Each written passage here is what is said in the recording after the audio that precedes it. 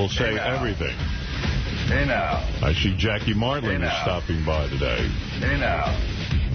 That should be interesting, Robin. Your old friend Jackie coming in to say hi to you today. Jackie who? Jackie Martling. Oh. Jackie who?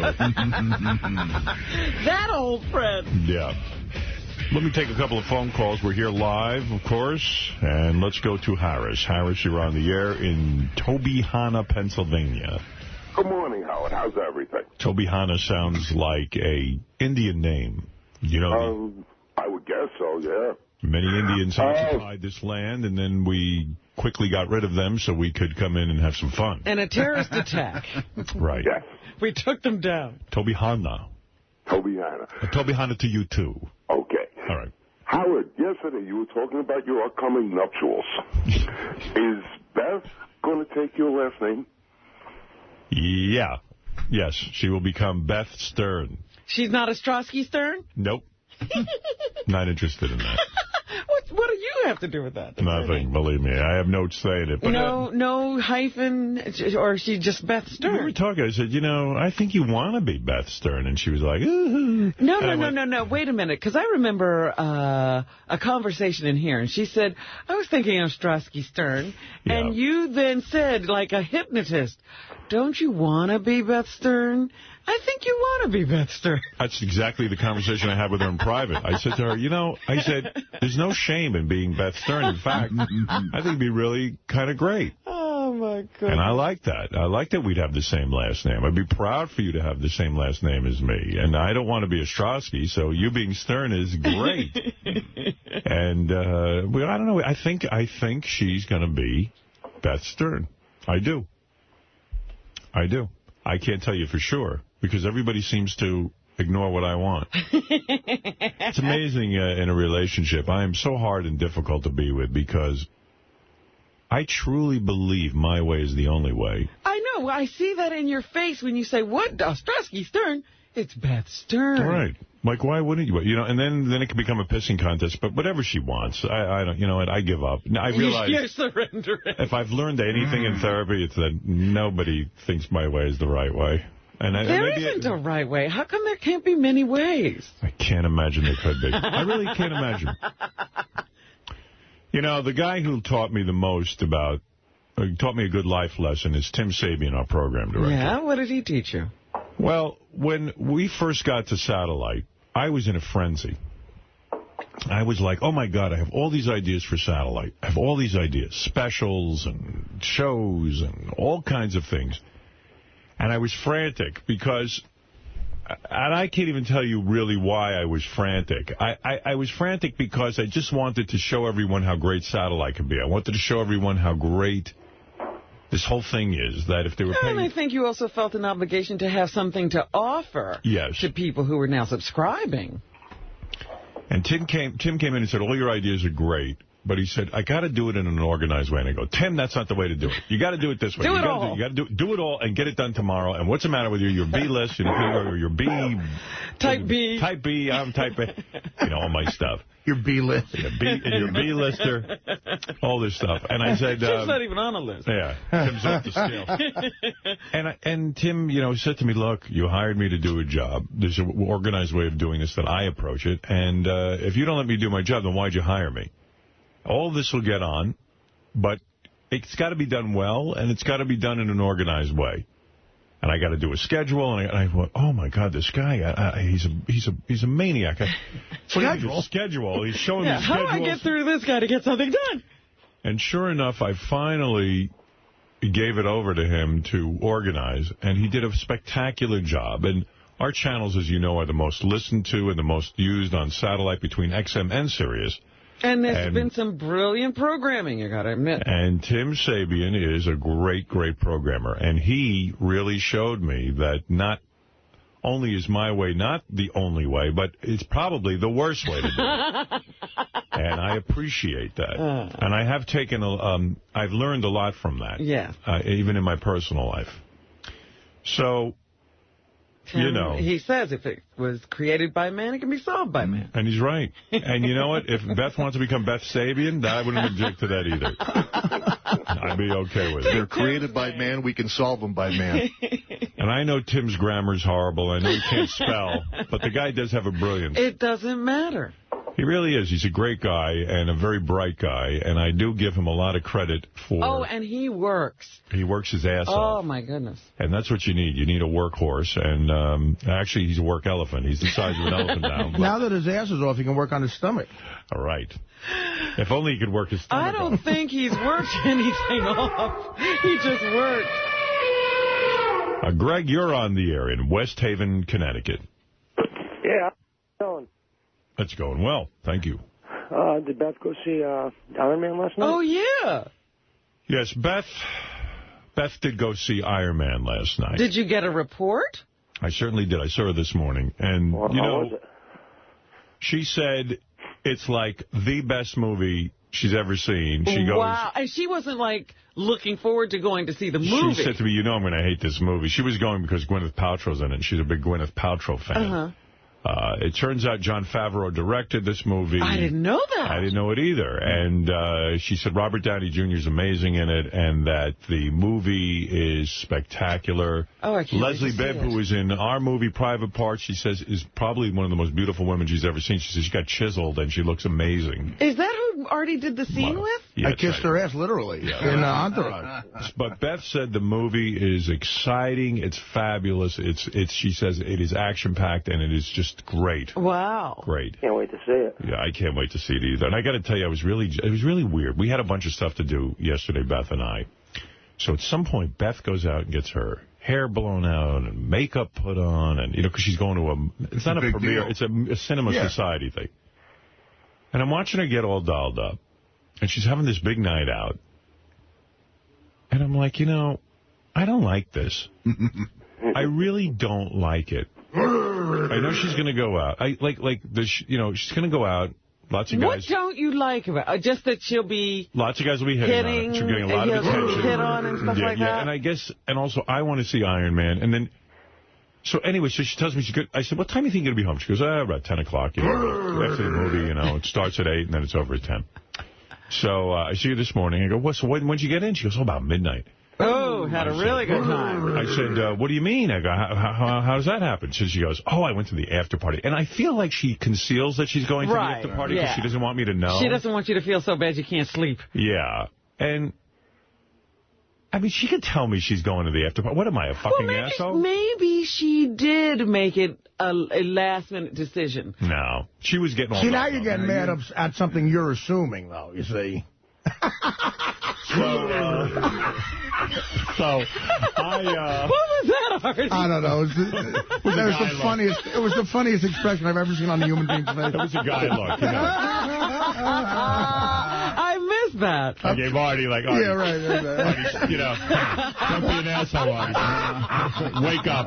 Well, shit, I'm on your side, man. I'm trying to say shit like I'm in this conversation on rock. There's no side. It's just a question of So, we had a bunch of things to do yesterday, and, Beth had a special red dress picked out, and she looked spectacular in it. Yeah, of course. And she had her hair done a special way that looked really good, and you got to stay home. And I got to stay home, and I got to tell you something. You've got to let her go. Yeah. I got to let her go. You've got to stay home and look great. Yeah, I got to stay home because I need to make sure I'm healthy for my radio show the next morning. And then I get into this whole thing like, wow, I got to go make money tomorrow. And I get very resentful. Uh-oh. Yeah, I am. I'm not a generous man that way with my, so I get, but I'm working on that. But don't you think that sort of... And then she told me... Makes it exciting for you? Yes. I'm you know what? I'm working on all this stuff.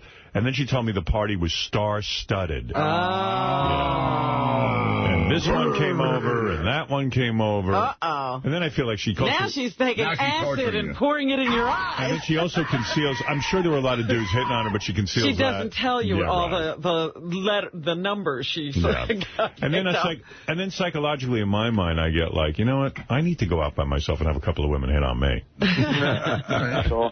You know what I mean? Even things out. Even things out. But she doesn't let me go anywhere by myself. Well, she's always available to go when you're ready to go. That's right.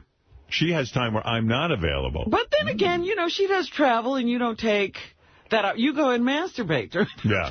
You put in porn. I don't take advantage of when she travels. But You I have get decided out the porn. I'm going to start going to strip clubs when she Really? goes That's away. it? That's what you're going to do? No. I'm sure a lot of guys around here are saying, when is her next trip? Yeah, a lot of guys around here would love that you do that. But you should go to the Film Society and hit on all the women. Yeah. Or Well, have the women hit on you. yeah, anyway. Hey, So, Howard. yeah. Anyway, so Beth Stern was, Beth Stern. was at the... We just established that her name will be Beth. Yeah, well, listen, that's it. Why not? Sure. Hey, Howard. But anyway, like I was like, why is she getting her hair done and wearing a special dress? Well, what, should she go out looking like a slouch? People are going to take her picture. No, but it was like she was dressed for, like, the President of the United States. You know what I mean? Yeah, but you have to realize she's Beth Stern. They're Right. taking her picture. I know. I got to find parties that start at 6 in the morning. Yeah. And now I'm upset that I didn't see Iron Man, and then somebody told her, Jon Favreau told her last night that there's a screening set up for me at 4 p.m. today. And you don't know anything I about don't know it? anything about it. Better get going. Man, fuck it. You know what? I don't want to see Iron Man. Fuck that. I'm boycotting it. She's sitting there talking to Jon Favreau. Hey, Howard. I told Beth she should dress like Amy Winehouse when she goes. Oh, my. Yeah, that's a look. That is a look. Right. But We'll anyway, get you the paper. So I'm all angry this morning, man, and I didn't, yeah, I'm angry. Well, how do you go? Do you talk to your therapist about how to have someone in your life who has a life and not resenting that's one of the major themes of my therapy, and I'm still not sure I understand why should somebody have a life. I want everyone involved with me all the time, and there should be no life outside of my life. Right. You're like a baby that way. Yeah. I have so many. That's exactly what he says. He says, I got to look at the child inside of me that's tantruming. And, right, yeah. And I go, well, I don't like that. I don't want to look at that because... Howard. I think my therapist was at the screening. Talking to Jon Favreau. He's having a great life, too. Yeah, he has a good time. I don't know. I'm just very not understanding of anything. I am... But there is, miserable, tortured guy. There is air outside of your environment. It's not like you're the moon. I can't imagine that anyone would want to be outside my environment. In an enclosed environment, the only safe place is to be around you. Yeah. Yeah. Well, look, I got a lot to work on. There's oxygen on the rest of the planet. That's why my therapist won't let me out of therapy. Says, I see that you really still need to be there. 10 years and I can't figure any of this out. You should be ashamed of yourself. I'm going to give you that test we gave Sal yesterday. Maybe you're a moron. I am a moron. Iron Man sets me off. I'm so angry about Iron Man. Oh, my goodness. Iron Man, the after party. I would like to be at the after party. Why am I not at an after party? Oh, you'd be miserable, and you know it. You think? Then why is Beth like after parties? When have you gone to a party and had a good time? Why is my fiance liking after parties? Like, how is she you? She should be me. She is a different person. I can't stand that. What if you would have went if it was on a Thursday? Yes, I would have. But he still wouldn't have enjoyed himself, and she'd have been out of there in 10 minutes. I would have hustled her ass right out of that after party. I mean, like, why are we at an after party? You know why he goes to the after party? It's her, it's not any good. To make her have a bad time.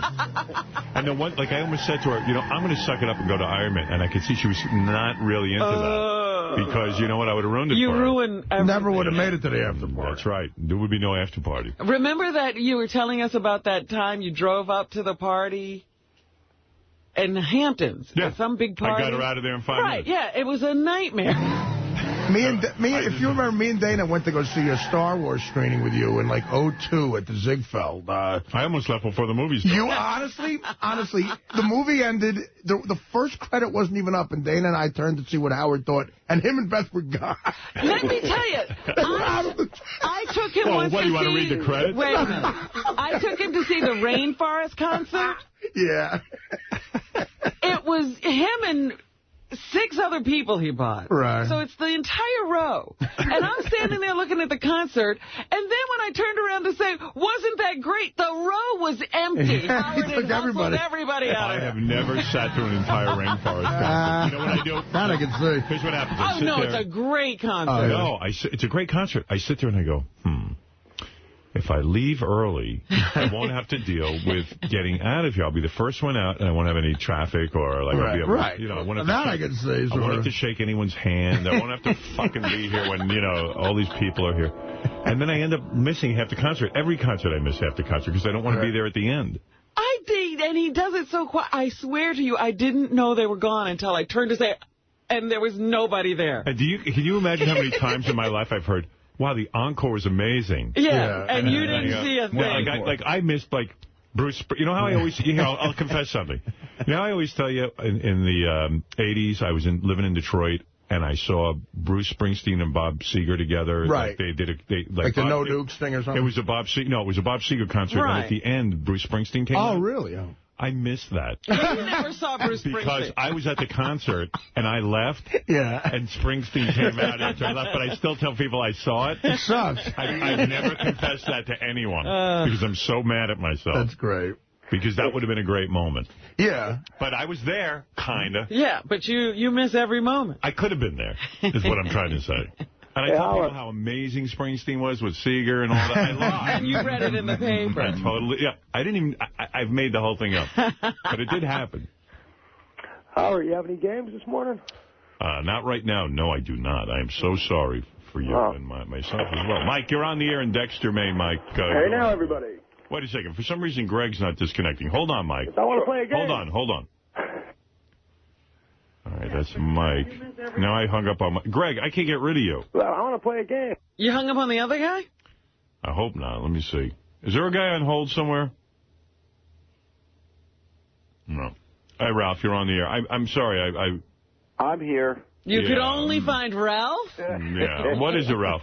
He always gets through. Seriously, would you rather Beth be like all annoying and clingy and have no life? No, I love Beth. I love who she is. I love the way she is. I even like that I get, like that she goes to stuff I don't go to. I'm working on it. There are times I can get a little pissed off that I'm not at Iron Man. I'm sorry. Well, I understand Iron Man, but, like, you don't even like parties. Like, why would you even care? Well, I think I do like. Well, see, that's what I was trying to point out to him, that he's mad that she went to the after party, and now he wants to go to the after party. But if he had gone to the after party with her, she'd have been out of there in 5 minutes. I could see Beth's face when you were saying, yeah, maybe I'll go. She's like, oh, no, you're after party. You were there yesterday when I said to her I might go. Yeah. And you didn't see her jump for joy and go. No. Oh, great, honey. Yeah, great. You'll be so much fun. Well, you see, there's one crucial part of this that you're leaving out that is very awkward and to bring up, though. But because I have the same feelings with women, and I've had them since I was younger, and I thought they were immature. I said, as this is happening, and the way this resentment I have is childish. It'll go away, and then years later, it still hasn't gone away. And that's why I probably need therapy. But I think what's really going on is you feel that the reason Beth is going to all these great things is you. Right. Right. So that really makes it fester. Right. And that's why he said, yeah, I'm going to go out and make some money. Well, yeah, exactly. That's passive aggressive. That's, I'm going to guess what? I've got to go work. Yeah. You got the nice dress, you got the hair, you got the makeup. I'll go make the money. And what I'm trying to say is, I'm not saying anything bad. I was leaving this morning, and I said to Beth goes, someone told me you have John Favreau told me you have a screening of this at 4 o'clock. And I go, you know what? I'm so busy working, I don't know that I have time to go see him. Oh, so she's lining up screening. Yeah, right. I go, you know what? I got to go work. Right, and I'm not saying that. Look, Beth is a sweetheart, and I'm not saying anything bad about her. She had a big career in modeling before, but now because she's dating an A-list celebrity, she's become more of a celebrity, and she's invited to these. It's a vicious circle because, like I said, she has to get really dolled up because people are going to take her picture. Right. So I think on a smaller level, I've had that with women, and I'm the same exact way. And you hope it goes away because you realize it's childish and you realize it's not their fault, it's your fault. But, man, I'd like to meet the therapist who could make that go away. I mean, you want to know something? I just have it festering. And you know what? But I'm telling you, my therapist is real good at it. Yeah. But then what happens But it comes back every time. You got to be talked down every time? I got to be talked down everything. When I have to do a Letterman, that guy talks me down for 2 days. Really? Yeah, he's got to get me prepared for it because I get so angry that I got to go do Letterman. And so none of this is sinking in so that it becomes like something you can do? I literally forget everything that goes on in the room after I leave. That's why he's there 5 days a week. That's why I'm there all the time. That's why he won't let me leave. He goes, you can't fucking retain anything. Man. I'll give you a perfect example. When me and Dana first started dating, I took her out on like a weeknight, and I was trying to impress her by getting into some club. And we went down to Lotus 8, Bungalow, whatever the fuck it was. Bungalow 7. And we couldn't get in. And the doorman was right out of a movie, just wanted to beat the fuck out of this arrogant guy. And I said, well, don't. And my friend was with me, and he's like, no, I'll tell him who you are. I'm like, don't say anything, you know. And my friend goes up, who's more obnoxious than me, and says, hey, you know, he's a comedian, he's on Howard Stern. And that guy goes, he goes, what are you talking about?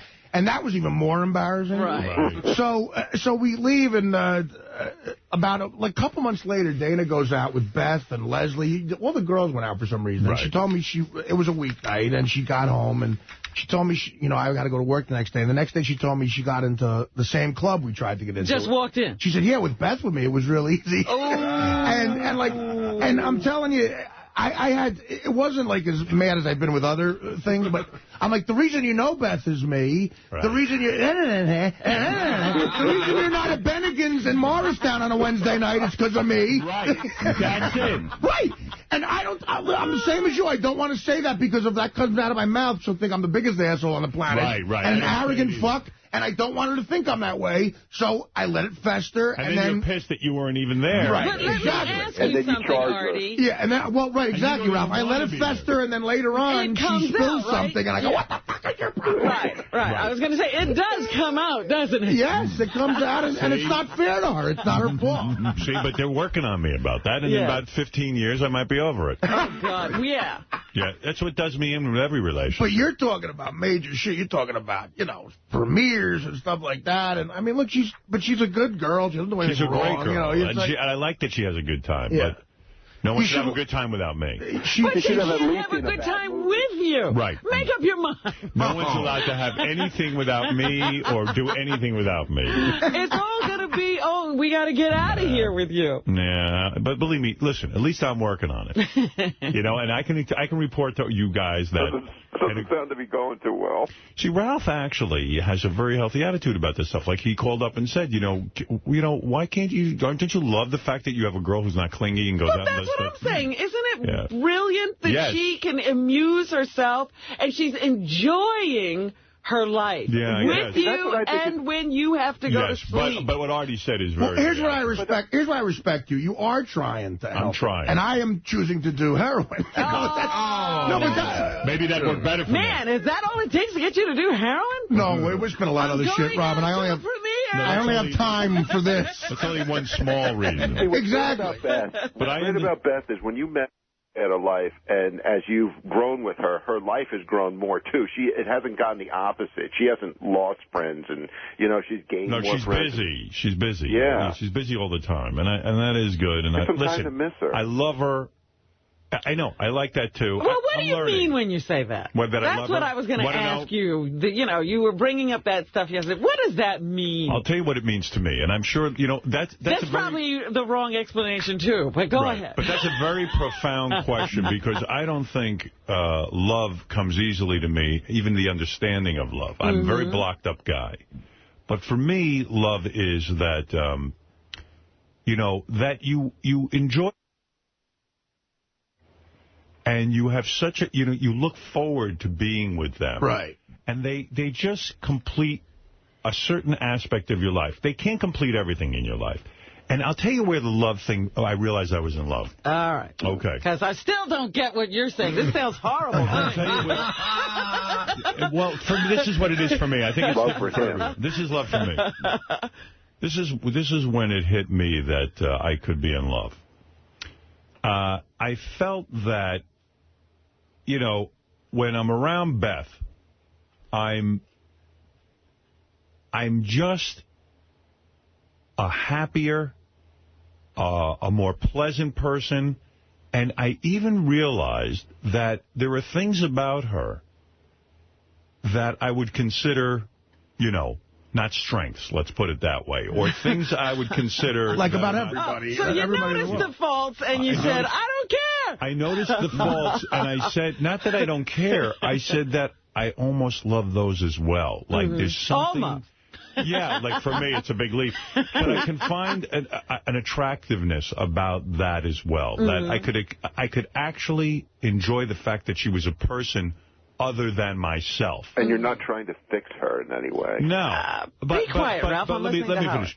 So the fact that I could realize that she could be a person separate from me, and I can love things about her that maybe even some of the things I love about her are the very things about myself that I don't like.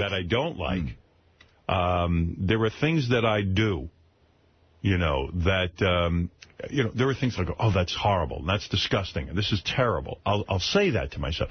And I realize it's the very things about myself that I don't like. Like, her weaknesses actually point up some of my weaknesses. Right, yeah. And I start to look at all of that, and I go, wow, that's what I love her for.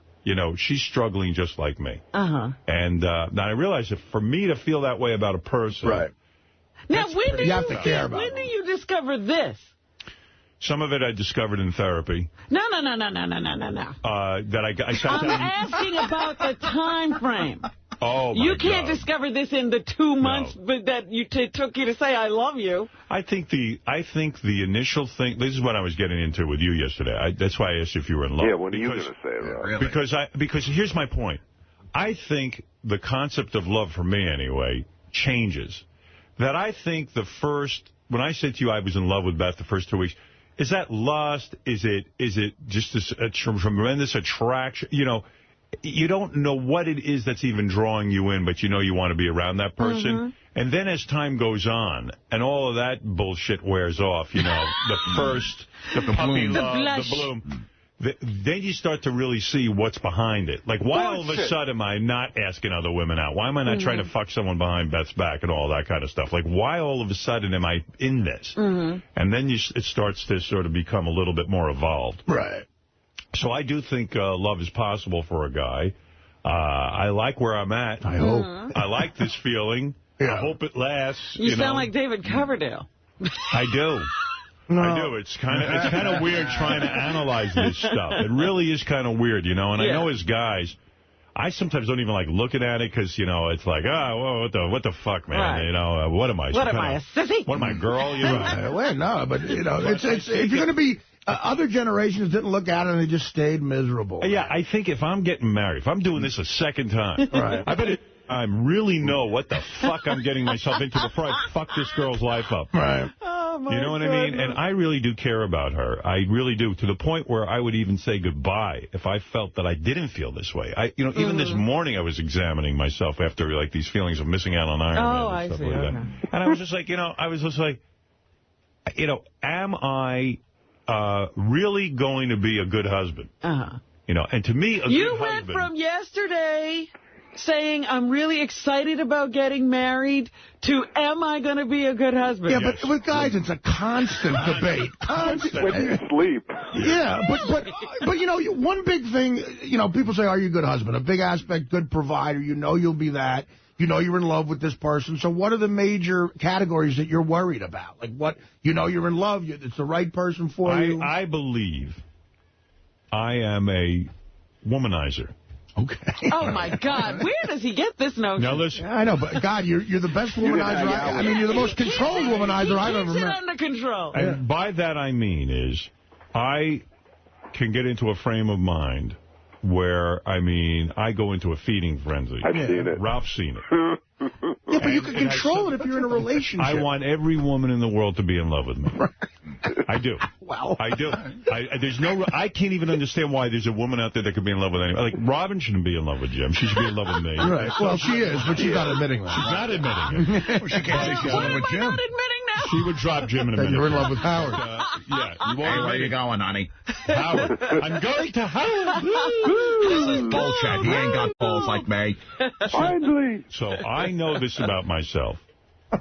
And listen, that's the kind of shit I work on. And the fact of the matter is that Beth makes it easy for me to drop all that bullshit. And I like where I'm at. So that's the incredible part. It is incredible. It's incredible.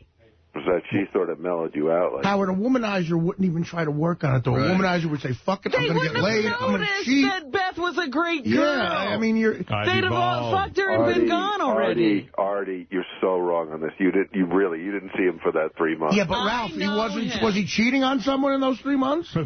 He didn't It's not cheating if you're not in a relationship. He wasn't in a relationship. It wasn't cheating. Right. I mean, look, friend with everyone. I don't think. Yeah, exactly. I was. Oh, I mean, what the fuck? I mean, hey, God bless him. I wish he was still doing it. All right, but anyway, you asked me a question. I gave you my best answer. This is his fantasy that he's a womanizer. Right. Okay. All right. Go to Gary Page 1 and Brown. You can't stop a frenzy like that. Yes, you can. Like, you know, he was going 150 miles an hour and went to 0. Yeah, plus, you know what? You have to have, like, a period of time. Like, you can't be a good hitter for 3 months. You're going to be a good hitter for 10 years. Yeah, you can't make a career out of 3 months. I'm not going to go into any more details. That's a dumb analogy. Because I don't want to, but that's how I feel. I don't want you to do it anymore. I just want you to lay out on paper how you did it with this schedule. Right, and since we're always so open. I told you, I went to clubs at 8 o'clock at night and forced them to open up. I got a feeling. They're not going to open up for me. Since we're always so open about everything, tell us about everybody and everything. Wow. You had girls coming over at like 4 o'clock in the afternoon. That's an That's how I did it. God bless you. All sex went on at 4 in the afternoon. Good. I'd be leaving work. Some hot chick would be trotting to the apartment. Sal wrote a song for you for your wedding. It's in Brown. Oh, no. Let's hear it. Does it have the word cunt in it? No. Yeah, what is it, that my life is over? No, not at all. Not at all. Why marriage? Who are you marrying? I mean, who are you proving your love to? You don't dream about banging other chicks now? Come on. You think there's a woman on this planet who is married who doesn't resent her husband? He doesn't do this. He doesn't do that. He doesn't fulfill the needs. It's a laundry list. And eventually you'll go insane. Don't get married. Enjoy your relationship. Get out of here. Go get married. I'm going to laugh at you. Wow. Forgot that. That sounds very profound for a moron. How brilliant. You know, by the way, I want to compliment Sal on his test. He's not an idiot. He actually... yes, he's sort of a manual laborer. He's a manual laborer. You know what? Very close, though. I'm proud of him. Thank you. All right. Goodbye.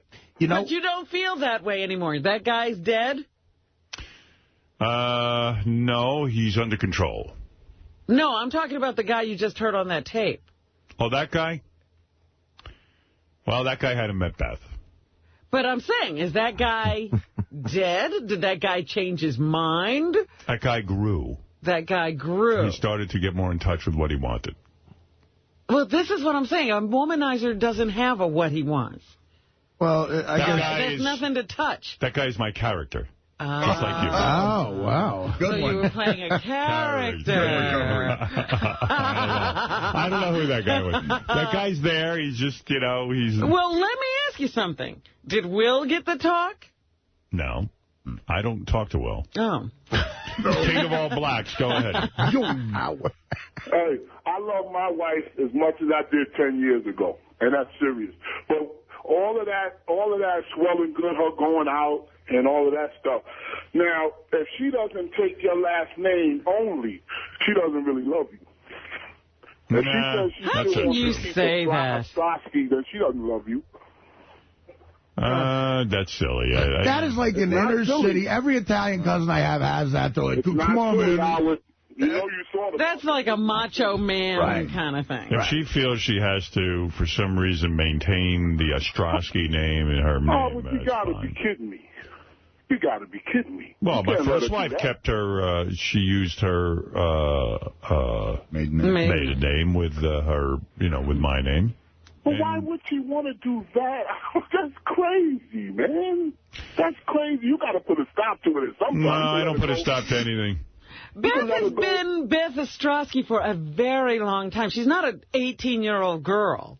So what? So is a lot of people. But as soon as they get married, they drop that name. It's over. I have to admit, I would like if she was Beth Stern. I know. I don't even understand that. I just think that's cool. I don't know. It's almost like... Anybody who could even think that is ridiculous. Well, I like it. I'm ridiculous. Call me ridiculous. I like it. Call me ridiculous. I would be very honored. But if she didn't do it, I would respect it, I guess. Right, that's an honor. You'd resent it. I'd resent it. Respect was the wrong word. It's an R, but it's resent. Do you consider yourself a generous man? Like generous with letting her go out, generous with gifts, No. generous. You're a lover. I'm generous with gifts, yes. I'm generous in a lot of ways, but I'm not generous emotionally. Very selfish. Okay. What does that mean? I don't think you're not generous I want emotionally. all the attention for myself. Oh, you mean sharing Sharing is very feelings different. with others? Yes. Like everybody's just got to love you and be focused on you. That's right. That's that baby thing. Yeah, that's right. Well, that's not a flaw. Yes, it is. No, it's not. That's just No, it is a flaw. ego. It's a flaw. It's not a flaw. It is a flaw. Is it a flaw or is it just being human? That's where does that line go? I don't have this feeling. It's a flaw. It's a flaw. She's right. Maybe it's being a guy. No, it's a flaw because whatever the fuck shit we carry around with us can be worked on. But, you got to be willing to work on it. There's gotta be room for other people. Right. And their feelings and their wants and their desires. And you have to be able to sometimes... Get out of here. Oh. You see, that sounds foreign to a lot of guys. And the reason is... I do. The reason is that, we were raised by mothers who gave us lots and lots of attention. Right, a lot of and stuff on us. made you think that this is the way life is supposed to be. That the world revolves around us. Yeah. I think I'm like God.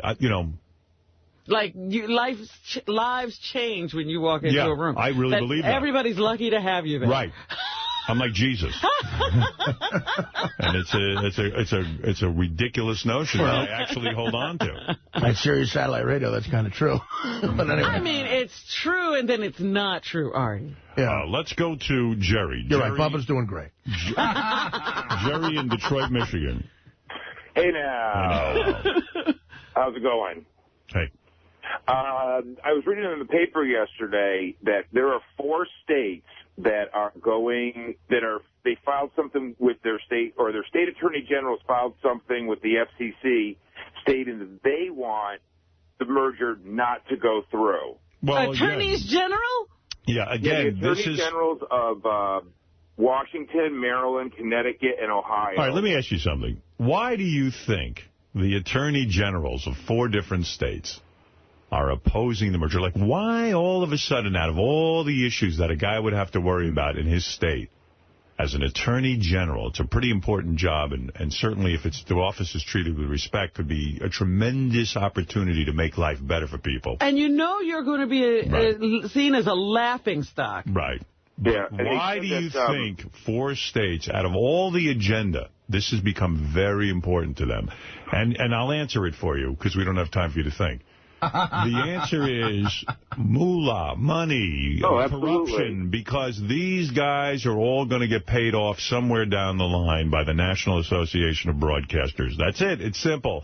Not a direct thing. It's indirect. Lots of speaking engagements. And they got 4 jobs in the bozos to go along with it. Yeah, this is nothing that anybody cares about. They don't care whether or not there's one satellite company or 2. There's absolutely no reason there shouldn't be one satellite company. I mean, it's absurd. And the Department of Justice came out with a ruling that even said this is not a monopoly. But there seems to be an inordinate amount of craziness, of involvement, where desperation, where realistically this wouldn't even be an issue. Where is this merger already? It still hasn't been approved. It's they laughable. said that. And what do these attorneys general, I mean, what does their objection mean? Means nothing. Well, they said that, it shouldn't mean anything. You hope it doesn't. The merger is, it expires on the 1st, and that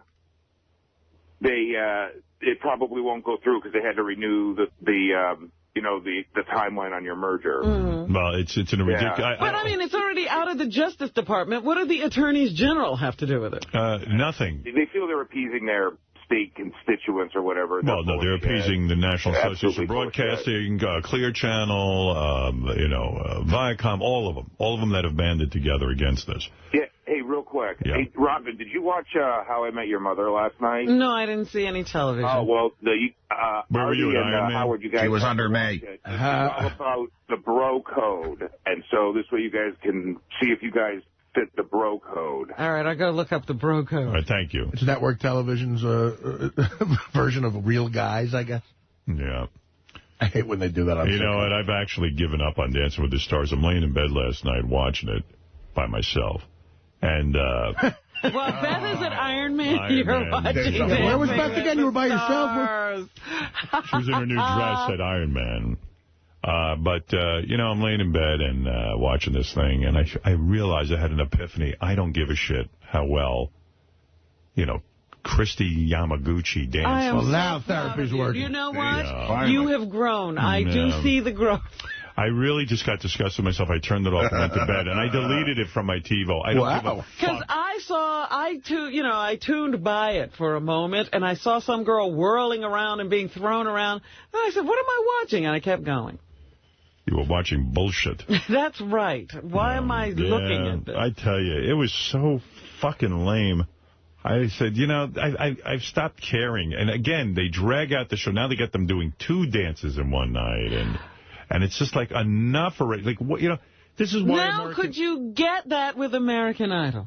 American Idol needs to cut the show back down in time and get the thing over with quickly. It's fun if it happens. Nobody needs their lives completely taken over by American Idol. Dominic Barbara, you're on the air. Well, first of all, 2 things. Number one, it's actually, I think, Jesse Jackson related in this respect. They totally threw out his demands when they agreed to the merger.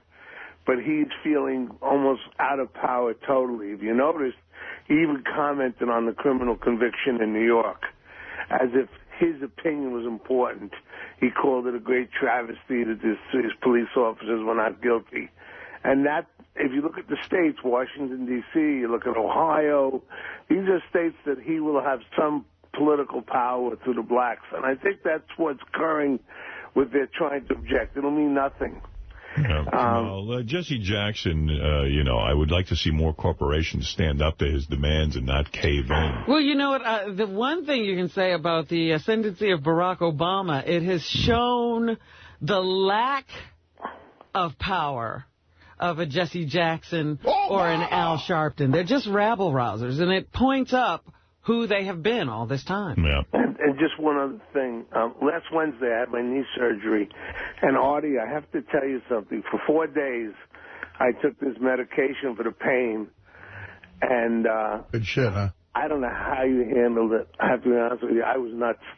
This was a difficult... the pain was terrible, but the medication, if someone said that my marbles were... You don't know what you're even saying or doing on this stuff. What'd they give you? Vicodin. Yeah, and oh, my God. Never had it in my life. It's heroin is what it is. Oh, my God. Opiate. I didn't know what planet I was on.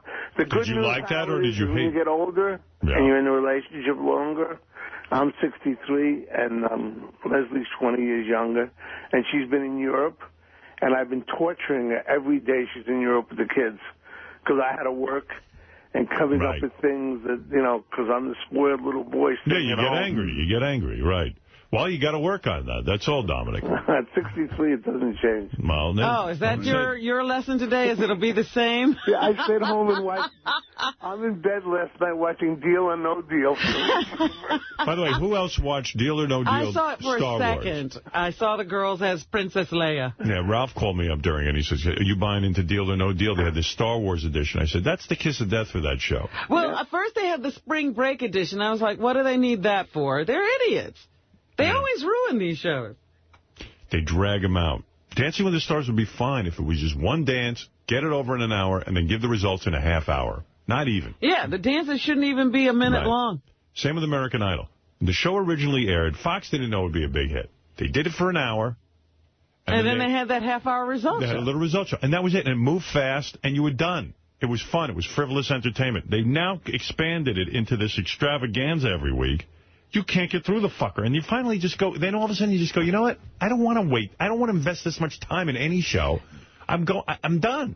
You get that revelation. I'm wasting my time. Think of how much bigger this show would be if it were just 1 day a week. Right. You ever think, leave the public wanting more? You ever think about that? Oh, yeah. We do it all the time. That's right. What are you doing, Ralph, every minute calling in? Now, you know I'm going to get complaints. Doing nothing. It's early in the week. Ralph's got a lot of energy. Are you guys done? Yeah. I believe that you erased Dancing with the Stars as lashing out at Beth. No, Beth has a copy of it. Don't worry about it. Oh, interesting. Yeah, well, you have separate TiVos? Your theory is wrong. No. He didn't say he erased it. Yes, he did. Deleted it from his I deleted it, but I know we have another. She can watch it. Okay. All right, thank you. We'll see. All right. Mm-hmm. Asshole. Always looking for some fucking bullshit. Trying to tee up an argument. What's he doing up so early? Yeah, really. He never calls at 6. So, I want to know how involved you are with the planning of the wedding. How involved was I? Well, yeah, I can tell, and I'll tell you even after it what I did. Okay. Yeah. No, I was involved. You were very involved. I was involved, not to the extent that Beth was, but I had a lot of input. All right. You know me. You didn't just say, go ahead, do whatever you want. No, she kind of did what she wanted, but I was in full agreement with it. I'm just saying, you took an active... Yeah, well, let's put it this way. When I'm there, it won't be a total surprise to me. All right. Amy in Plainview, you're on the air. Hey now, Howard. Good morning, Robin. Yes. I was listening to you talk about Beth and your relationship, and I just had to comment because I'm in a relationship. My husband and I have been together for 20 years. I'm so sorry. Well, no, you'll catch up. You'll catch up. It's not a time thing. But I have the same exact feelings that you have when he's doing something else that he enjoys. And I, too, have experienced some therapy, and I feel like there's a form of rejection that happens when you know that the person that you love the most and care about the most is enjoying something without you. Right. It's a very immature thing, and I have it as well. But I know a lot of women have this because, they're usually in a situation where they're stuck at home, and it seems that the guy is going out and having a great time, and then he has his golf buddies, or he has, like this whole other life that he doesn't share with her. Yeah, and like Ralph said, you don't want a woman who's all clingy like that and stuff. And the fact of the matter is, it does take a bit of working on to get over this feeling that the other person's allowed to have fun and have a separate life and be a separate human being, and you can enjoy that and then come together with them later on. I don't think that goes away because the rejection is always there. Rejection? He's not rejecting you. He's going out with his friends. Yeah, but it's hard. It feels like a rejection. Right, but I'm just saying, it's, you have that in your head. It's not really, he comes back. She knows that. She just gets that feeling that she's being rejected. Right. See, to me, it's just a human thing. It's not just in relationships. If you have a job and you hear the job went well without you there, you get aggravated. Right. If friends go on a vacation and they had a good time on a vacation without you, it's a little hurtful. In a relationship, that stuff's amplified. I think it's it's human nature. What are you going to do? All of you just sit around looking for ways to be miserable. I don't know. I mean, it's just, it hits you and then you get over it. I don't know. Hopefully you get over it. But some people also, I think, feel the hurt more deeply than others. Right. And I feel like I listen to you all the time, and I identify a lot of times when you get hurt. And I don't know. I think some people do feel more deeply. Look, Jim was in Des Moines for 5 days a few weeks ago. Having a blast. Did I get upset? Des Moines. What's in Des Moines? You are very involved. Right. I didn't resent him being in Des Moines one bit. I've been to Des Moines. There's a great TGI Fridays there. You don't love him, so that's why. Right. You don't give a shit about him. You're not willing to say If Beth was going to Des Moines, you wouldn't resent it either. I would. Can I just tell you on a side Des Moines, there's nothing to do there. It's miserable. Somehow she'd find something fun to do. Let me tell you something. In every state, there's guys who want to bang Beth. Right. But they'd have to find her in the cornfield. Eric the Midget, you're on the air in Sacramento. Good morning. Good morning. I was calling because I wanted to know... Oh, it's him. I wanted to know exactly what the time frame was that Colin Quinn wanted to do this movie. All right. I'll tell you what I know. Why? Is your schedule filling It's already up? getting to be difficult. Well, I got an interesting call, by the way, when you're done. I got to tell about this movie. He does have a tour coming up, Eric the Midget, to find Yeah, and that can't be postponed. The guy does have a life. Now, from what I understand... Plus, Johnny's been telling me that he's been getting emails and calls and stuff from people trying to get in touch with me through him about trying to do other projects with me in June. In June? Oh, sure. June is filling up, Howard. So, Eric, June is not a good time for photography and principal photography? What are these other projects? He hasn't given me the full details. All right. Well, let me tell you what's going on as far as people are interested in, working with me. Does someone want to throw you at a bachelor party or something? It'd take a whole army to throw you, fat ass. Eric, here's what I know. The information I've received from Colin Quinn yesterday is probably the same information you heard. He is now in the middle of writing this script. He anticipates being done with the script, I believe, in a week. He needs another week to polish it, if you know what I'm saying. So maybe you'll be shooting in May. Maybe you'll be shooting in May. If June doesn't work out, then either we shoot May or July. No, we'll just cast someone else. No, why? Why are you being that way? Because he's always going to hold us up. No, he didn't hold anyone up. He's trying to clear his schedule. What have they got for him to do in June? You think it's going to be more important or bigger than this movie? It could be. Eric is emerging. He has his own website. Now you're being resentful. See, you're treating Eric with a lack of respect. I mean, the guy's got something going on. He's got a charisma. All right. Yeah, go ahead. Blow this opportunity. Echoing Witch. Oh, shut up. Echoing Witch. Shut up and go back to obscurity. We're trying to put you in a movie. Something else that was interesting. The guy who was the cinematographer on a movie that, Eric likes to make fun of, Beer League. Beer League is not his only credit. He's an enormous fan of yours, Howard. That's he did a nice job on the movie. And he's good at working insanely quick, and he has got an incredible resume, this guy. His name's Dave Phillips, and he called and offered to shoot the movie with Bell. Wow. Yeah, as a cinematographer. Wow. The guy is really talented. He is. Eric, did you hear that? A well-known cinematographer is already vying for the job. Dave Phillips. He's amazing. You could Google him, as a matter of fact. Dave Phillips. He's unreal. So go ahead and do those other projects. Well, no, listen, Robin, you're being unreasonable. Yeah. Eric is saying he has a schedule possibly coming up. He wants to make sure he has time. He's been sitting there with nothing to do. Well, the moment we decide to do something with him, he gets busy. That was true of my life, too, though. Eric, I understand the scheduling demands. And Colin is now wrapping up the script. I understand through various sources like Artie, there are cinematographers ready, leaping at this opportunity. He is. He's a big fan, and he would love to do it. So I would guess, this being the start of May, almost, that you're either looking at May, but I can't see. Early June is probably. This movie has to be cast, costuming has to occur, set design. We need some chemistry reads with you and some other freaks. I think Artie's right.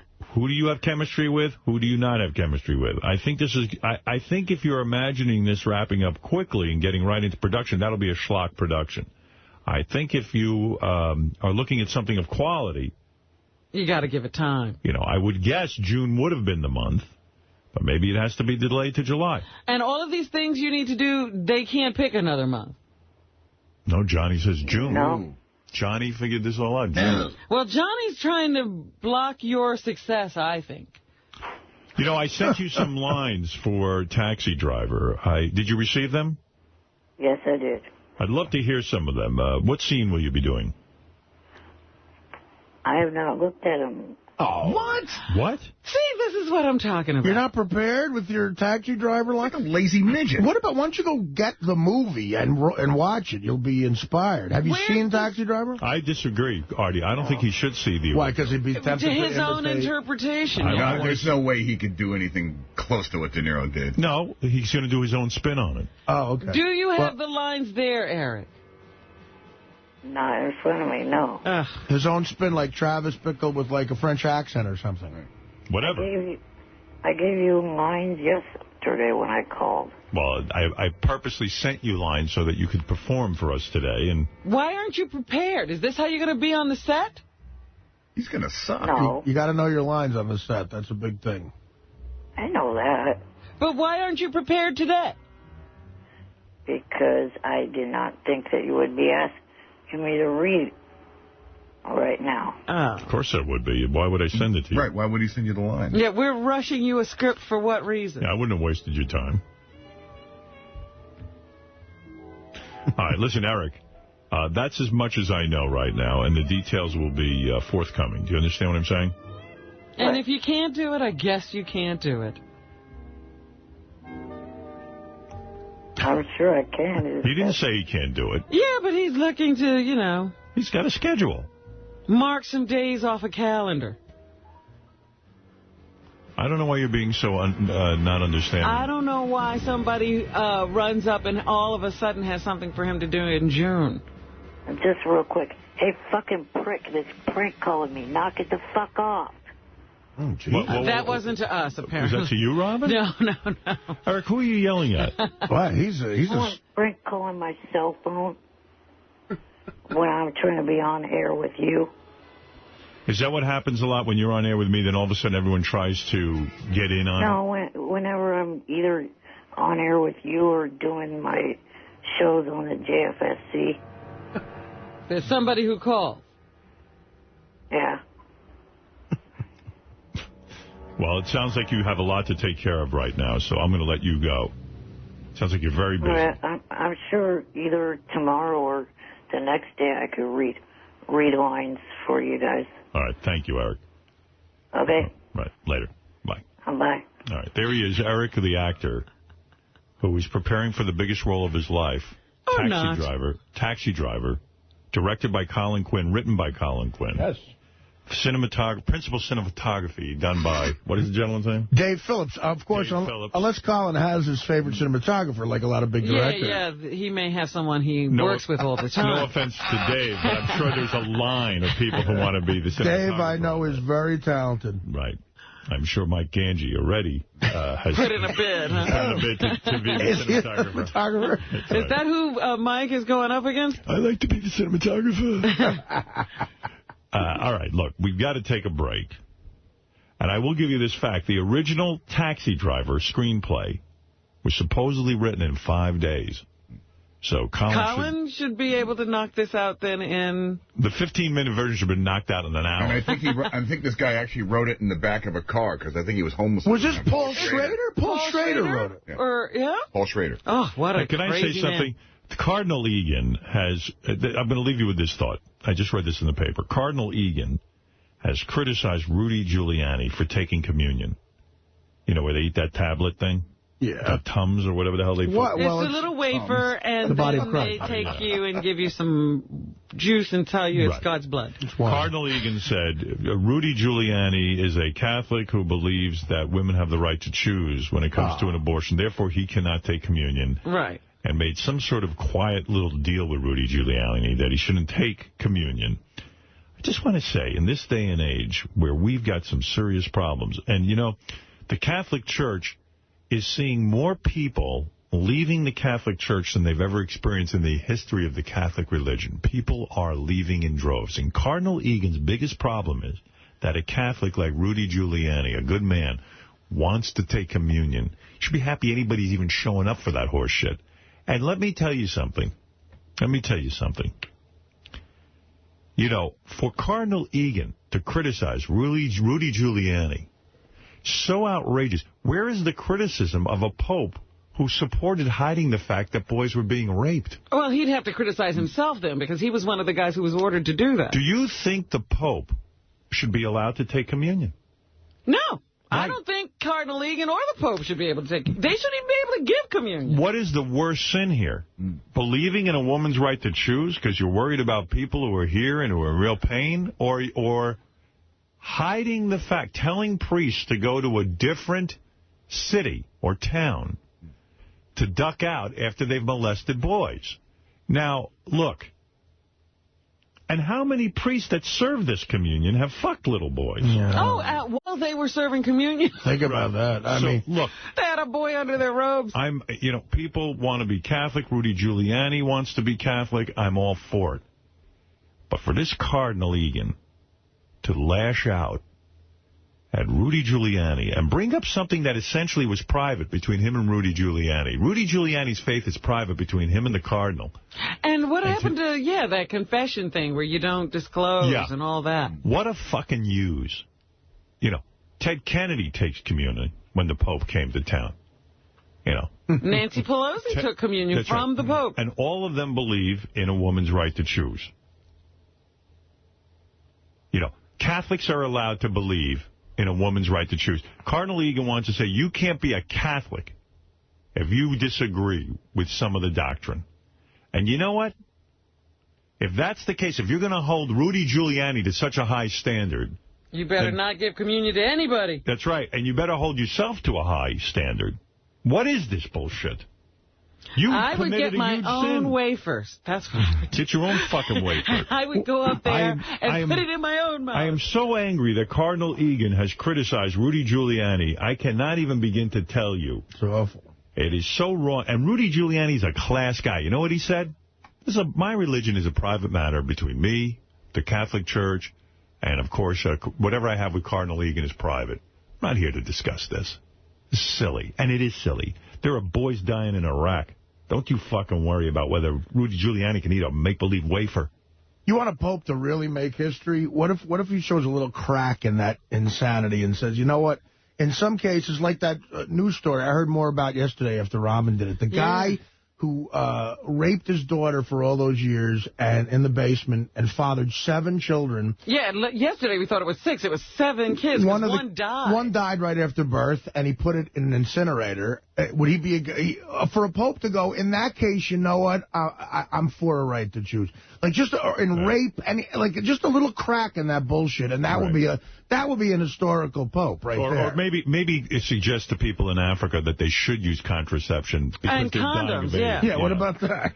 Because the fact of the matter is the people are dying of AIDS. I mean, come on, let's get with it. Then you'd bring young people to the church a little bit more, if you at least put a crack in that armor. People are leaving the church in droves. It's a real problem in the Catholic Church. A, they can't find priests, and B, they can't get people to sign up for the religion. You know what? I think that's a hopeful sign. I'm not for them figuring it out, Howard, and getting people back. All right, look, Rudy Giuliani's a good guy, and Cardinal Egan ought to shut his fucking mouth. That's what I say. All right, we're going to take a break. We're going to be back right after these words. Yeah, big Paul, you're on the air. Go ahead. Hey, how you doing? Hey. How you guys been doing and shit? All right, I'm going to talk to Dee Snider next and his son, Jesse. But go ahead. What do you want to say? I just wanted to say this is the first time I ever got through, and I know I've been calling for like 20 years, but I'm just so glad to get through finally. All right, quickly though, please, Paul. I got. Okay, sorry. I was just saying, like, the economy is pretty bad. I was just wondering what you guys think would be the easiest thing to get the economy back in order. Well, the economy is terrible right now. You're absolutely right. In fact, I was just talking to Gary. He just paid $4.19 a gallon for gas. I thought $3.62 on Saturday was crazy. I'm going to make a prediction. You're going to see $10 a gallon within 2 to 3 years. 10? That's right. That's how bad it's going to be. And at some point, alternate sources of energy are going to have to be looked at. I know we all love our cars. But, I mean, we have to get off this oil. Even if we go more to a dependency on nuclear energy, we're going to be in a lot better shape. This is, look, we're in a crisis. They're talking about food shortages, not in some weird place like, somewhere in India or something. I'm talking about here, food shortages. No, they're not saying that. Yes, they are. They're saying you won't. Right. There won't be a shortage. You just can't afford it. Well, things are really, really bad. The economy is not fine. I can remember not that long ago getting $5 worth of gas. You could run on that for a few days, and now it gets you barely a gallon. Yeah. I mean, that's crazy. Well, the answer is not really clear to me. What are you, the magic 8 ball? The answer is not clear. I just can't figure out how we haven't... I mean, we have so many brilliant guys who are inventing all kinds of shit. I can't even believe we don't have something besides oil to run cars. Well, we do. We have hydrogen, we have electric, and we have air. Well, so what's the problem?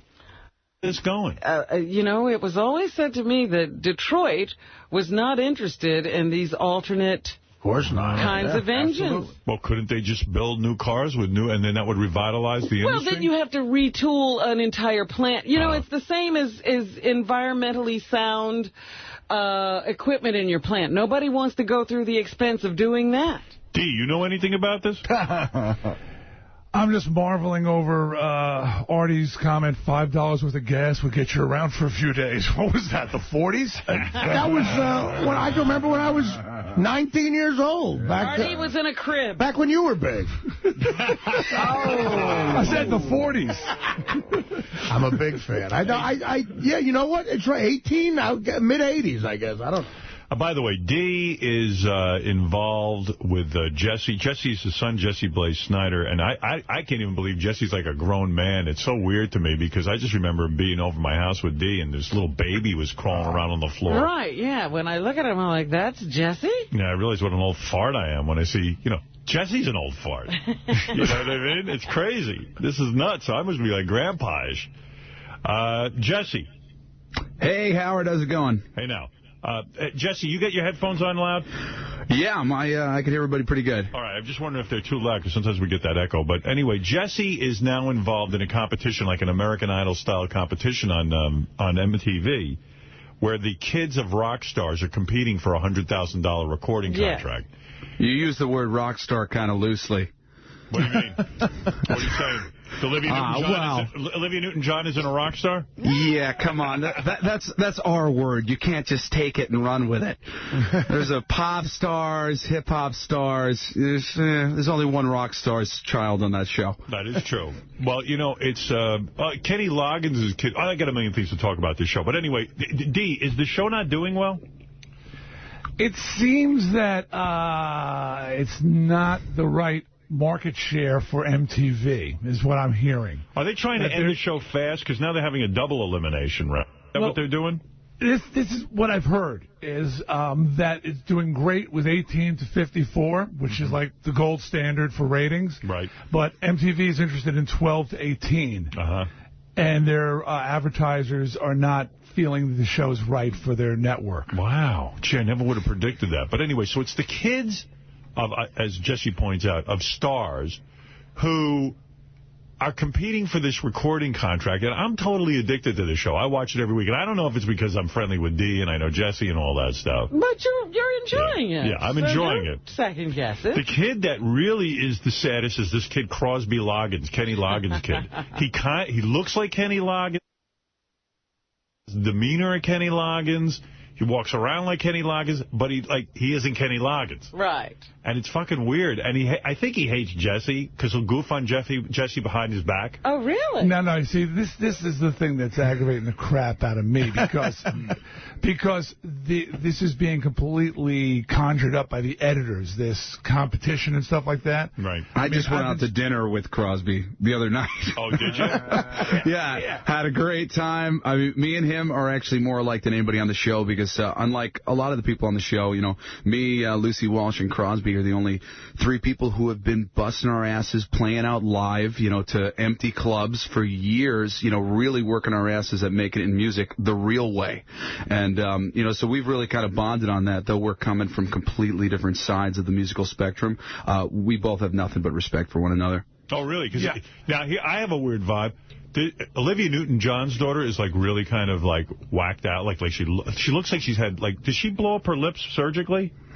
Yeah. Yeah. So she's done something. Wait a minute. How do you know that, son? That's just... Listen, you know what? When I first saw her, I said, no. She hasn't had any work done because who would do that to themselves? and then I was online one day and I happened to cross a comparison picture, and she used to be one of those girls who had anti-lips. Right. Wow. And they've actually shrunk over the course of the season so far. It's weird. When I look at her and everything, I see, wow, there's a troubled kid. But now I'm going to tell you something shocking. I think she's really good. I think she's good too. I really. She's got a great voice, man. Yeah, I think she's on you. I understand why MC Hammer's daughter got thrown off. Al B. Shore's kid had no talent. Right. The other one, this and that. Jesse's got talent. Olivia Newton-John's daughter's got talent, and Lucy Walsh has got talent. Joe Walsh's daughter's got talent. That's right, Joe. And Crosby Loggins is pretty. He's got some talent too. He's good too, Howard. But one thing that, again, I'm sitting there in the parents' seat observing a lot of things. They're missing a lot. They're missing a lot of what's going on here. The pressure. These kids at sound check, they sound like gold. I'm talking about Akiva Burrell. That's MC Hammer's kid. Lil B. Sure. They sound great. When the cameras go on, the pressure of the expectations, the parents literally sitting there. I mean, I know when I'm in a Coliseum and my mom is there, I'm aware she's there the whole show. Right. You know what? I got to admit, though, I never knew how overbearing Suzette is as a mother. I had no fucking clue. Again, she's being, Suzette. This again, Howard, you know better than anybody the power of the editing. D, you're overbearing as a dad. Yeah, but expect that from me. I didn't realize what a stage dad you are. I became a stage dad. I haven't on this show. I became a stage. It just happened. D, I mean, the show is more about you than it is about Jesse. Well, you know what? It is not. Get out. What are you calling? Are you kidding me? Dee sits in the audience. That's part of the show. They like to have the parents there. Right. Joe Walsh put himself in the dark. He wouldn't even let his face be shown when he was on. Joe Walsh is not freaking supportive of Lucy. No, he's not. Pisses me off. That pisses me off, too. Lucy deserves some freaking support. I'll tell you what it is. Joe hasn't been showing up for Lucy. Okay, he's on tour, I guess, with the Eagles or something. I don't know. No. Let me just tell you right now. Yeah. He was down the block last week at a freaking diner while his daughter was kicking ass a couple blocks away. Really? So pissed off when I found that. And I said, what an asshole, man. He's a block away. His daughter's kicking ass. He should be proud. And he didn't even show up. That pissed me off. That sucks, because Joe Walsh and Dee are really the only two rock stars. Yeah, no, Joe Walsh is, but I don't want to give him the credit because he's bothering me. Well, you want to know something, Jesse? Lucy's my buddy. You want to know something, Jesse? You make a point there. I mean, the fact of the matter is, okay, the dads are supposed to show up. Maybe Joe felt a little manipulated, like, wow, they got my daughter on. And that's how they got me. And that's how they get me to show up on MTV. But then Joe showed up, and then I could tell, and Jesse, tell me if this is true, I think that Joe requested that they not shine a light on his face. Oh, he did. He wouldn't sit in the parents section, and he did not want to be mic'd, nor didn't want any lights on him. Yeah, the parents section is all lit up for TV, and Joe refused to sit in the parents section. And Jesse's right. I saw Joe, and I've run into Joe recently. He's great, but for something, he's got a problem with this show, a problem with his daughter being on it, and he was literally within a couple of blocks of the show and didn't come down to the show. But maybe it forces a parent to sort of like display their love on TV, and like if you don't buy into the show, then you're a dick. Maybe I could see they're totally exploiting they're exploiting us. I mean, they are exploiting you. We get no money. We have no contract signed. We have no obligation, but they do tell you it does benefit your child if you're there because he'll get more airtime if you're there because you're the celebrity, So. Jesse, you can understand that. Now I'm thinking it through. What about Joe's point of view, if it is his point of view, that like, hey, look, I didn't sign up to be on MTV, and this show is bullshit. I don't like them judging my kid like this. And, all of a sudden now they're going to get me on MTV because they're using my relationship with my child to get me on MTV. Unfortunately, I believe his position is lazy parent-itis. Really? Yes. Although, I got to say... Jesse, that's not what Lucy told me, Jess. No, Lucy told me that... Wait a minute, Jesse, hold on. Okay. Joe tried did a reality show with Lucy, didn't he, Howard? Something? I'm not sure. Special. He tried doing something with Lucy, and she says she thinks that he left a bad taste in his mouth. He had a bad experience with it, he said. I think she's protecting him. Well, I'll tell you what, though. I'm going now on what I see on MTV. Dee is super involved with Jesse. Like, Dee's in this. And Suzette, she's telling Jesse he should show show more sack on TV. Oh, really? More balls, more penis in his costuming. And with this sack, she means literally genitals. Genitals. Yeah, she's like, you should show camel toes. And like, you could tell, like I know Suzette, and she's a great girl. And the thing is that, though, I can tell she's telling Jesse what he should wear. She's designing the costumes and stuff. And even the judges are saying, look, Jesse, we want to see you come through, not your mom. All right, can I dive in? And you're going to be able to vouch for me here, Howard. All right, go ahead. Suzette is one thing, they're not saying this, Suzette is a stylist. She is a professional. She worked for you guys on the original show. Yes. Yeah. Okay. If you remember working with her, did she tell you what to wear, or did she try to figure out what you were comfortable with and make you look the best you could look the way you wanted to look? Yeah, but I'm telling you, on the show, she's really very overbearing. Again, they're chopping the shit out of this thing. I don't know. They're chopping the shit out of it. Jesse, do you feel your mom is too involved in what you're going to wear? No, man, absolutely not. You know, it's funny.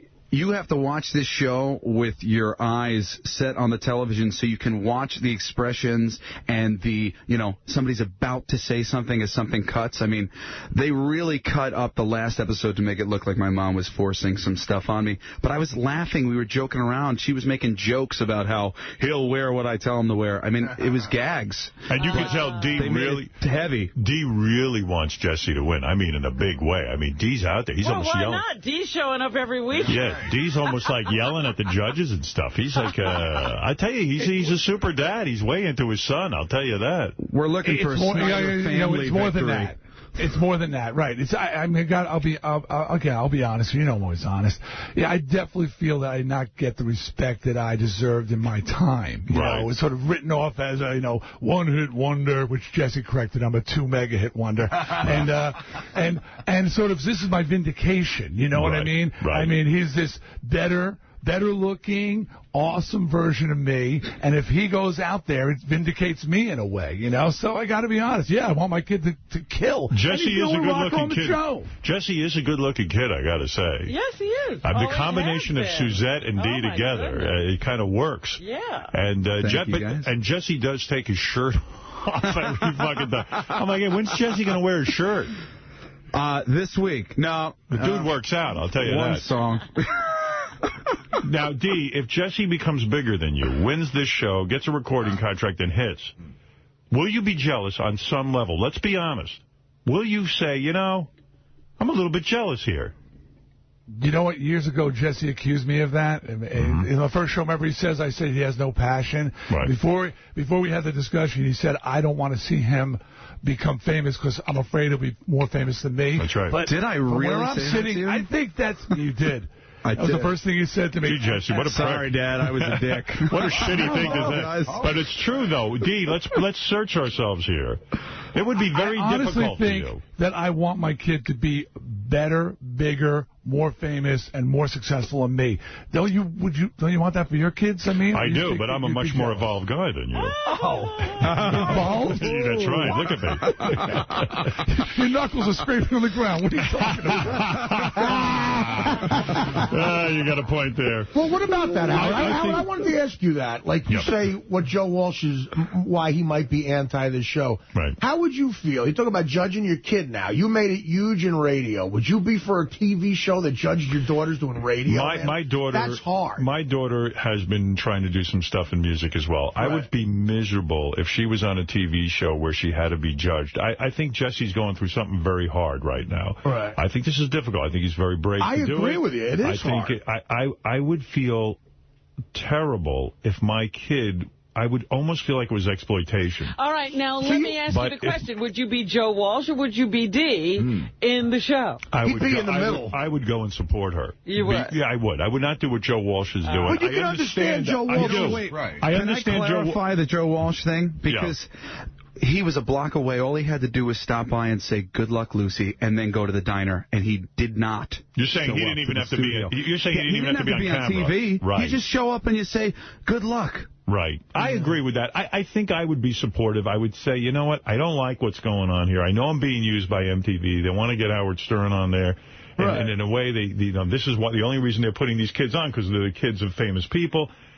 But at the same point, if it's something my daughter really believed in, and she said to me, "Dad, I need you there," I could never say no to her. But I would point out to her, I'd say, you know, in a way, I feel they're using our family and who we are.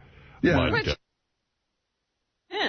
Yeah, exactly. But you're not a singer. I think it adds more to where, like, you know, if this would ever happen, if, like, they're being judged doing a radio show or something like that, that's an added thing. Like, you know, Dee was a big rock star. Joe Walsh is one of the most successful guys ever, and biggest bands ever. I think to watch your kid try to do that in front of cameras, man, that is rough. I admire what Dee's doing, but that's a rough thing. Dee, do you bad for Jesse? fucking surreal. Yeah. I'm going to say that. D, is it hard for you to watch him every week? And do you feel like if he gets crushed by the judges? Like, clearly Belinda Carlisle doesn't like Jesse. Really? That freaking bitch. I hate her. Hey, son. I'm sorry. I'm sorry. What is that? Why are you correcting him, D? You know what? I'm sorry, though. She sat in my rehearsal last week and told me how freaking wonderful the version of Ring of Fire I was doing was, and then went on TV and called me a fake punk. I wanted to kill her. She wants you. It's clear. She wants to fuck you. Bang her. Do you think she wants to fuck you, Jesse? Do you think she wants you? No, I don't believe that, Yes, no. she does. Bang the rudeness right out of that bitch. She's a fucking vampire. D, do She you wants think that Jesse just made a blunder by criticizing one of the judges and saying that? I think that Jesse is making a series of blunders, actually, right now. How's this, guys? Here's a conversation I had with Jesse. I said, Jesse, okay, whatever you do, don't criticize the judges. Right. Don't go with the producers. Right. Let me do that stuff for you. Keep yourself pristine. He said, absolutely, Dad, I'm cool. Right. And then, I don't know what the fuck you're doing. I'm sorry. Sometimes I think sometimes Jesse has a lot of your swagger, Dave. Oh, he does, and he should have my swagger. He's got plenty. You know what? I said I was talking to my manager, and I said they're portraying Jesse as a cocky, arrogant guy. He goes, and? And? He goes, every front man in every major rock band is a cocky, arrogant guy. It's part of the deal, you know? How else do you do that? Jesse, what about that Belinda is really trying to help you? Like, that she's saying, hey, sometimes you hit a home run and sometimes you don't. I mean, is that fair to say? My problem with Belinda was the fact that she didn't try to help me in my rehearsal at all. She just blew smoke up my ass and then turned around and then sandbagged you. Yeah, and then sandbagged me. If she had said, I really don't like the way you're doing this, I really think you should change this or whatever, I would have been like, oh, awesome, some, constructive criticism, and went on my merry way. But she didn't say anything and then pulled out a 6 and called me a fake punk. Them's fighting words. Well, I'll tell you what. Wait, guys, but son. Belinda calling you a fake punk is like Paris Hilton calling Mother Teresa a skank. I mean, come on. You think anybody's looking going, oh, a member of the Go-Go's just said he's a fake punk. Yes, but she does influence the voting, and she does influence people's opinion about Jesse. Have you seen the voting? It is not reflected who's been voted on or off the show, really. I mean, the judges' opinion. Yeah, the judges is not really reflected. I would say you're the front runner right now. Wouldn't you say that? Wouldn't you say you're the one to beat? Yeah, I seem to be doing all right, and that kind of is why they made me the super villain of the show, and Crosby the hero. Right. I think you're more Apollo Creed to Crosby's Rocky, actually. Do you think the producers want you to lose, that they want Crosby to win? They want an upset? No. The producers want me on the show for as long as they can have me because they know I always deliver in my performances. Now, listen, I think they're just trying to create some tension there and drama because that's what appeals to MTV's audience. I learned something about your son that impressed me. I had no idea if this was true, but I read it, and tell me if it's true, Jesse. You are an avid comic book collector, and you started writing comic books, including an issue of the Hulk, that you wrote an issue of the Hulk? I have my first comic coming out from Marvel Comics in June, and Marvel Comics Presents #10, and then that led to a Hulk one-shot, which is being colored and lettered as we speak, which is awesome. That is unreal. Dude, he just got hired by DC to do a Batman book. No shit. Yeah, well, the Batman thing is, like, it might not actually see the light of day, but they asked me to do something to show them that I can write their characters, so I'm working on that right now. But I am extremely impressed by that. Thank you. I love comics and love writing them. If I had a son and he wrote comic books, I would be beside myself. That is a wonderful thing.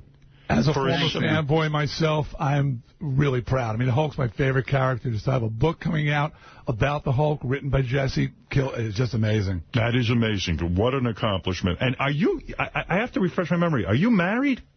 Yeah, I got married almost a year ago to my high school sweetheart. We've been together almost 9 years. D, why did you allow that? You're such an overbearing father. You and Suzette are so controlling. Why would you allow that? You know, I'm not an overbearing father. Oh, please, D. Patty's Jesse? How old are you, How old is he? 25 years old. 25, and you've been married 9 years? No, I've been together with my girl since high school. Shit. So I've been married almost a year. How many women have you had in your life? Are you counting? I think it was like 7 or something. Wait a second. You're telling me you were getting laid in high school. You're a good-looking kid. I'm not surprised. And I even heard things over the years about you from, various things my kids would hear that you were fucking a lot of girls. Yeah. What? Yeah. Oh, no. Yeah, you had a reputation. I had no such reputation. Yes, you did. You started that reputation, Howard. Yeah, that's a bullshit reputation. So right what age did you start banging chicks? Like 11? No. I mean, how old were you when you started banging? I was like 15 or 16. 15 or 16? And you're telling me, and then you met your girl when? 9 years When I was like ago. 19. When you were 19, so you had 3 years of banging. Yeah, and you don't think you're going to want to bang anyone else the rest of your life? It wasn't that, man. I found a girl who I was in love with, and it was either let her go and get grabbed by somebody else or go F around. And I decided that I was just going to take her and, She settle must down. be hot, man. She's gorgeous. She's wonderful. I love her, Do you like her or you hate her? Yeah, Patty's great. Are you kidding? No, we love Patty, and he found the right girl for him. I mean, he came to me and said, Dad, what am I going to do? I said exactly what he just said. He said, well, you let her go and take a chance that she won't be there when you come back, which is pretty much the odds are that she won't be, or you hold on to this one. Howard, you did originally and didn't work out. Suzette and I have been together 32 years, so I guess we're setting a bad example. Right, you are. You've done a terrible thing to you. Same thing, basically. Yeah, Dave. What a bad example you are. I missed the whole rock star thing because I already was married. But do you worry about that? Do you worry about that for your son, that he is going to miss the rock star? Let's say this thing takes off. Let's say Jesse wins the competition. An album comes out. He gets a couple of hit songs. He's going to miss the fun of being a rock star.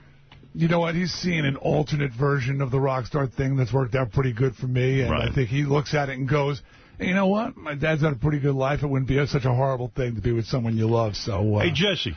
Yeah. Do you ever see your dad naked? Thank God, no. You've never seen his penis? I have never seen the Snyder Schwanz. Your mom told me he's so big, your dad. Oh, God, you can't say this to him. Come on, he's a man now. I don't believe that my mother has ever said that. Your mom said to me that this is in a moment of candor with me. Your father was not around. He's already heard this moment of candor from his friends. Jesse, honest to God, your mom said it hurts. It's so. Listen, Jesse knows they have sex. Like father, like son. Are you right? Is that right? Are you like your dad? Hey, man, I'm a Snyder. Wow. That's what Rock the Cradle's all about. You mean Tom Snyder was hung? Wow. Let me tell you. Wait a second. You're telling me. Duke Snyder, apparently. All the years your dad was around. Swinging a bat. All your dad was around the house and all that stuff. You never saw his penis. I don't know. Do you walk around your house? I saw my dad. Other males' crotches? I saw my dad's penis. I did. You know how I saw it? Yeah. My dad used to get dressed in a closet. I was fortunate enough to avoid that, I guess. I saw my dad's penis. Did you? You know how? Was your dad big? When he was fucking me. Oh, no.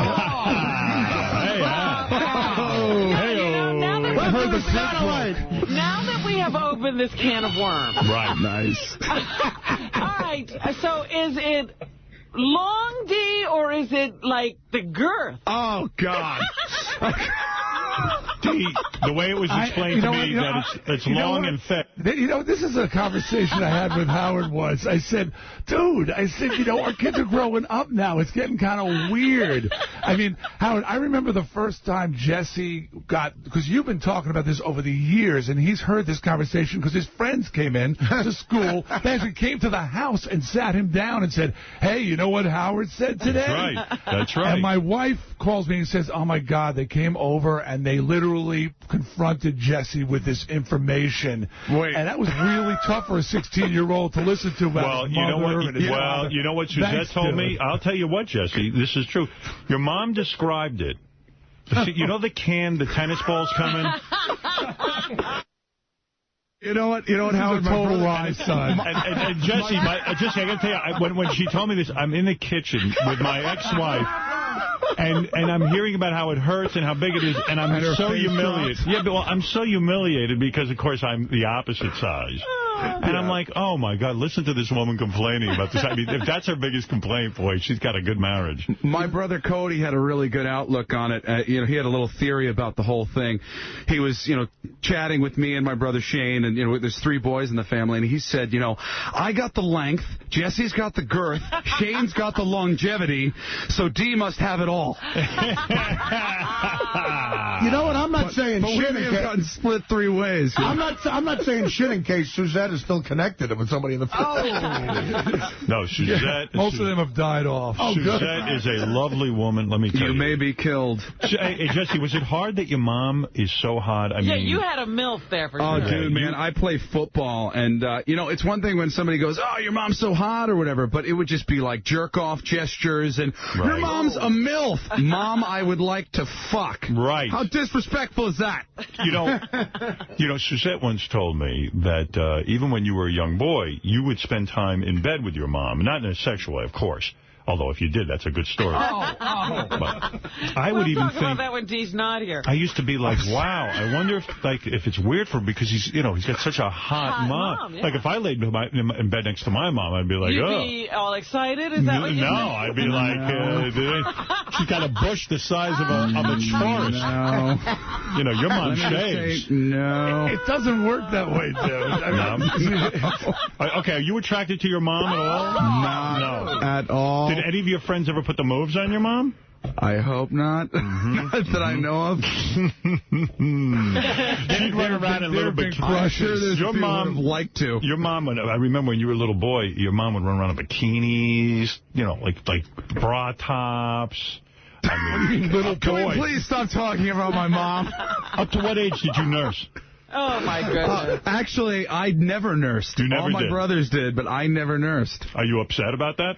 No, not at all, especially now that I can say that on this show when you're talking about me being... if I was you, I'd start nursing now. You know who I feel bad for in the family is Shane. He's just getting the longevity. Yeah. Hey, but how about this? I didn't even know... Hey, but Artie, he's a stand-up comic. So is he? Okay. That's good for comedy. That is good. You know what? That really hurts me more. I didn't even know Dee had longevity. I didn't either. It's the complete package. Anybody can get longevity. Just take a few Percocet. Dee, you and your wife, has she gotten used to it at this point? Oh, God. Are you still hurting her? Are you still hurting her? Or is she accepting You know what? After many children. You know what? It's just, nobody ever talks about the fact that there are different size women as well. Well, did she get larger after having the kids? My wife is a petite woman to begin with. Yeah. So there are certain other factors involved here. But has Suzette... Hey, this is a good question. What? Jess, you can hang up at any time. You can hear back from your friend. No, Jesse. I'm thinking about baseball and shit. Hey, Jesse, did your mom, Suzette, did she coach your wife, Patty, on how to accept your giant member? Oh, my goodness. Did she come to Suzette and say, look, woman to woman, what's with these Snyder boys? Was there any discussion like that? Because your mom's someone who's easy to talk to. I know that. No. There was no... Because Suzette would say she actually would cry sometimes. It was so scary when Dee would pull her this is just completely getting exaggerated. I'm not exaggerating. Did Patty ever cry? I'm not talking about this. Well, you know what I want to ask? And suddenly you're not such a loudmouth. Yeah, right. I guess not. What's killing me here, what's getting me is Robin is slipping her questions in that she's been dying to ask the whole time. Suzette, was it all natural childbirth? Yes. So then she stretched out a little, right? So then she stretched out that way. You see the size of our heads? It's unbelievable. That would even explode. So, Jesse, is your wife still in the crying stage, or is she now accepting your size? No, we've moved past the crying stage. Now we're in the tears of joy stage. Well, that's good to hear. Listen, I'm going to encourage my audience. Let's help Jesse out. Yeah. Let's make a concerted effort. Watch the show. It's on. It's called Rock the Cradle. It's this Thursday night at 10 o'clock on MTV. I do TiVo it. Give your votes to Jesse. I want to see Jesse get a recording contract so Dee can, sit back and not have to... relax. Not have to... Give me the votes if I earn it, though. If I earn it, don't shut up. Take what you can get. Yeah, right. No, the kid makes the rock community proud, and you've seen him. Well, Jesse is crazy. He wins this thing where he has immunity for a week. He says to them, take away my immunity. He didn't want it. I want to be voted like, what the fuck is he doing? D, did you want to strangle this kid? No, I thought it was very cool. I mean, he basically wanted the people to vote. Yeah. And he is cocky, but he's a rocker. I mean, that's and he's right. It's called Rock the Cradle, and they got a lot of R&B people and pop people on there. Not a lot of rockers on the show. Jesse, do you have your own songs? Have you written songs? Yeah, man, I've been playing out with my band Baptized by Fire for like 3 years now, and I'm dying to do some originals on the show, but so far MTV's been a little cold to the idea of doing original music. Right. But if anybody out there, wants to see what I actually do myself, you can check out my band Baptized by Fire. All right, and watch Jesse and D, of course, on Rock the Cradle this Thursday night at 10 o'clock on MTV, and if you can, give them your votes, okay? And this is the final week, Thanks a lot, so Howard. the winner will be chosen this week. So that's why you got to vote up a storm on after the show Thursday, Friday, and to Saturday morning. Yeah, and all right, Jesse, good luck, okay? Thanks a lot. It was really great being on the show, guys. Thanks. Do you speak to you soon? Thanks, guys. Good luck. Bye-bye. D, keep it in your pants. Thank you. There he goes. D and Son. That's very nice. Well, listen, it does take a bit of balls to get up there as D's son and compete. It's a lot of pressure. It really is. It's crazy. I haven't seen the show, but I do admit that's a premise I'm interested in. I'd love to see what, Joe Walsh's kid and Dee's kid do up there. And you should watch it. It's fun. I got to play this stuff for you, though, for a second here. Here's this is an announcer saying shit on the air. This is the Giants announcer, Mike. What's his name? Krukow? The San Francisco Giants? Yeah. Oh, I don't know. All right, listen to this guy. This is the best. Ortmeyer is now in right. Randy Wynn goes to center field. Likely that Aaron Rowan's ribs started to stiffen up a bit. He took a nasty shit shot. Wow. He did. He got hit right in the spot, and he fell on that ball. Took a nasty shit. Hit on the ribs. And it was not good, and I'm really surprised that he even stayed in there as long as he did. Wow, the other guy didn't react at all. Took a nasty shot. That's really good. Baseball's a game that has so many lulls that those guys got to fill in time. And I wish somewhere there were tapes of Bill White and Phil Rizzuto doing Yankee games in the 70s, because Bill White was obviously this intelligent guy who was a great broadcaster, great former player. And Rizzuto, he's saying the craziest, stupidest shit. And there were moments like that all the time on those broadcasts. But I guess they're not on tape. All right, I got to play one more. Arnold Schwarzenegger at this point is not only a huge movie star who, had a huge career, and now he's the governor of California, okay? And you'd have to say that, yes, when Arnold got started in, bodybuilding, a lot of people didn't know how to say his name. But by the time The Terminator came around and all of his hit movies... Yeah, at this point, you couldn't say you don't know how to pronounce that. All right, so here is a Fox 5 anchor, and I don't know this woman's name, but she says nigger, Schwarzenegger. And I'm like, well, come on. Can that be right? She knows how to say his name. What is going on here? Hi, very special guest tonight on America's Most Wanted, Governor Arnold Schwarzenegger. He is teaming up with John Walsh to help track down the bad guys. Both men supporting a new DNA database. Let's go live right now to the call center in Washington, D.C., where we have Michelle Sagona joining us right now. Good evening, Michelle. Good evening. So this had to be exciting and interesting, obviously, to have the governor there, the Terminator, doing great work. Why was Governor Schwarzenegger involved with the program tonight? Wow. She did it twice? Schwarzenegger. She doesn't know she clearly she thinks she's saying it right. First of all, did Arnold change his name? She's saying Schwarzenegger. First of all, it's, Schwartz. And she's, hello, I'm no nigger. I hate when they say I'm a nigger and all of those things. Those kind of things. All of those things. Schwarzenegger. Come on. You don't know how to say his name. It's obviously an E, not an I. Schwarzenegger. I got to hear it again. You want to hear it again? Yes. Hi, very special guest tonight on America's Most Wanted, Governor Arnold Schwarzenegger. He is teaming up with John Walsh to help track down the bad guys. Both men supporting a new DNA database. Let's go live right now to the call center in Washington, D.C., where we have Michelle Sagona joining us right now. Good evening, Michelle. Good evening. So this had to be exciting and interesting, obviously, to have the governor there, the Terminator, doing great work. Why was Governor Schwarzenegger involved with the program tonight? Why don't you just go further? Why don't you just go like, Governor Schwarzenegger?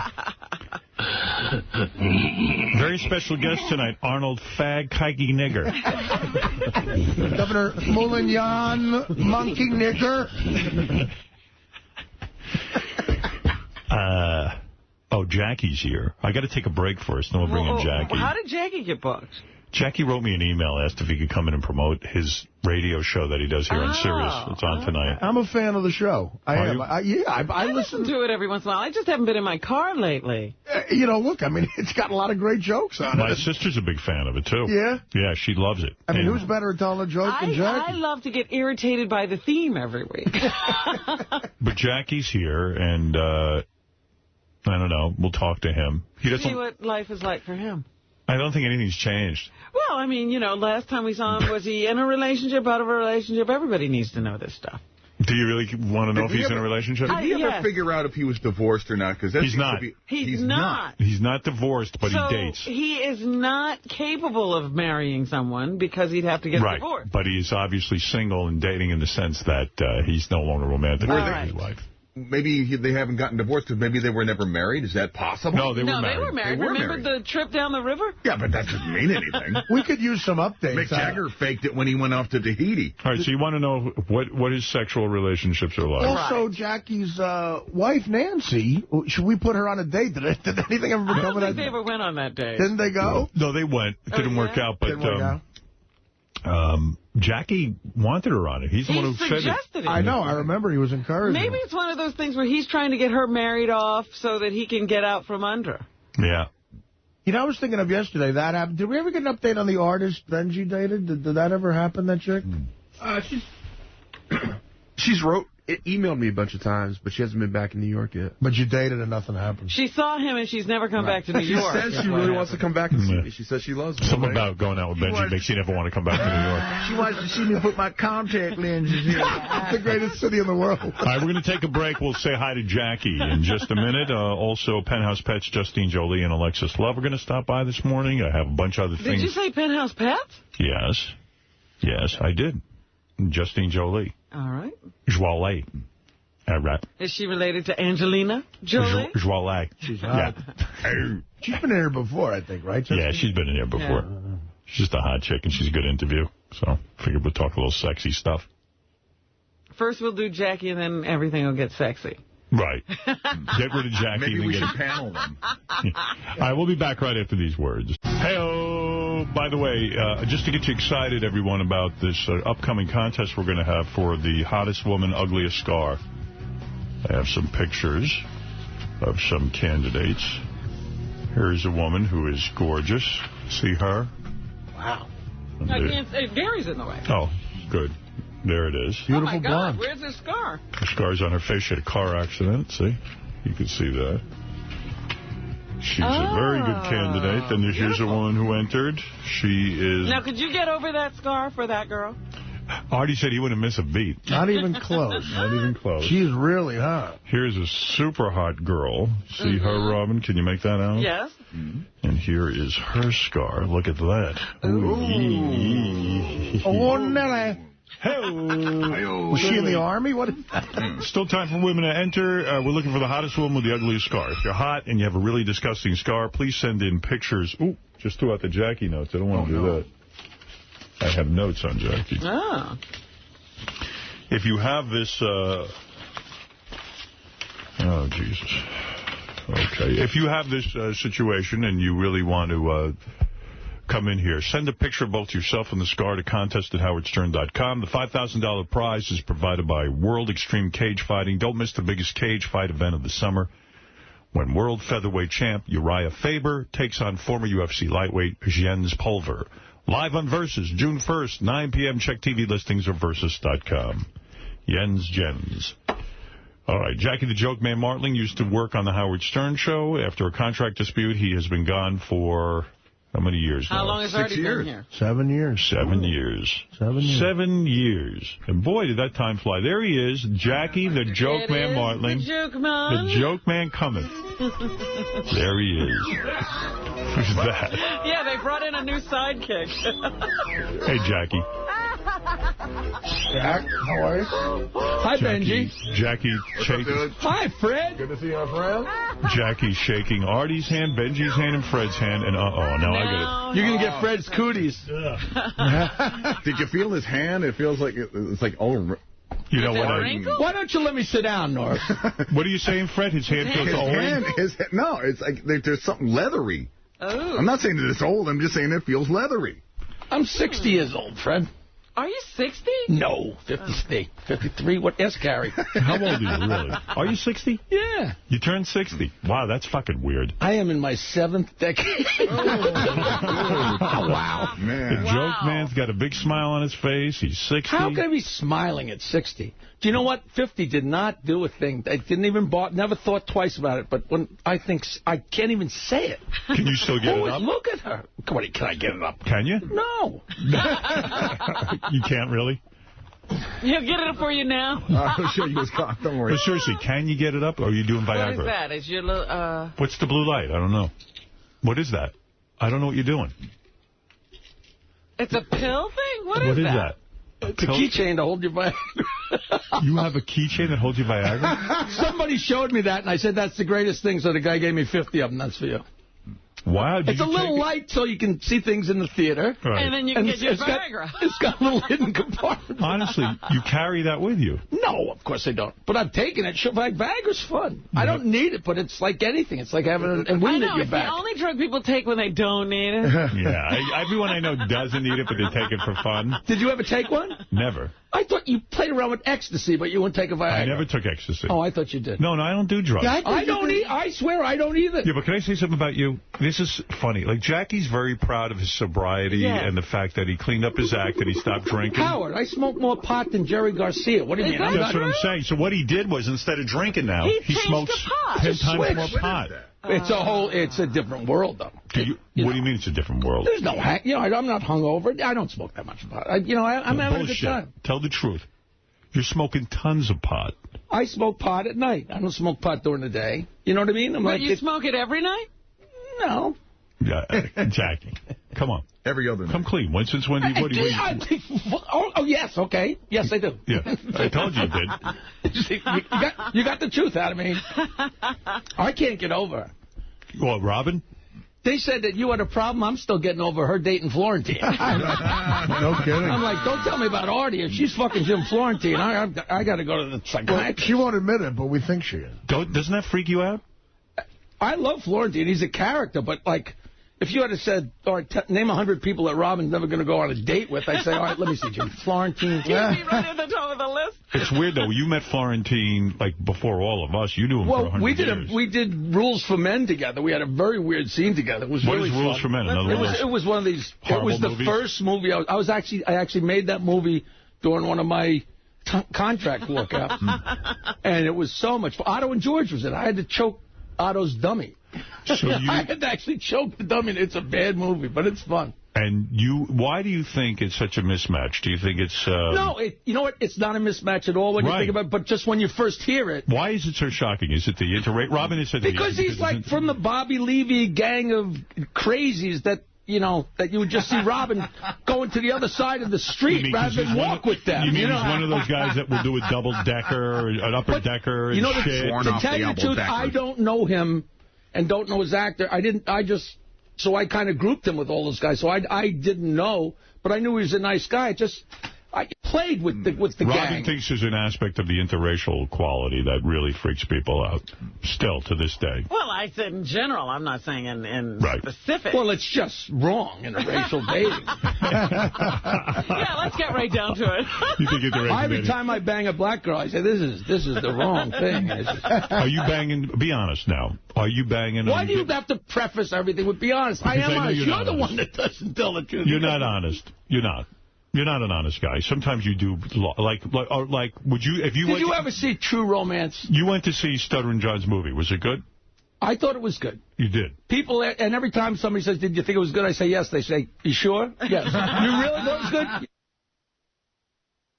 Yeah, they keep asking you. You know what? I laughed out loud probably 5 times, 10 times, and that doesn't happen. You what were you thinking of when you were laughing? It wasn't the movie. Thinking of Fred Norris. Did you see the movie, Norris? No, I didn't. It's actually out on DVD. I'd rather I bought like 5 copies and gave it to people. You bought 5 copies? Yeah, I think it's fun. He wants to share. You know who plays the prostitute? He wants to share the misery. You know who plays the prostitute? Sandy Taylor. Yeah. That's Sandy right. Taylor. That's true. I promised her I would keep it Sandy Taylor.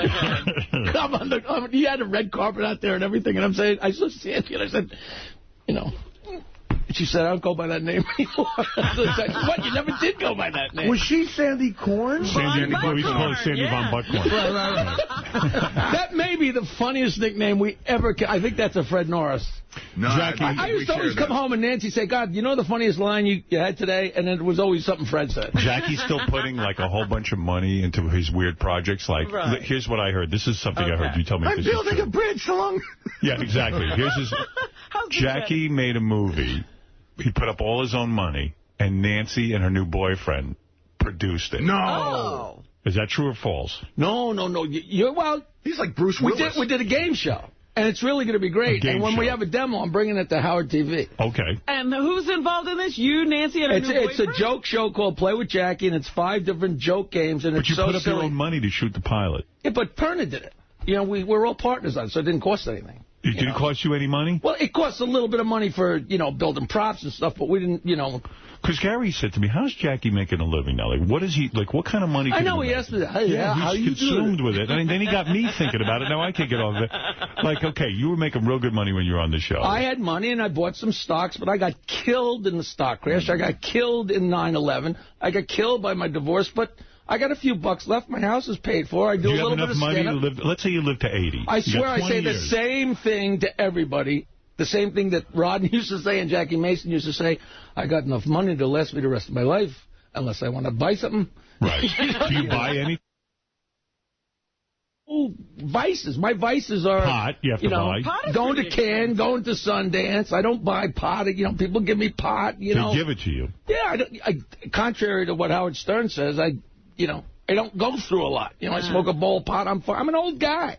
I got no bad habits. So you have enough money. I like to get laid, and I haven't paid for that yet. So you have enough money, you're saying, where you can, your house is paid for, as you say. So you have no mortgage, but you have to pay the taxes? Yeah, no, I'm not sitting pretty. I'm not sitting pretty. I got money. I need another score. I need this game show to happen. Are you starting to panic a little bit? How can I panic? I don't know. I could do stand-up the rest of my life until I fall over. Are you making enough doing stand-up? Yeah, it's fun. It's fun. What are you making now a night? I'm not telling you. Like Artie's making about $75,000 to $100,000 a month. Oh, I make a lot more than Artie. Oh, you do? Artie, yeah. Artie's the second highest paid guy. Is it after Jackie? 70. You can't. That's what I tried to tell you all those years. Jackie, I thought it was bad when I fucked up. Don't fuck up. Jackie, I told you all those years ago, I said, Jackie, you're going to make a fucking fortune with this show. The best I did, the time, I think it was the week before I left the show, I did a gig in Detroit, one show for $22,500. It was like, they said, we'll give you $20,000 and we'll give you another $2,500 if you go to the bar afterwards. I said, you couldn't keep me from the bar afterwards. You got to pay me to go? That was extra. And not only that, the week you left, I took him to Vegas, of course, with the show. Private jet, the whole fucking thing. And I said, no way this guy's leaving. Look at the life. I flew home from Sundance in a private jet, and I said, I did this many moons ago. We did it twice, right? Sure. I remember the first time we flew out there. Remember, we were like, can't you take this one time around the park so we can... Yeah, you were having a great time. You had it all. You had it all. I had it all. If I knew you were going to look like this, I wouldn't have gone nowhere. Look at you. You feel she looks top of her game? That's, I get asked everything about this show. I've been asked every possible question, but the leading question is, did you ever have sex with Robin? Did you ever have sex with Robin? Sometimes they say, were you guys friends? Were you enemies? Come on, you banged her. Come on, tell the truth. But tell me the truth. And they also asked me if you banged her. I said, no, I never did. Howard does. Yeah. Something else you're missing on. I'm fucking her like crazy. Could you have ever gotten Robbie? Now in life that Florence... No, I couldn't. But wait. No, she would never gone for me. No. We have a brother. I disagree. Wait, she had a dream about him one time. I disagree. Let me Do you remember we both had dreams about... We had dreams about each other? Yeah. That was it. You were married at the time, but do you now think, in light of the Florentine thing, do you think like maybe you should call her up and say, hey, come on, let's go out? Like, if you'll date him, you'll certainly date me? Yeah. How can I date her? I'm out of money. Well, I got freaked out. Will you just tell people that my show is tonight? Well, I will. Jackie's joke hunt is... Anniversary, Howard. And it's our the 75th. finger? You've done 75 Jackie's Tonight's joke hunts? Tonight's the 75th Jackie's joke hunt. No. It's 75 shows already? Tonight is Fun with Fingers. Fun with fingers. You know how what's tonight was inspired by? Tell me a joke about fingers. Jackie did 75 shows already? Wow. See, we're not counting anything, thank God. We don't know what we've done. Yeah, we don't know what we've done here. I have two jokes for you, but I want to tell you the inspiration for the show. Do you remember Ahmet Ertegun from Atlantic Records? He was the president of Atlantic Records. Big guy in the music industry. Right. I'm reading one of these old rock and roll books, and he was going upstairs behind Phoebe Legere from like the 50s or something. She lived in a fifth-story walk-up, and she agreed to let him come to her apartment. And as they were walking up the stairs, he was behind her, put his hand up her dress, got his finger under her panties and into her asshole, pulled it out, and ran to his limo and went home. I said, I got to have a show about that. Isn't he like one of the classy guys? Of course. Tell me a joke. You know, when I think of you, like I shook your hand when you came here, and all I'm thinking about is when Jackie stuck his finger in one of the sales guys' asses. Yeah. That's going to be a mainstay of the show tonight. Right. Out of the chicken and did that. Oh, so this show tonight, Jackie's Joke Hunt, is going to be all jokes about Ahmet Ertegun's fingers? We have themes, but very often we don't even go near the themes. Right. You know, I was telling Gary... Tell me a finger joke. Come on, let's go. No, I have two jokes. They're not finger jokes, but I have two jokes for you. Oh, all right, go ahead. Why don't you have finger jokes as the theme tonight? Because that's the theme. You can prick your finger, but don't finger your prick. I thought you slept through the show nowadays, they told me. Or is that you sleeping? You just don't talk. I talk. He throws things. You look younger. You think so? You look older. I don't know what happened. Fred looks good. Does Fred look good, or am I crazy? You believe Fred is still angry with you? And I know. No, I'm not. We've patched it up. Did I love the guy. Patch it up? We patched it up. We're past that. Oh, is that right? I think we're friends again. I love Fred Norris. You actually talked? Oh, I got a story for you. Do you know that all the years? Remember Gina Girl? Yeah. The first Gina Girl. Jerry wants me. She used to call me Jackie Marlowe. So every time you did a plug for me or said my name, Fred would go, Jackie Marlowe, Jackie Marlowe. So I started calling him Fred Morris. Right. Just to annoy him, because he's getting my name wrong. M-O-R-R-I-S, Fred Morris. I found out that all these years, for 15 years, he thought I was saying Fred Mars. Oh. He hates That's why he was upset with you? I don't know. I never have asked him. I can't even believe he... I hardly think that's why, but... Well, that could have contributed. All right, give me two jokes, Jackie, to prove that people should listen to you tonight if they haven't listened. So a lady gets out of the shower. A woman gets out of the shower, and she slips, and she falls on the bathroom tile. Right. And the suction of her pussy gets caught on the floor. And she can't get up. So she, Harry, come in. So her husband comes in. He's rocking her shoulders, but they can't break the suction of her twat on the top. So he says, hold on. He goes and gets the neighbor. The neighbor comes over, and the two of them are pushing her shoulders, and they can't break the suction. And the neighbor says, listen, I'm just going to go get my hammer and we'll break up the tile. And her husband says, okay, but let me play with her nipples a little first. And his neighbor says, why do you want to play with her nipples? He says, I want to get her lubed up so we can slide her in the kitchen where the tiles are cheap. Come on, that's good, right?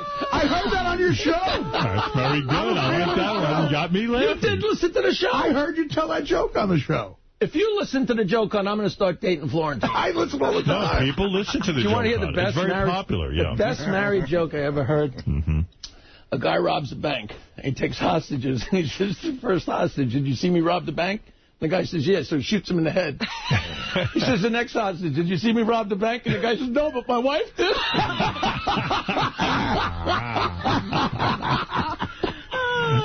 I'm killing. You got some good stuff now. You know what it is? You have more time to concentrate on these jokes. I got nothing but time. How much you want? Now, someone told me that Jackie's Joke Master, which is one of your products, was named on a list of toys containing lead. Now, how do you address that? You know, Steve, what's-his-face from Howard 100 News called up and said, I don't know what's in them. You know, listen, I went through the 50s. I never swallowed a battery or a screw, and I'm still here. You know, they're crazy. You don't worry about that stuff. I think if you lived in a house made out of Joke Masters for 400 years, at some point, maybe you'd, get radon poisoning. Let me ask you something, Jackie. It seems to me, even when we were working together, you never turned down a product or a project. Your face is on, or the Joke Man name is on. It is so much worse than ever. You wouldn't believe what I get offered, and you wouldn't believe what I do. But I enjoy it all. Name 4 things you've turned down this year. I don't turn down anything that comes your way, you accept. Any product. No. If I got time. Have you turned down anything? Yeah, no, I turned down a lot. You have. Name something you turned down. I can't even tell you. I don't believe you. Name one thing you turned down. One thing you turned down this year. You know what? Somebody just asked me to do something. Yeah. Somebody asked me to do a movie, and then I actually said no. And I was going around telling people, I said, hey, Nancy, I turned something down. Yeah, and why did you turn it down? I think I wasn't going to be in town or something like that. That was the only reason. You had something different. I'm going to L.A. for a screening of The Pikers, and if you want to goof on me, all 20 years of goofing on me can be all put into this one thing. What are The Pikers? Why didn't you heard of it? It's the Beverly Hillbillies with me as Jed Clampett. Oh, you're in it? Is it horrible? But you would laugh the entire time. But isn't the Black Miss Howard Stern in it? I don't know who that is. Can you imagine this movie? You can't imagine. You got to send one of your interns or somebody. You got to be there. It's May 5th in Los Angeles. Now, how are you going to afford to go down to the premiere? You going to fly yourself, or is someone going to fly you? What I do is I go to the airport, and then I take a bus from the airport. So no one can see that. Yeah. What is it, Gary? Go ahead. Go to Gary, preview page 2. In the bottom right-hand corner, this is one of Jackie's most recent movies. What movie is this? I don't know. It doesn't have a title on it. Where's the little talking Gary? That's not here no more. No more. You got to look at the real one? Yeah. Oh, the humor's out of the show. Where's the talking puppet? Jackie, what's the name of the movie where you get hired to perform for a senator? I forget. It's called The Wicked. Oh, yeah, that's fun. Here's Jackie and his movie, The Wicked. Now, how do you have that if I don't even have that? I've never seen it. All right, here's Jackie's acting in The Wicked. Thank you very much. All right, here we go. This is for you, Tom Bernard. Secret Service have arrived. They're all over the place. They're outside. They're on the roof. That's not me, And the entertainment is just showing up. Right over here. What is the plot? You are an entertainer. I showed up and did my 2 minutes. I have no idea what the plot is. I guess it's a senator has hired Jackie to perform at one of his parties. And then they find out I'm too dirty. Okay. I'm here. Hey, Senator. Jackie the Joke Man Marling. How you doing? Ah! I guess you fell for the oldest gag in the books there, Senator. So where do you want me to set up? Come on, let's get this thing going, huh? In due time, Joke Man, is it? Jackie. Just call me Jackie. Jackie. Jackie the Joke Man Marling. How you doing? Well, Jason over here tells me that you have a very funny stand-up act. Yeah. I'm assuming you've been briefed. There's a couple of things I think you should know. First of all, when you address the president, you never look at him. Wouldn't they? I'm a good actor compared to that guy. Yeah, wouldn't they do a second take? I'm assuming. I mean, wouldn't they say? I tell you, I never saw. I like the guy. I went to the middle of the Bronx and this is fun. Him in his eyes. Him and Michael Jackson. Okay, because he hates that shit. All right. And second, or obscene material in this act. You understand? Nothing indecent. What? Wait a minute. No profanity? No fuck shit ream blow? How about this? How about I open up? It's all right, folks. We're going to lock the doors, and then we're going to suck on each other's genitals till our jaws are as worn out as Rosie O'Donnell's fork. But there's no real profanity there, right? Boy, oh boy, this is some movie. Oh, thank you very much. Hey, you want to hear the good news? Yeah. I just found out actually yesterday. You realize the only thing Jackie ever turned down? Contract. Here.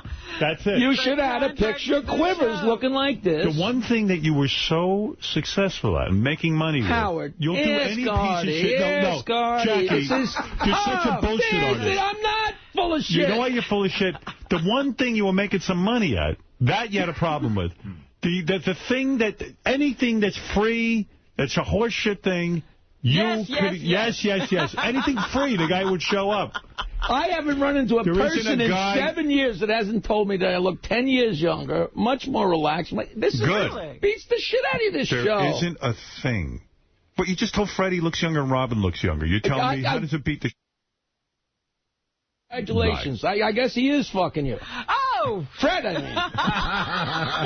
The combination of a stand-up schedule on this show is hard. I mean, that'd be hard for anybody. But the thing that drives me crazy about Jackie is, and I always say, everything. Jackie has this fear of success like I've never seen in a human being before. But now I got that down to a science. There's no. Right.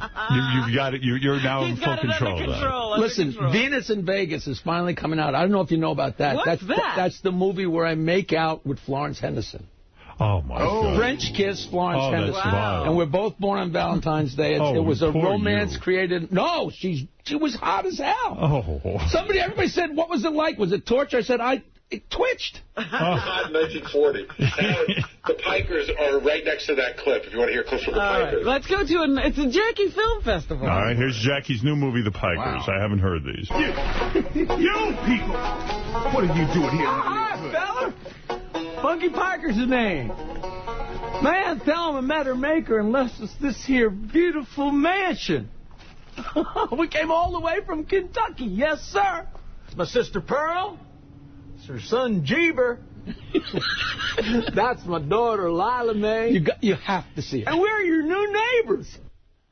Well, that is terrific. It's the Beverly Hillbillies, only instead of getting $1 million, they inherit a house in the ghetto. Oh. And so the black people are freaked out that we're going to wreck the neighborhood. All right, let's hear this. It's very funny. Aw, Bunky, I knowed it was too good to be true. Now, Pearl, there must be some mistake. This is the right street, and this house has the right numbers.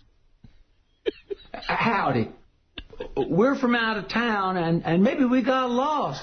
Hi, my name's Letitia. Please. That's the cute little black girl. Yeah. Nobody wasn't staying here. I didn't mess up anything. It's only been for a couple of months. I mean, I didn't hurt anybody. And wow, Jackie. Am I allowed to say black? Somebody said I'm not allowed to say that anymore. Sure you are. Say whatever you want. Nobody cares. Did you get an erection when you made out with Florence Henderson? It twitched. It did. It honestly twitched. We french kissed.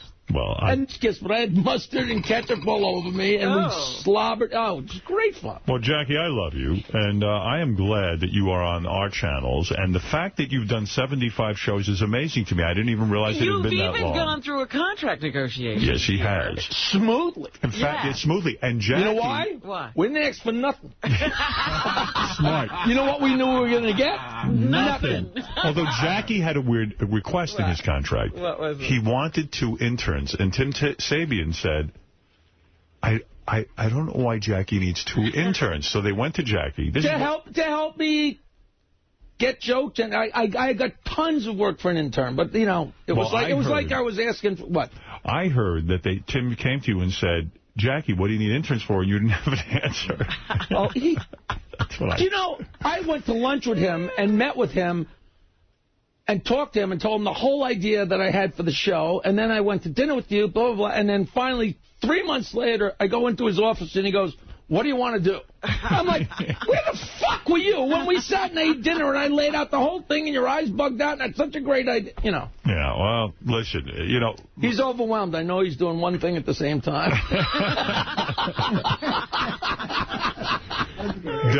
Listen, let me just say, Jackie's Joke Hunt, tonight at 7 o'clock on Howard 101. It's the big 75th show, the fingering show. Fun with fingers. Did you ever hear the names of the show? Kiss My Astroglide, The Monster Dick Pull, Right. Yerkin the Gherkin, Mount Flushmore. Hard to believe you're 60 years old and still doing this. You know what? I can't hardly believe it myself. But see Jackie this Friday at Ferrara's in Point Pleasant Beach, New Jersey. Oh, Imagine I know that place. Hanging out in a nice room with Jackie. You know what? This is one of the, I do the show, and then we do Stump the Joke Man, and then we all have dinner. It's so much fun. It's a little tiny Italian restaurant. Yeah. Stump the Joke Man is fun. This is where you say to, Dominic Barber wants to say hello. He has a joke. Yeah. Hi, Dominic. You're on with Jackie the Joke Man. No. Go ahead. Jackie, I just want to ask you, how many years were you on the Stern Show?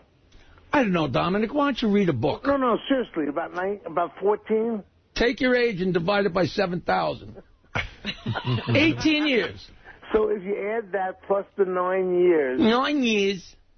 One must wonder what happened in this divorce, because it's the only one I didn't do from the show. Who got what, like... No, you weren't too busy doing all of your own divorces? Who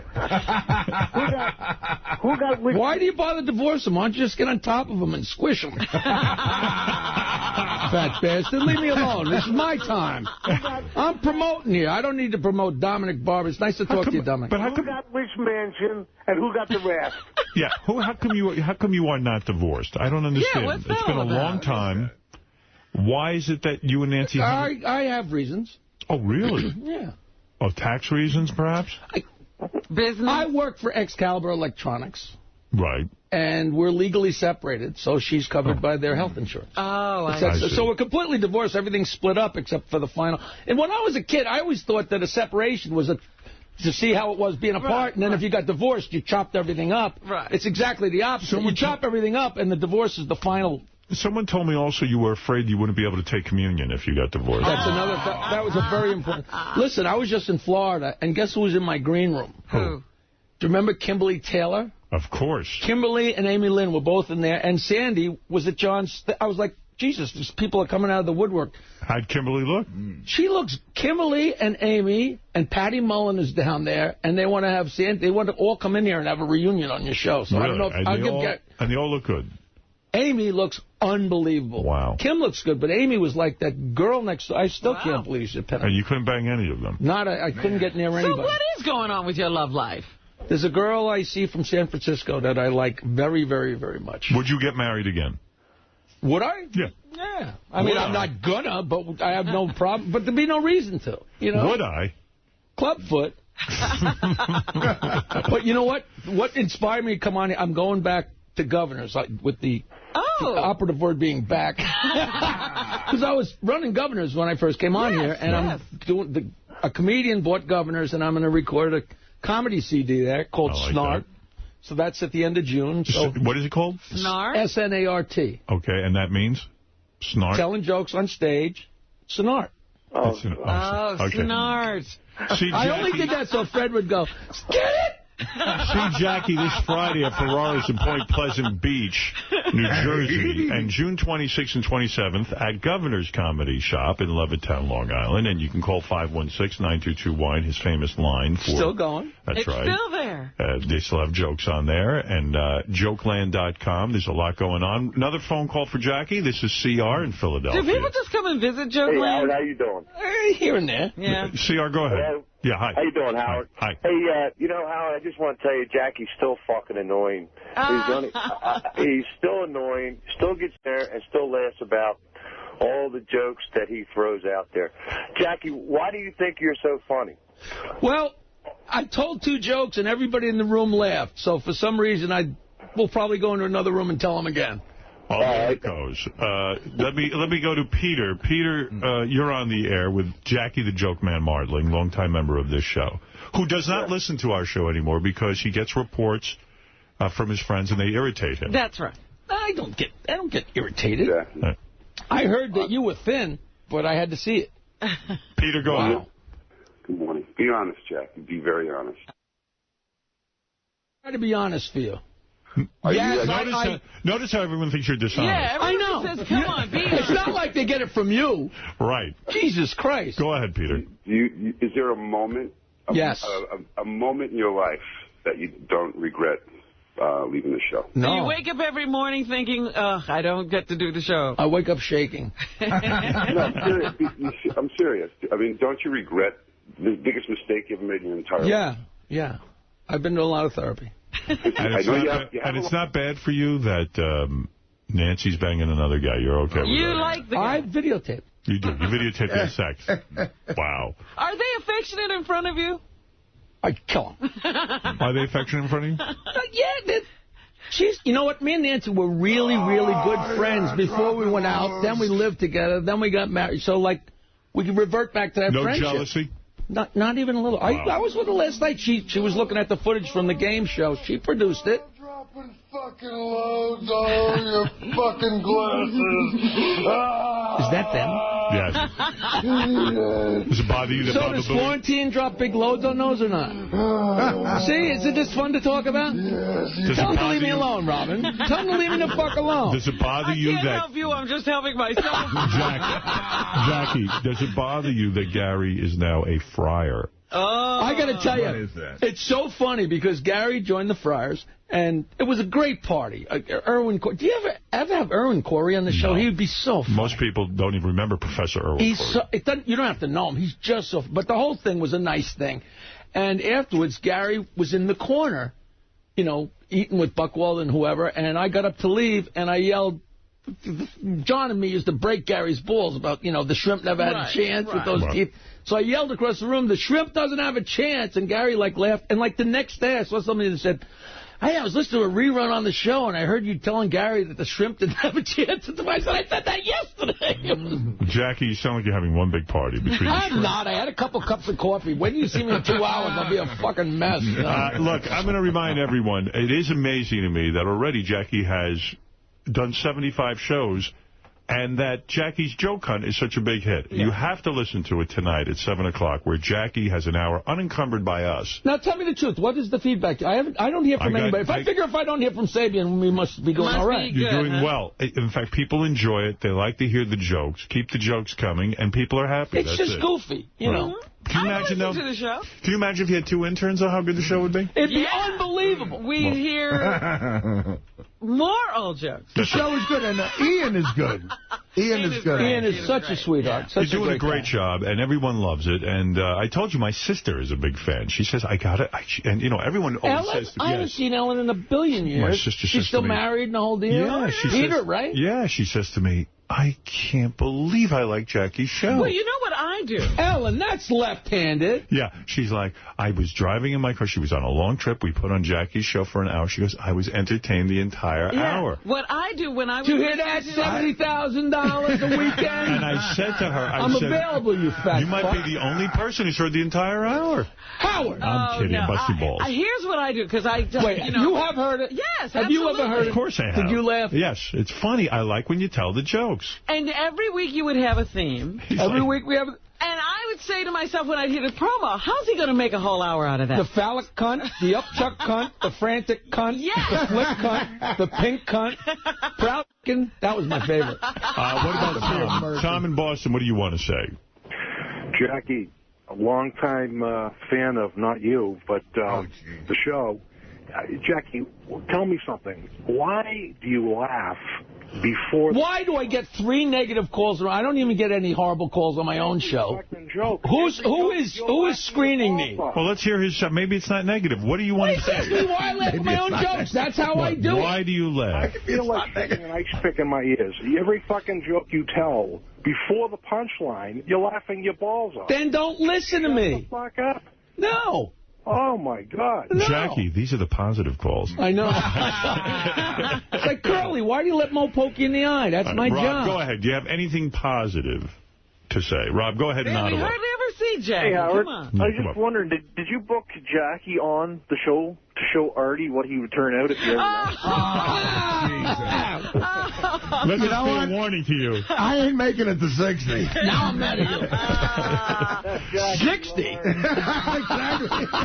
Jackie, you are a delight. We are thrilled you are part of the You know what? I didn't even come in there to promote. I came in there because I haven't seen you guys in a billion years. This is the only time I would ever see you all together. No, it's great when you come in. We love when you come in. And Jackie... You'll go to dinner with me again because you smacked your head. No, I will go to dinner with you anytime.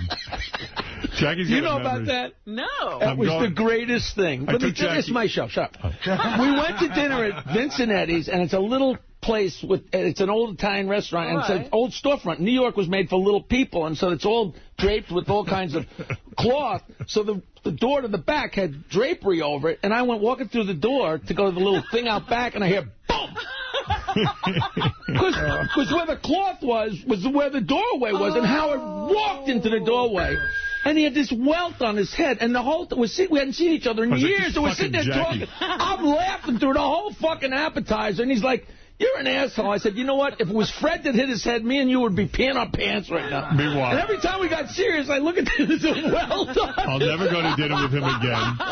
It was so annoying. I had no compassion. And you know what? I'm dying if I'm lying, though. Is it true? And I was woozy when I agreed to your show.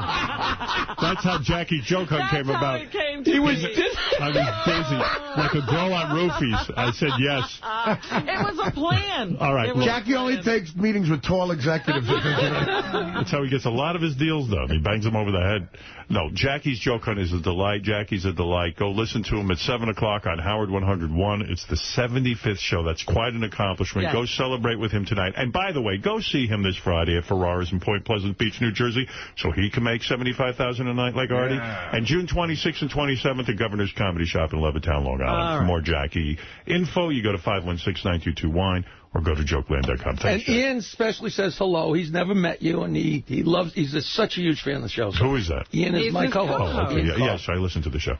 All right, we're going to take a break. What prick. I do listen. Say hello to Ian, will you? Hey, Ian, what's happening? There you go. All right. And, say hello to Tom Bernard. And do me a favor. Hi, Tom Bernard. In 75 more shows. Come back. In 75 more shows. Victoria. Hi, Victoria. In 75 more shows, stop by. You don't think I'm going to make it. You don't think, I guess he's in charge. We could make a bet, and then at, show 149, you're fired, All right, we'll be back. Thank you, Howard. Thank you, Jackie. Great to see Jackie. We'll be back right after these paper today, and saw that Elliot Spitzer's whore is suing Joe Francis from Girls Gone Wild. I mean, you got to be kidding me. Suddenly, she says, when I was 17, Joe Francis coerced me into taking my top off. They plied me with alcohol, and now I guess he's damaged her reputation. I guess he turned her into a prostitute. Yeah, I mean, what reputation could she have? She's a whore. I mean, honestly, and I got nothing against whores. I got nothing against a woman who wants to make her living that way. I think it should be legal. It's fine. But God bless them. I mean, suddenly now, she's a lady and is upset about taking her top off. Yeah. I mean, it's a little late. Yeah, there are not too many jerk-off lawyers around her. Couldn't look at her until she was a whore until the Joe Francis thing. I should read this to you. I read you the Cardinal Egan thing where he's upset with Giuliani for taking communion. Did you not imagine? Upset with any priest. No, not upset there. He doesn't speak out about anyone but Giuliani. He's a real trip, this guy. Is Egan. And he's not even upset with the Pope, who recommended that maybe some of the priests just switch parishes so they don't get caught. Let's see here. By the way, I don't care that Hannah Montana had her shirt off in a picture. I don't know why everyone else does, but... Well, it's just a matter of the sexualization of a child, that's all. Somebody said to me, is it legal to take pictures like that? I mean, you could sort of... it's not... porn. But... Good. Arrest Annie Leibovitz. I could give a shit. Put her in jail for the next 50 years. That's what I want to see. I don't give a fuck. Arrest them all. Arrest everybody. Leave me alone. I'm just glad it's not us. We're always the boobs responsible for the downgrading of society. Now it's somebody else. Yeah. Well, here's the Cardinal Egan thing. I flagged that. And what was I looking for? You were looking for the Girls Gone Wild story. Jeff Francis and the whore. The hooah. The hooah is upset. Listen, I mean, that Joe Francis is in a sleazy business, I mean, let's face it. But, hold on a second. Not that we're not in a sleazy business. I mean, what's sleazy? I mean, he's asking girls, would you take your top off? They do. He snaps a picture or runs some video. Yeah. So, I mean, what is she so embarrassed about? Now she's suing him for $10 million. I can't find the article. And he does it at spring break where kids are drinking. At their top. How come I can't find that? I mean, How did you lose it? What am I, the stupid one? The retarded one? I mean, that makes me crazy. I mean, what? No, I can't find. I don't have all day. I can't find it. The other good article, though, is the radio ratings came out. Let's see what we got here. I wonder if I can find that. Tim's just been showing me a whole bunch of different ratings. Oh, yeah? Yeah, and, you know, it's amazing. The first thing that's just so amazing is that, you know, David Hinckley must love Imus. Yes. Because the big story in radio is the Citadel went out and hired Imus. They fired Curtis Sliwa and Ron Kuby. Curtis Sliwa and Ron Kuby were working for WABC Radio. And they went out and hired Imus and fired those guys. Imus's ratings, as we predicted, are way lower than what Curtis and Kuby had. Yeah, nobody cares. And Imus's ratings are so low that his replacement on WFAN radio, Wall Sports Radio, a guy named Boomer Esiason, as you all know, who is not even a radio professional. He's a football player. Is getting way higher ratings than Imus ever did. A non-pro broadcaster. This Imus has such a blessed life where he gets $10 million contracts, gets people fired. Is that true? Boomer's got a higher rating than Imus ever did. Yeah, I'll read it to you. That's hilarious. Don Imus's... You see, and Hinckley was very, very casual about it. Like, oh, Imus was a little bit lower. I read one story, and this is a little bit different than the way Hinckley paints it. This is from a real radio publication, and they kind of lay it right on the line, if I can find that. I have documents like I'm Lenny Bruce. Where is that? You're looking for another thing you can't find. That is like Lenny Bruce. That one shot of him on stage, it's so sad. The court paper. Here it is. Let me get Thank to you, page Gary. 15. Wait a minute. Thank you. 5 hours later. Here we go. Wait. Let me find this one article. What are we talking about now? All right. Don Imus struggles to recoup ratings by Matthew Flam, Craig's New York Business. Don Imus may have a job, but he's not exactly setting the world on fire. Well, this is the article you'd expect to read. Hinckley writes like, oh, Imus was a little bit lower, but no big deal. Right, trying to paint the best face. The latest iteration of Imus in the Morning, which debuted on WABC AM in December, was ranked 20th among persons aged 25 to 54, according to the winter survey from Arbitron. The show's 1.5 share... of that 1.5 share. Do you know that there's a plus or minus factor in the radio ratings, that he might have 0 listeners? Yes. I told you this. How did this Citadel go out in any responsible way, fire Curtis and Kuby, who had a big rating, and hire this guy who has a 1.5 share? This represents a 17% drop from last year when Curtis and Kuby held the morning slot and were tied for 18th place in the demo. Now, Curtis and Kuby weren't lighting the world on fire. No. Now, mind you, this is Imus's ratings after the biggest controversy of his career. Like, this is the highest Imus is ever going to be on WABC. It's only going to get worse. Among men 25 to 50-year-old, Imus's show ranked 18th, down from 16th a year ago with a 2.2 share, which was 8% below Curtis and Kuby's number. He's also trailing his numbers from last year when he was heard on All Sports WFAN AM. Can you imagine? Newcomer Boomer and Carlton. Boomer, Esiason, of course, debuted on September on FAN, surged to 5th place among men 25 to 54. So he's getting a real boost. Yes. Imus's show was in 11th place, 25 to 54-year-olds. Boomer Esiason, a radio novice, is already number 5 in that demographic. Curtis and Kuby. Curtis was a radio, what do they call it, neophyte. Right. He beat Imus. Beginners beat Imus. In other words, what I'm telling you is if I took a guy walking down the street and put him on the radio, he could beat Imus. Yeah. Boomer Esiason beats Imus. He must be feeling pretty good about himself today. But I don't figure out how these executives give him $10 million. They're desperate to get him. It's the blessing of his career. It's been this way the entire time. And then in the article, of course, in David Hinckley's article, there's really not too much to comment on from WABC, but they do say they have to somehow say, something. They say something like, well, we figured out that Imus's 1.5 share is really upscale, college-educated, very wealthy people. Oh, I always say that. He has a very smart, affluent audience. That's the rap. Well, let's see. Then there's a big part of this story about how this guy, Luis Jimenez, who is the Spanish Howard Stern, I guess, basically does my act on Hispanic, and goes around saying that he used to beat us. I've read that now 900 articles. I don't know what planet he was beating me. I think one year Spanish radio on some fluke had the #1 ratings, and then they figured out that they were taking the survey wrong. So he vaulted up Jimenez.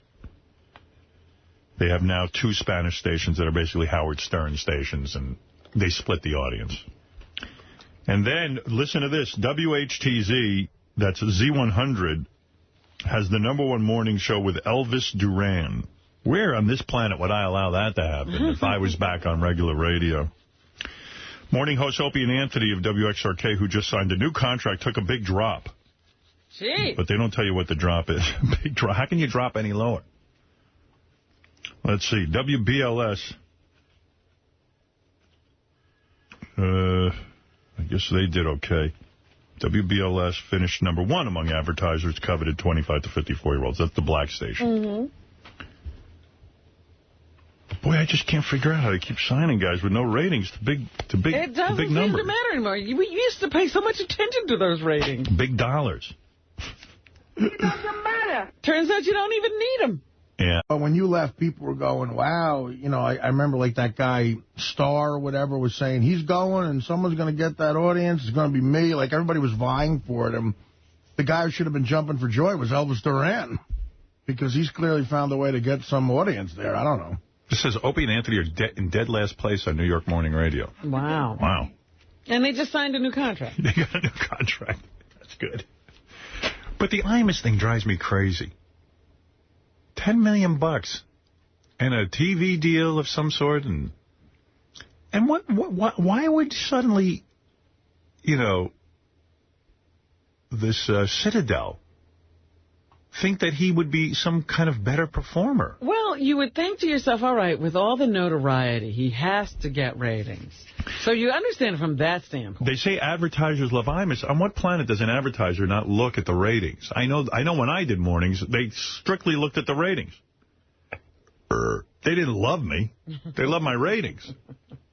Well, obviously, they love it. I really don't understand his career. I have not for a very long time. Yeah, you know what? I got the K-Rock's morning ratings here. It is dead last.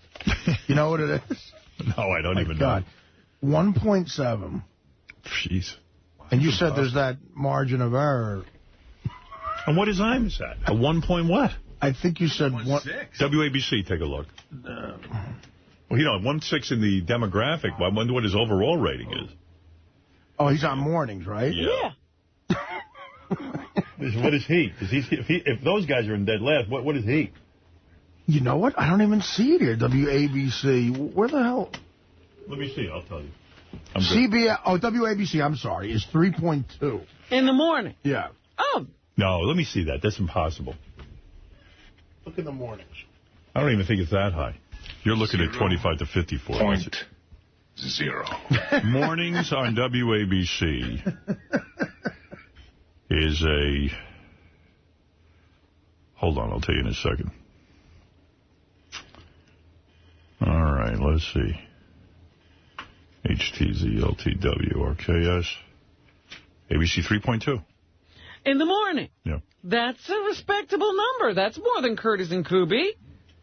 No, Curtis and Kuby had like a 4-something. Really? Yeah. I remember they were even into like 5s at some point because people were so surprised. They were like, wow. They were doing okay. You're kidding. I don't remember them being that high. They were definitely, like, for someone who never got talked about, they were high. When they hired Imus, they were like, wow, what are they going to do? But Imus lost ratings from them. And WFAN in the morning has a... Let's see, is this right? WFAN has a... no, they have a 2.3. So this... Something's not right. Something's off. This isn't printed out right. because it's saying FAN has higher ratings than Imus. Yeah, this is all wrong. I don't know what's going on. Yeah, this article has a misprint or something. These numbers sound ridiculously high to me. Right. Yeah. Now, according to what I'm reading, Imus has a 1.5 in men 25 to 50, or 50. Maybe demographically, I don't know. I don't know. I obviously, these people writing these articles. Clear. Yeah, maybe that's why people advertise with him. They don't can figure out what his ratings are, especially us. It does seem like Hinckley skews stuff towards these guys, and he clearly has issues with you for some reason. Yeah, but I don't care. I'm doing just fine. Thank goodness you don't need his help. Told you I was nominated, mind you, for a... Hall of Fame? Whatever the Broadcasting Hall of Fame is, which I don't even know what it is, but evidently somebody thinks it's a big deal. Is it called the Radio Hall of Fame? Radio Hall of Fame. Right. Radio Hall of Fame. They contact my agent. Now, this is, mind you now, how many years I've been in this business, and they've given awards to every shithead on the planet. They've run out of people to give awards to. They contact me and say, well, we're going to nominate Howard. Of course, there's going to be voting on the Internet. So tell all his fans to vote, because they want people to go to the website. And he's up against, like, Dr. Laura Schlesinger and, you know, like Ed Lover or something. You know, I don't know. One of these guys. Whatever. I think it was Tom Joyner. Tom Joyner or something. You know, who the fuck knows who I'm up against? You know, some bizarre list of people. And they want me to send headshots, and, you know, Howard should be very honored. And I said, Don, please. Call them back and say, no, thank you. Please don't nominate me. I'm not... Nominate me? I said, on what planet would I have to be nominated? It should be called the Howard Stern Hall of Fame. Yeah, the Howard Stern Radio Awards, it should be called. Somebody in broadcasting has ever had the impact I've had. No one. Maybe one day someone will figure that out. You can't find a broadcaster who's had the ratings I've had. And the revolution that I've created on the radio. And these fuckers, they're gonna nominate me. So, maybe I'll even lose the nomination. Maybe I won't get enough listeners to vote for me, the fuckheads.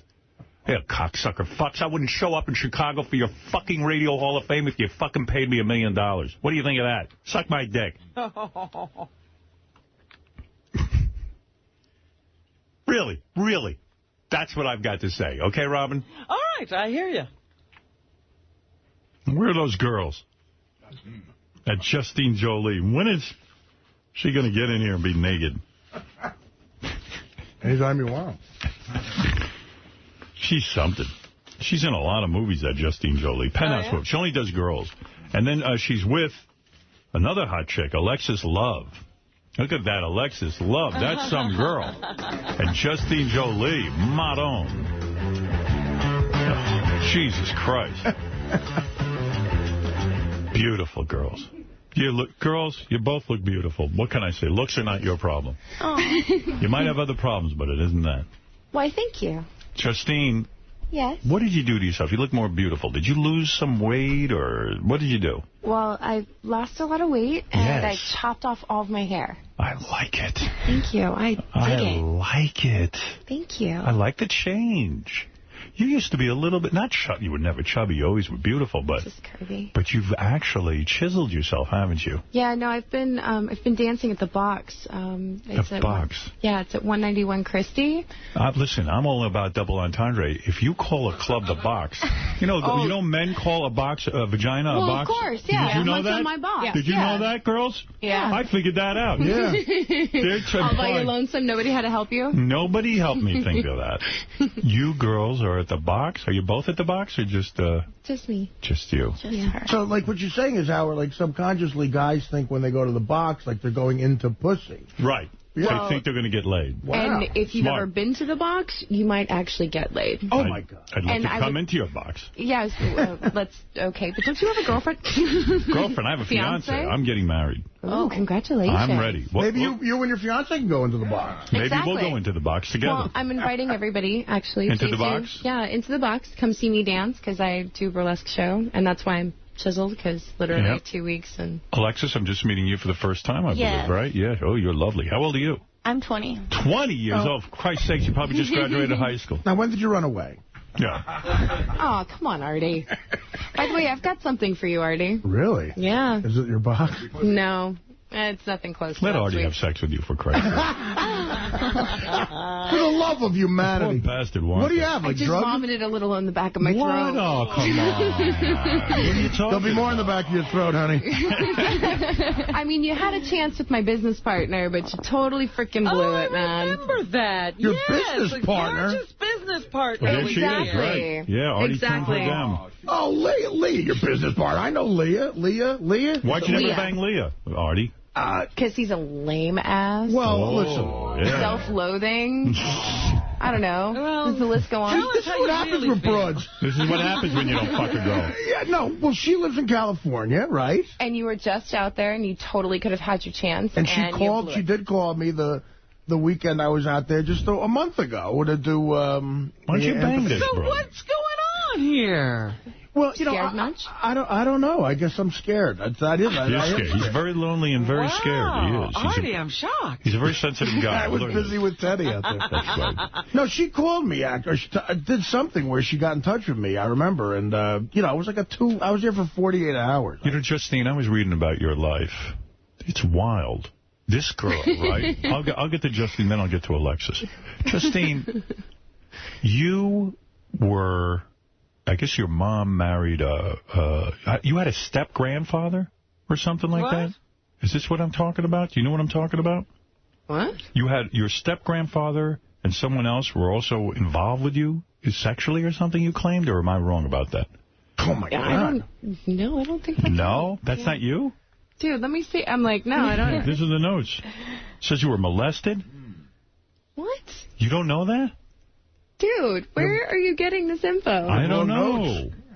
That's what it says. Did you pull it off Reverse Cowgirl? I don't know. Is it a true story?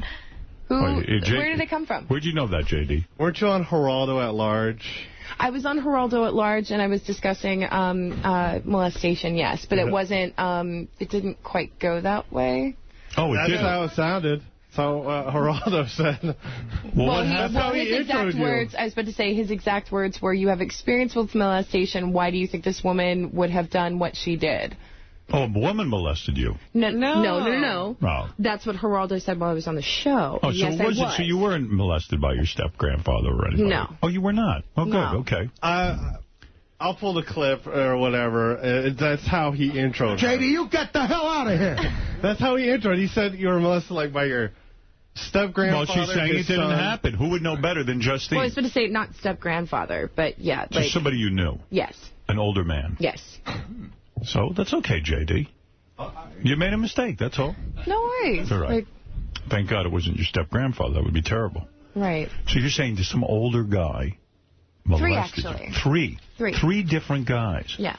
Tell me how that happens. Grandmother's ex-husband. Yes. Her son and an ex-boyfriend. And did you ever go to the police or anything like that? Well, yeah, of course. We prosecuted. I won the case. They're currently in jail. There's one that's still evading prosecution because there's no statute of limitations in the state of Missouri. Do you think that's why you love chicks so much, that like men are just disgusting to you? No, you know I'm bisexual. I know you're bisexual. Dude, I have more male lovers than I do female lovers because female lovers end up fucking chickening out on me. What do you mean? They always do. Like, dude, I've been in therapy since I was, like, 13. I've totally, like, dealt with the monsters or whatever you want to call it. I mean, I'm not in porn because I'm a statistic. I'm in porn because, again, like, I was uncomfortable with having sex until I got into porn. So tell me something. You're telling me chicks are afraid to be with you? They're not afraid, but they end up chickening out when I actually want to take them home. Like, we can make out at the club or we can make out wherever we're at, but, you know, when I actually want to take it to the next level of taking them home and having private time, they always end up chickening out. There's only been, like... Yeah, there's only been, like, 5 girls that have been just like, all right, man, let's go, let's do this, you know? What about Alexis here? Have you done it with her? I'm ready to go home with her. You will go home with her? You won't chicken out? You're not going to chicken out? No, I won't. I wonder why girls would chicken out on you. If I was a lesbo, I'd be all over that. You know what? I was just on Diana's show last night, and I can't wait to sit on her face and tell her that I love her. Diana? Yeah. Diana who? Goodness, I forgot her last What show were you on last night? It was the lesbian show. A lesbian show? Yeah, here on... Here on Sirius? Yeah. And you're going to go home with her? I would hope so this Sunday. I thought you meant Diane Sawyer. Yeah, I was gonna say, is Diane Sawyer? Come out now. Yeah, I'm like, dude, I would kill for that. I would. You would for Diane Sawyer? So when Why you were, not? At what age were you when the men started taking advantage of you and having sex with you against your will? Not sex. I was inappropriately touched. On your vagina? Yes. With their hands? Yes. Men were touching your vagina with their hands when you said... No, they used their feet. What I want to know what happened. No, he used his toes instead of his hands. That's terrible. Did you get athlete's cunt? Yeah. Wait a second. Are you telling me that men would touch you inappropriately at a young age? Yeah. I How hope old you're were not you? expecting tears. No, fuck that. No, I'm just trying to find out what's going on here. How old were you when this was happening? It started at 3 and it ended at 10. Oh, wow. That's too young. Yeah. That's You couldn't crazy. even say she was a little flirt. Yeah, no, I hadn't even... I was going to accuse you of being a little flirt, but not now. No way. No. Strange. Very strange. Right. When did you start getting this hot? How old were you when you realized how hot you were? Yeah, I was kind of a nerd and an outcast in school, Really? man. Yeah. I couldn't get a date until I was about 17 when I finally moved out of my house. Imagine you're a lesbian and this chick wants to go home with you. You chicken out. But How the I don't fuck would think these chicken are out? lesbians. I think these are girls in clubs. Yeah. Some of them are. Some of them are. No, real lesbians will actually go home with me. Yeah. Those are, some of the girls that have actually just stepped over that and been like, okay, cool. And you are such a party sexually. When I read about your sex life, is it true you damaged your neck because a guy put you in a pile driver position? Some guy was banging her, holding her by her ankles, upside down. No. I was actually, I literally had my ass straight up in the air and my neck turned this way. And I pulled a muscle in the back of my neck, which, if I don't get it taken care of right away. Well, I'm bendy. I'm a dancer, for goodness sake. Awesome. I can actually, I can get into all kinds of fun positions. Boy, so we were going at it. We were having a great time. And then the next thing I know, because of his weight, because he is, he's a trainer, so he's 4 times my size. And because of his weight, it actually, pulled a muscle in my neck. I was like, Brad, stop, ow, Do you bang trainers? Does the guy have to be super buff to get you? No, it just kind of happened that way. Yeah, big sausage. Because he's also my, does it always have to be about the fucking sausage? Why can't it be about the nerddom? It's about the sausage. Why can't it be about the nerdgasms? Seriously, because we're both into the same type of things. He's into Harry Potter. We're both into threesomes. We're both into polyamory. Polyamory? What is that? It means that you can love more than one person at a time. You banged your trainer. He put you in a weird position. You hurt your neck. I'm asking you, does the man who gets to bang you... You've had the guy with polyamory? Yeah. The guy who gets to bang you, has he got to be a super muscular trainer? Is that it? No. Just have to fit the criteria of funny, be interested in some of the same things that I am, intelligent. Harry Potter's a big issue for you? Not necessarily Harry Potter, but if you're into science fiction, that's a bonus. You love Harry Potter? I do, but I also love science fiction. How often have you read, fiction. do you watch Battlestar Galactica? No, I haven't gotten into that Well, yet. that doesn't make any sense then. Okay, but I've watched every Star Trek episode that there is, as well as... How well do you know Harry Potter? Are you an expert? Uh-huh. You are? Yeah. I'm going to ask you some questions. Let's see how well you know Harry Potter. Bring it on. I have the Harry Potter game at home, and I stomp everybody. All right, I'll tell you what. I'm going to ask you a question about Harry Potter. For everyone you get wrong...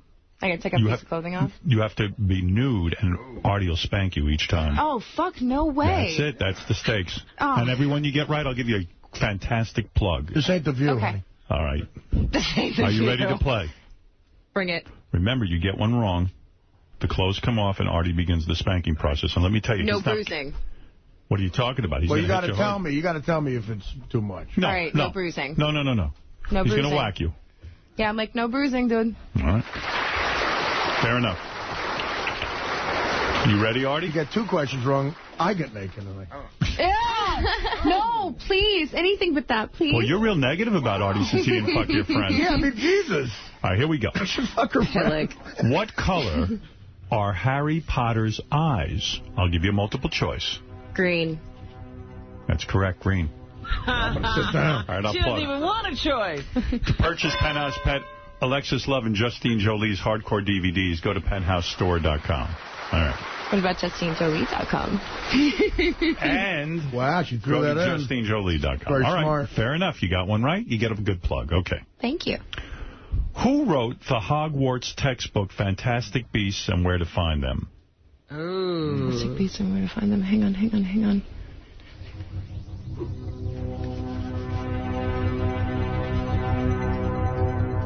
Shit. Want a multiple choice? Yes, please. All right.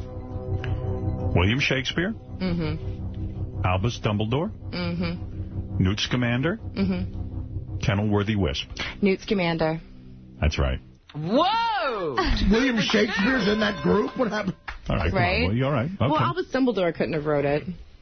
We all know that. All right, this time, no multiple choice. Oh, wow. All right. So we want to really get you naked now. Well, you can just ask me to get naked. Oh, can you get naked? Yes, please. All right, okay. But you will get spanked if you get one wrong. You know that. Okay, but I'm still getting naked, right? Yeah, no big deal for you to be naked, right? I can't wait to see your new body. How much weight have you lost? 10 pounds? I don't remember her being heavy ever. She was never heavy, but she's chiseled now. Whoa, you got a breakaway dress, baby. You are some girl. Chopped off all your hair, and it still looks good. Oh, my goddess. Alexis, she's some girl, huh? Yeah. Wow. You going to go home with her, really? Yeah. I can just stare into her eyes all day.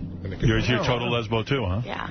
Oh, no, that's for Artie. And are you going to get scared when she goes home? Are you going to eat her and undo the whole deal, Alexis? Yeah. You are.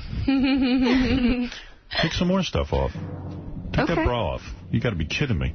I'm not settling for that. Wow. What a rack on you. That's real, right? Yeah, they're actually real. Are they real? Oh, yeah, they're real. Oh, shit. Oh, God, I'm boned up. That is some interracial shit there. Yeah. What are you, Alexis? You got dark skin. What kind of girl are you? I'm Mexican. Mexican? Oh, perfect. She's gorgeous. How did you get into this country now?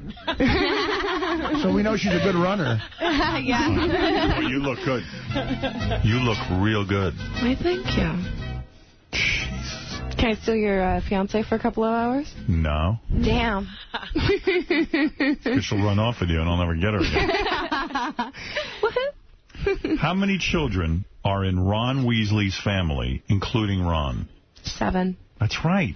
Artie, you're never going to spank Hey, we got Ron Weasley's family. Could you get a little harder? You knew that. I'm like, come on, you know. Wow. Let's say Alice Duffeldorf. Fred, George, Ron, Ginny, Bill. Oh, my God. Oh, my God. Charlie. And... Damn. Yeah. To meet Alexis and Justine tonight, I got to give her a plug. From 6 to 8 and tomorrow from noon to 2 at the Romantic Depot in Paramus, New Jersey. Just go there. That's all you got to do. Or go to penthouse.com if you need more details. I think you're wearing too much clothes. I think we gotta take this off. Alexis, are you taking off your clothes? Yeah. Alexis Love? Can we ask Alexis the Harry Potter question? Let's ask Alexis Harry Potter question. Alexis, you have not made love to Justine, but you're planning on doing it. Yeah. Wow, and you will not chicken out. So, Justine, you haven't made love to a lot of women, have you? Yes, I have, actually. Oh. I started out, like, the first makeout experience I've ever had was with a girl. Yeah. Thank goodness. Yeah. That was awesome. Right. And then, now I've had several women. I actually, I have a couple that I sleep with, and good for you. They're awesome. They Alexis, really are. how old are you? You're 20, and how many porns have you made so far? You've been in porn 2 years, you say. Yeah. How many have you made? Because it's quite a startling number, isn't it? Yes, I did about... I don't know exactly how much is out, but I looked on the internet, and it was like 120 around. You've done 120 pornos. Wow. I actually done more because I done internet stuff. Do you realize that's more than one a week? Robin, that's an extraordinary... That's a couple a day, sometimes, I would imagine. No, I actually do work one time a day. I only do one scene a day, but really? It's like right. 3, 4, 5 110 days. films in 2 years. You're coming on very, very strong. And you love it with men and women. Yeah. But you won't do black guys. No. Why is that? What's wrong with black guys? I mean... I have no problem with black guys. I just never had sex with a black guy before, and they have big penis, and I don't think here's that excuse again. You can't handle a big penis? No, I'm average. I'm not big on big. Can I tell you something? You would love me then. All right. I don't have anything near a big penis. That is weird. You are the furthest from black. I have nothing down there. So you would be not threatened at all by me and would enjoy me very, very Yeah, much. we'll have lots of fun. That is weird, because where I'm from, black guys are above Mexicans. Like on the scale. See?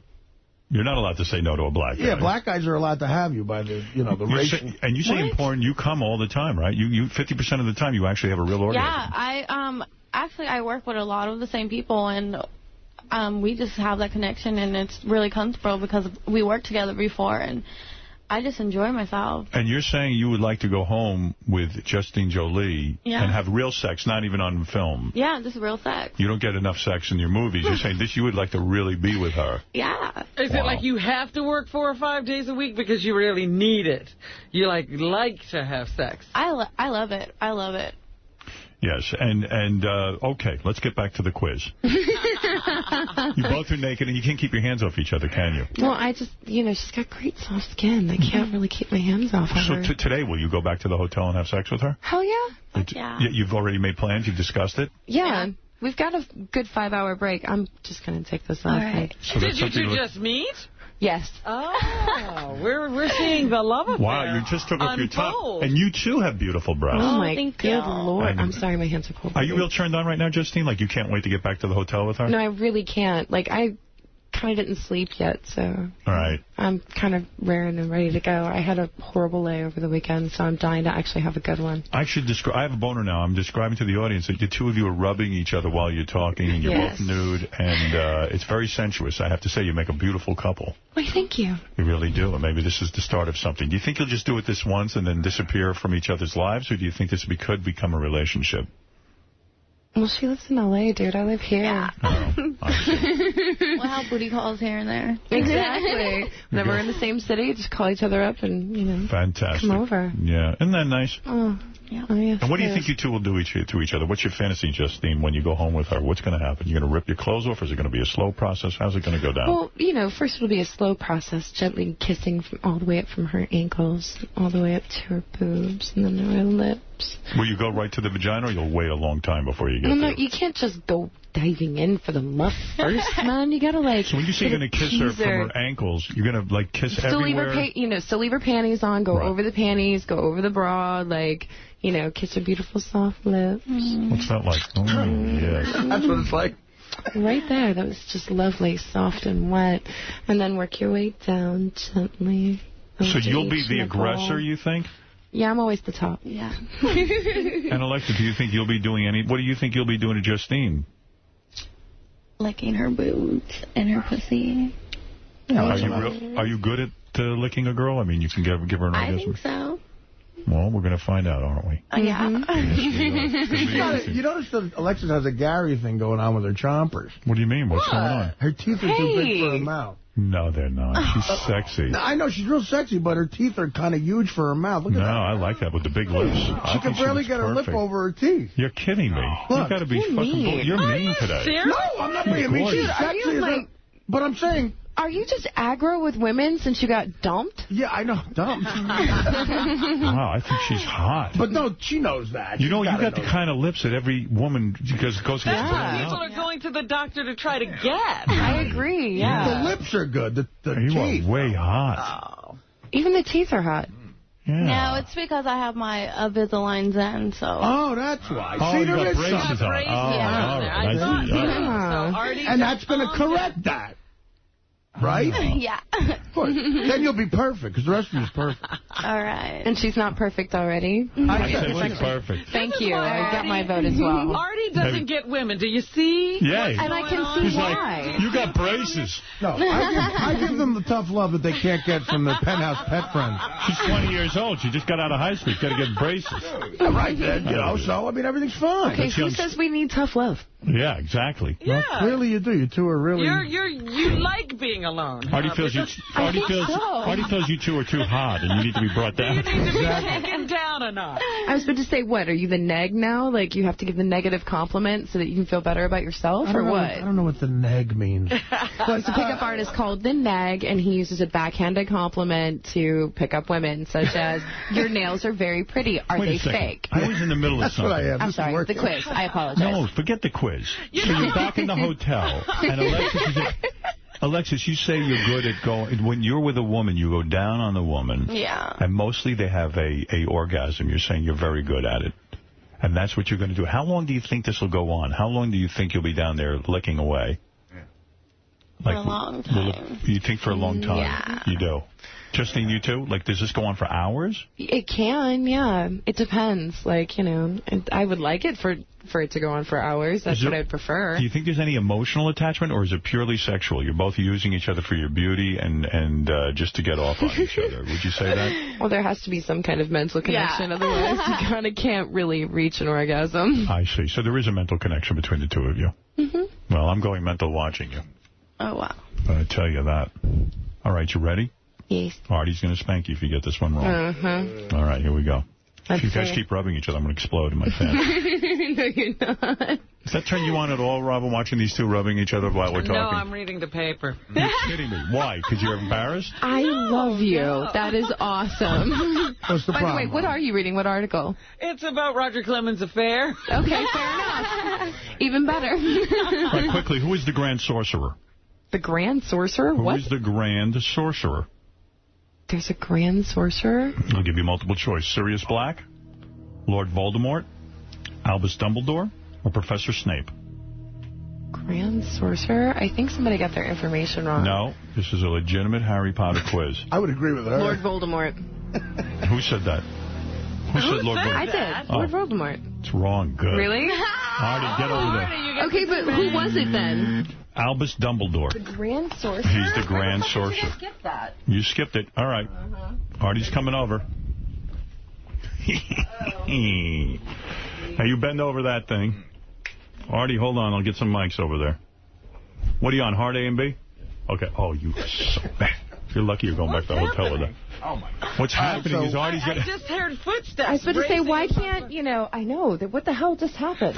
You've got some bot on you. I was about to say, why can't Alexa spank me? Because it's funnier when Artie does it. Oh. Got the big teeth and all. And God Artie's so damn it. belligerent. You know, you really just can't let that shit go. Don't you fucking, I swear to God, don't you leave any bruises, otherwise you're going to be without some nuts. All right, but you got to tell me what's hard and what isn't. I don't know. Okay, use my arm as a test. Okay, is that bad? That's fine. Okay. All right. Don't do anything hard, you're going to be missing a set of balls. Okay, don't. She's not Can kidding. I get a cup? And I got heels on. I But know. he's got to All right. spank I got you. to dance later this week. All right, go ready? ahead. Don't leave a bruise. Go All ahead. right. All right, yeah. Eee! Oh, you see? You can do a little harder. All right, you go a little harder than that. Ooh, a Can little you- harder. little harder than that. You can go a little harder than Where's that. your nuts?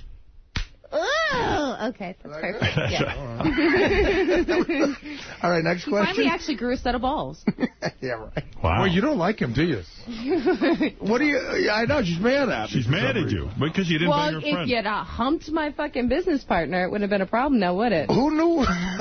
Girls usually mad at me because I fucked them. All right. What, are you that This is bad? the first. This is the Pretty first. much. All right. Wow. Who is Harry's herbology teacher? That would be Professor Sprout. That's correct. No. Artie, hold off the hand.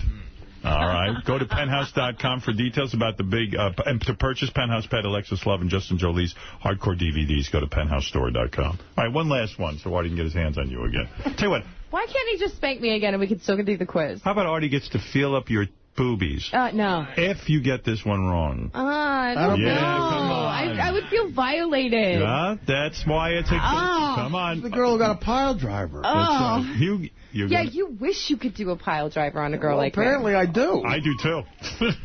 Damn. I wish one of us was pile driving you. All right, Said the buff Alexis trainer. So Alexis is going to pile drive you. What is there anything off limits to her? Can she do things to your ass when you? Yeah, no, it's no holds barred. No holds barred. Yeah, like in private, on could camera, what is some no of the holds weird? barred. What are the weird things you can do with a chick? Like, what could she do to you? Like, give her some ideas. What do you It's like? not anything weird, but, I've got plenty of toys, both anal and vaginal, so it doesn't matter. Like, I mean, I've got, small butt plugs. I've got, medium-sized butt plugs. I have Hitachi magic wands. I have glass toys. I have acrylic toys. Will you pull all of that out when you take Alexis back to your place? Yeah, I have a black bag in the car. Do you really, honest to God, swear on that? I swear on that. I swear on that. Are you? I've got a black bag Alexis in the looks car. scared, actually. She's getting a little nervous. I think she might chicken out on No. you. She's into it. Does that? What about that turns you on? Do you want to put a butt plug in her? Yeah. You do? Hot. Why? What's going to happen? Tell me what you want to do to her now that she's mentioned all of this. I want to put a butt plug in her, and I'm going to spank her ass. You're going to spank it? Yeah. Nice. Go over there and show me how you're going to spank her ass. I'm a big ass girl. I Let me see what happens. You love ass. You take over. Come on. Artie, you might get to feel her up. Hold on. No, can't Alexis feel me up instead? No, Artie's going to feel her Are up. those? Look at this girl's body. Are those real? Wow. Oh my God, gorgeous. Good I job. can't believe you didn't notice her before. What's going on, Artie? Yeah. Go ahead and spank her now sexually. Let me see what that looks like. Ooh. Ooh. I love ass. All right, show me what you're going to do to that ass. I'm going to lick it. Oh.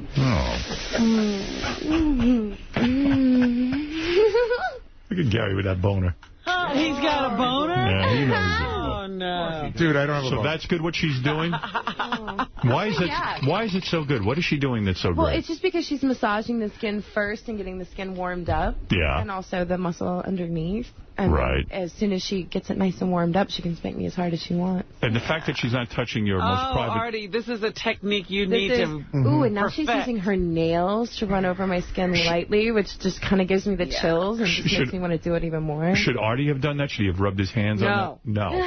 No nails? No. Can Alexis play the Mexican delivery game? I want to see those guys' heads explode. You're not kidding. She'd be perfect for that. All right. All right. If you get this one wrong, Artie gets to squeeze your boobies. Here we go. This is for what everything. What if it's just Alexis's boobies, then? I'll do that. No, here it is. This is for just because Justine doesn't want you to. This is perfect. Okay, then, yes, please. All right, here we go. I want to rub Artie all over me. Here we go. Who is the captain of Gryffindor's Quidditch team? Quidditch team. And by the way, which year are we talking about? I don't know. Exactly. So give me the multiple choice. Let's say it's the first year. So it is the first year. Okay. Well, here, I'll give you a choice. Okay. Cho Chang, Harry Potter, Oliver Wood, or Neville Longbottom. Neville Longbottom. And so, but the question is which year? Because... doesn't say which year. Yeah, I'm like... All right, so I'll disqualify that question. Yeah. She's actually correcting our question. How no, many because players? It could be, I mean, from year 5 and 6, it's Harry, but for the first 3 years, it's Oliver Wood. It is. This answer is Oliver Wood. Yeah, But, all right, okay. I'll disqualify that. Yeah, you got to know the year. That is so, she's distracting. I like it. You like that? Is she turning you on? Is the fact that she's not touching your vagina, is that turning you on even more? No, because she's getting really close, and she's also just, like, you know, raking me with her nails, which is but very lightly and very sensually. See, girls know how to touch other girls, don't they? Exactly, and that's the thing. It's like you start out lightly touching because then that just gets all the juices flowing. And See, you go I'm a guy. I would never know to do that to you. I figured I'd annoy you by doing that. All right. I like it soft as well as hard. Okay. Here we go. This is the final question. Remember, if you get this wrong... I know, I'm going to be screwed. Artie's going to come over there and touch your breast. I'm quite screwed, but... He's going to love it. All right, here we go. In Harry Potter and the Sorcerer's Stone, what does Hagrid give Harry for a Christmas gift? Oh, Artie. What does Hagrid give Harry for a Christmas gift? Artie, you're going to be feeling those titties. I think she's got a problem. He gets, from Albus Dumbledore, he gets the invisibility cloak. From the Weasleys, he gets... Is there multiple choice? There is. You want me to give you... Yes, please. No, multiple choice. Yes, no. please. No, this is like Final Jeopardy. You got to know it. You got to know it. You're an expert. And I'm going to give you such a good plug if you get this right. Everyone's going to come see you. You're going to get a butt plug. I don't want a butt plug. I have plenty of those. Alexis, what are you going to do with that butt plug? You're going to put it in her, and then what are you going to do? Take it in and out. Take it. Oh, you take it in and out. Is that what you do with a butt plug? I wouldn't even know that. That is a good idea. See, she's distracting me. What is it? What are you going to do? You're going to push it in and out of her? Yeah. Oh, I didn't realize that. While you're licking? Yeah. I see. And then you're going to use a vibrator on her, too? Oh, yeah, on a clit. I'm too distracted at the moment. I'm thinking about sex, and I've got a hot girl rubbing me. I have no idea. I can't remember. Will you be turned off if you find remnants on the plug, on the butt plug? If you find any kind of... That's just accident? Not right on any way, shape, or form. But, you know, it does happen. It does? So there's, All right. I'm like, dude, that's part of having sex. It's not going to happen? No. Dude, I haven't eaten since like 9 o'clock last night. Perfect. You're such a good girl. Perfect.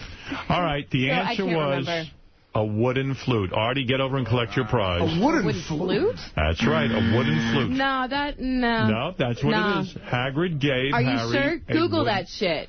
No, it's time for your breast to be squeezed. As soon as we're done, I'm going to Google it. Yeah, I'm like, you better, because I don't remember what. Artie is now allowed to touch them. I got to close my eyes for this. I can't even look. It sounds like we're making answers up at this point. I know. I can't even watch. Enjoy. These are real, you say? These are real. Enjoy. Now How does that feel? Okay. It feels great. All right. Artie's not done. Come here, sweetie. Oh, I'm skeeved out. Come here, Alexis.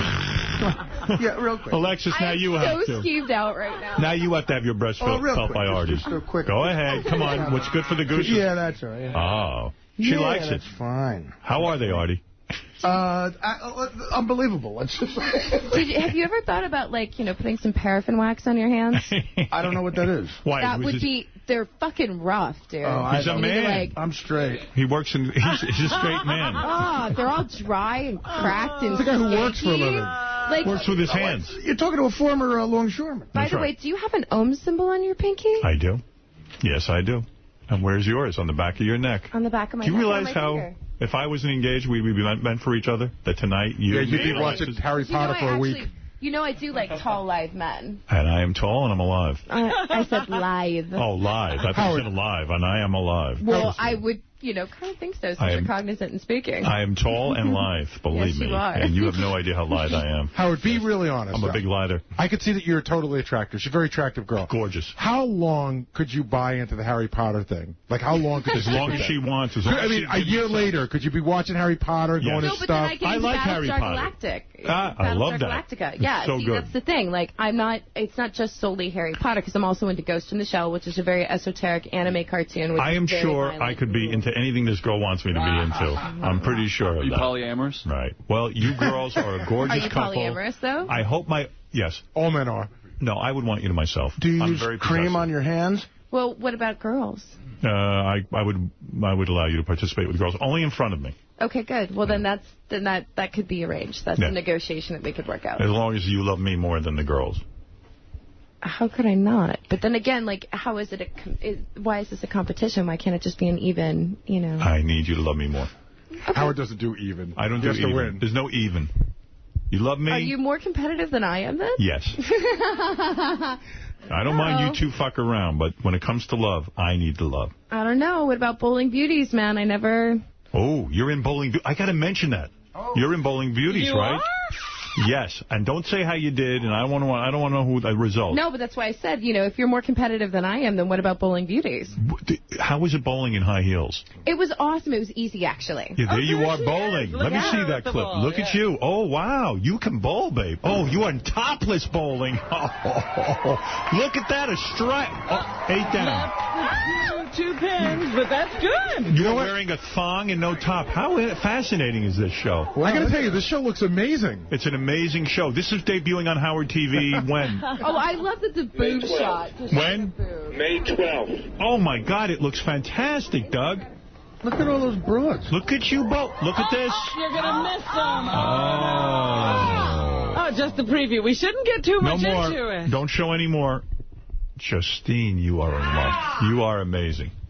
Yeah. It was easy to bowl in the shoes, actually. A lot of the girls were having problems because they weren't used to bowling in heels. Dude, your nipple's just getting harder and harder. Are you girls going back to a hotel right now to make love? Yes. Yes. Can we bring the camera with us? I was hoping they could just take the phone off the hook and put it next to the bed. Yeah. I could do that. Would you guys do that? When you go to the hotel, can you call us and just leave it? I don't have the number here. We'll give you a number, and then while we're doing the news, we can just leave you guys up in the background. Okay. You don't mind? No. Lexus, that's cool? That's cool. Oh, God. Let me give you guys a plug. I mean, it's unbelievable. By the way, here's slow footage of Artie feeling Justine's boobies just a few seconds ago. Here you go. Check out the cameras. Here is Artie taking his liberties with Justine's breasts. A close-up on Justine's face during this will be good. Let's see. Here's Artie. Oh, that's Alexis. Yes. There he is. And Alexis likes it. Oh, Artie looks like you're going to grab him off. That is like a... It looks like he's reaching for one of those cupcakes on Wednesday. That is wrong in every way. Artie looks like a breast exam more than a sensuous... Look at the Mexican's tits. Holy... Her name is Alexis. Alexis. Oh, my God. Do you have a problem, like, remembering girls' names, honey? No, I do. He is very boorish. I remember their nationalities first. You know what? The other day we were talking to Artie about relationships, and he said he could get into an argument with a girl within the first hour of meeting her. I can see that now. Not me. I didn't start it. I can see why. Are you good at oral sex on a man? Are you good at that? Yes, I am. I can suck the fucking chrome off a toe hitch. Really? Yes. My God. You love to suck. I do. I love sucking cock. I seriously, you know. What do you love about it? Tell the girls out there. You know what? Honestly, I love the way that a man gets excited. I love, how hard he gets. I also love the feedback. It's just the way that he moans. Like, I just love cock. And I love the reaction from my lover. It's just an amazing feeling, to know that you can actually give someone that much pleasure. Let's say a guy's having trouble dropping a load. Can we hang in there and really keep No, I've gotten my jaws hurt, from time to time because they're either so nervous or they haven't had it in a while, and so it takes a good hour to, An hour you'll put in. I'll put in more than an hour. I've put in more than an hour before. What a wonderful girl. What about you, Alexis? Are you pretty much the same way? Yeah. You are? Yeah. What two wonderful, wonderful angels. Really, it's just too much. I called the Nobel Committee. Alexis, you're rubbing Justine's thighs now, and she can barely hold still. I know. I'm like... You're ready. You're frustrated, aren't you? Justine, are you frustrated? I am. You are? But then again, I haven't had sex in almost a week at this point, so I'm, ready to rip somebody's fucking Turn around and up. kiss her and have your way with her. Go ahead. Feel free. Go ahead. Yes. There you go. All these two. What do you think, Artie? Maron. Maron on me. Wow. What a job we have, huh? Let's get, what's her name, Alexis. Look at her. I mean, look at that. Oh, my God. Oh, the two of them are such a great couple. You two are really attracted to each other, aren't you? Mm-hmm. Are you still there, Howard? No. Wow, you guys really are in love, aren't you? Mm-hmm. Huh? What? Wow. They just met. There's no border fence in Mexico today.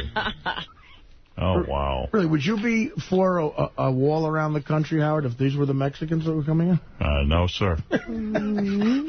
Let them right through. Now, what are you doing right there, Justine? You're licking her I'll tell you stomach. what she's doing. You're licking over her underpants. She's licking the area, but over the underpants, like she said she was going to.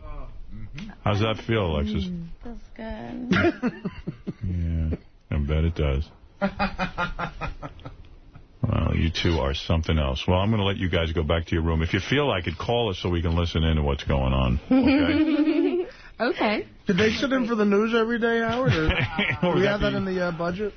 Well, look, girls, you deserve a plug, and I'm going to give you a great one now. To purchase Penthouse Pet, Alexis Love, and Justine Jolie's hardcore DVDs, go to penthousestore.com.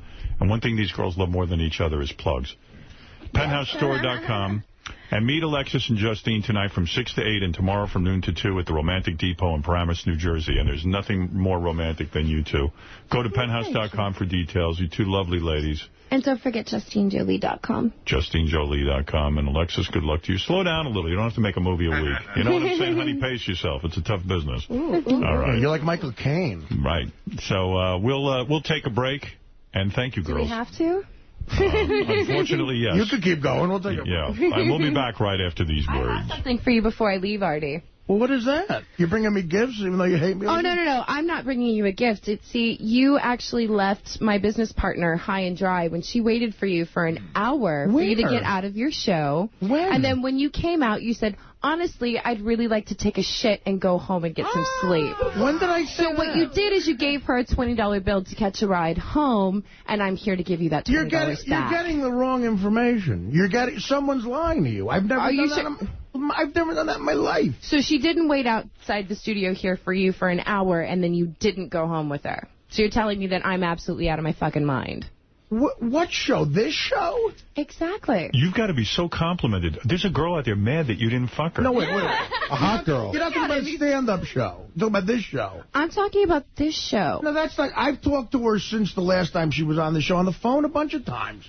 She didn't seem mad at me at all. We talked. She's not mad at you, but I'm her best friend. Artie, did you tell a girl that you had to go take a shit instead of going home with her? I don't think I ever said that. No. You wouldn't do You're okay, first of all, I've got somebody else here who can verify that story. I said I want to go home and take a shit. Maybe he was on the air trying to be funny. I don't know. Yeah, he has to tell jokes for a living. Okay, I agree, but still, that's like... But what about the fact that I've talked to Lee? It's Lee, right? Leah. Okay, Leah. A bunch of times on the phone since then, and everything was fine. Right. See, this is why I that's give you that $20. That's his affectionate name for her. Everyone else calls her Leah. I know exactly who she is. I love how you're trying to cover for him. You're so very sweet. He's very humble and vulnerable. I think I'm getting a bad rap here. I really do. You are. Dude, you're not getting a bad rap. You've already got one. Oh, my God. Wow. In Artie's defense, he loves taking shits. That's his favorite thing to do. Hence why I didn't think that it was anything out of the ordinary for her to be like, yeah, no, he totally fucking ditched me. I thought, what do you weigh? That's so not true. What do you weigh? Me? Both of you. Together. 95. You weigh 95? What do you weigh? $110. Jeez, fantastic. Do you realize if you put the two of them together, I got them by 100 pounds? Yeah. Not even close. I know. I'm like, wait, both of us together, like, we need 4 of us to make one of you. Okay. Justine, how tall are you? 5'8". Alexis? Got my shoes. 5'4". 5'4", okay. Alexis, listen, after I shit today, will you be around? Oh, dude. Artie wants to take a shit. And See, that's an example of a joke I would tell on the air. But I really think I'm getting a bad... I have Leah's phone number. I'll call her today and straighten this out. Go for it. All right. Maybe you'll have You should call her right now, except for remember, she's on Hawaiian time and on an island, so she is 6 hours behind you. What's she doing in Hawaii? She would not be cheating on me. Please. Cheating on you? You never had a fucking chance in the first place. Oh, come on. That's not true. No, you did have a chance, but you blew it. As you're fighting with Artie, you're squeezing and manipulating Alexis's breasts. I know. I got to do something to keep me from, exploding. Yeah. Leah's a very nice girl, and you're arguing for her in a way I don't think she would want you to argue for her. I know, but still. She's on an island. She won't find out about it for a couple of days. Call me from your hotel room so I can hear what you two do. Okay. All right. We'll be back right after these words. Whatever he says. Okay, look, let's get right to it. Steve Langford's here. He's got a Howard 100... What? Shuli is filling in? Okay, Shuli is filling in. Here is Howard 100's Shuli, who has a bulletin for us. What's going on in the Howard 100 News Department? Well, Howard, I have a Kenneth Keith update for you. Steve Langford is actually at the funeral of Kenneth Keith in Boothwyn, Pennsylvania, at the Pagano Funeral Home. And since Howard 100 News first reported on Kenneth's passing last week, multiple credible sources have emerged to describe poor conditions at Delaware County Prison, where Kenneth contracted pneumonia. One police officer compared the prison conditions to Shawshank. Another said he met an inmate at Delaware County that looked starved, beaten, and dazed. Plus, Miss Callenbach... in all fairness, Kenneth Keith always looked starved, beaten, right. True. Phased, or whatever that was. Plus, Mrs. Callenbach tells us that before he passed away, Kenneth told his mother that one of the prison guards laughed at him and said, quote, "Let's see Howard Stern get you out of this one." Hey, the Bleeding Deacons did a Kenneth Keith tribute song. Oh, yeah? Should I play some of that? Goodbye, Kenneth Keith. You know you made me laugh so hard when you set off fireworks from down around your balls. Beautiful. You said you were no wacko, and you'd rub chicken all over your face. You were a superstar, and no one can take your place. That's true. No one could take his place. It seems to me you lived your life like a half-retarded kid. You'd hang out in the woods and film yourself as you take a shit. I'm glad we got to know you and all your funny bits. You tried to make smoke come out your eyes, but the smoke never did. So true. The smoke never came out of the eyes. You tried to make smoke come out your eyes, but the smoke never did. Gave me goosebumps, that song. Summed up his life perfectly. It did. I remember he took the camera in the woods and filmed himself shitting. And he rubbed chicken on his face. He did. They got it all in there. They're quite a band, that Bleeding Deacons. I like them. He was Johnny Knoxville without the business side. Right. He was Johnny Knoxville without the millions of dollars. You're absolutely right. Which is pretty pathetic.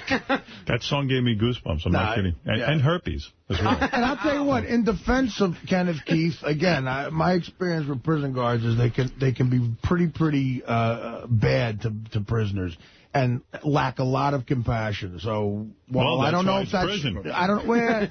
But guys who aren't convicted yet, So fuck it, Kenneth. I hope you rest in peace. Thank you, Artie. It was very touching. It's the new Artie, everyone. Ever since the blow-up, he's a new guy, I'm telling you. You think so? Yeah, I do. I think you're more relaxed. Why do I feel like throwing water at Shuli?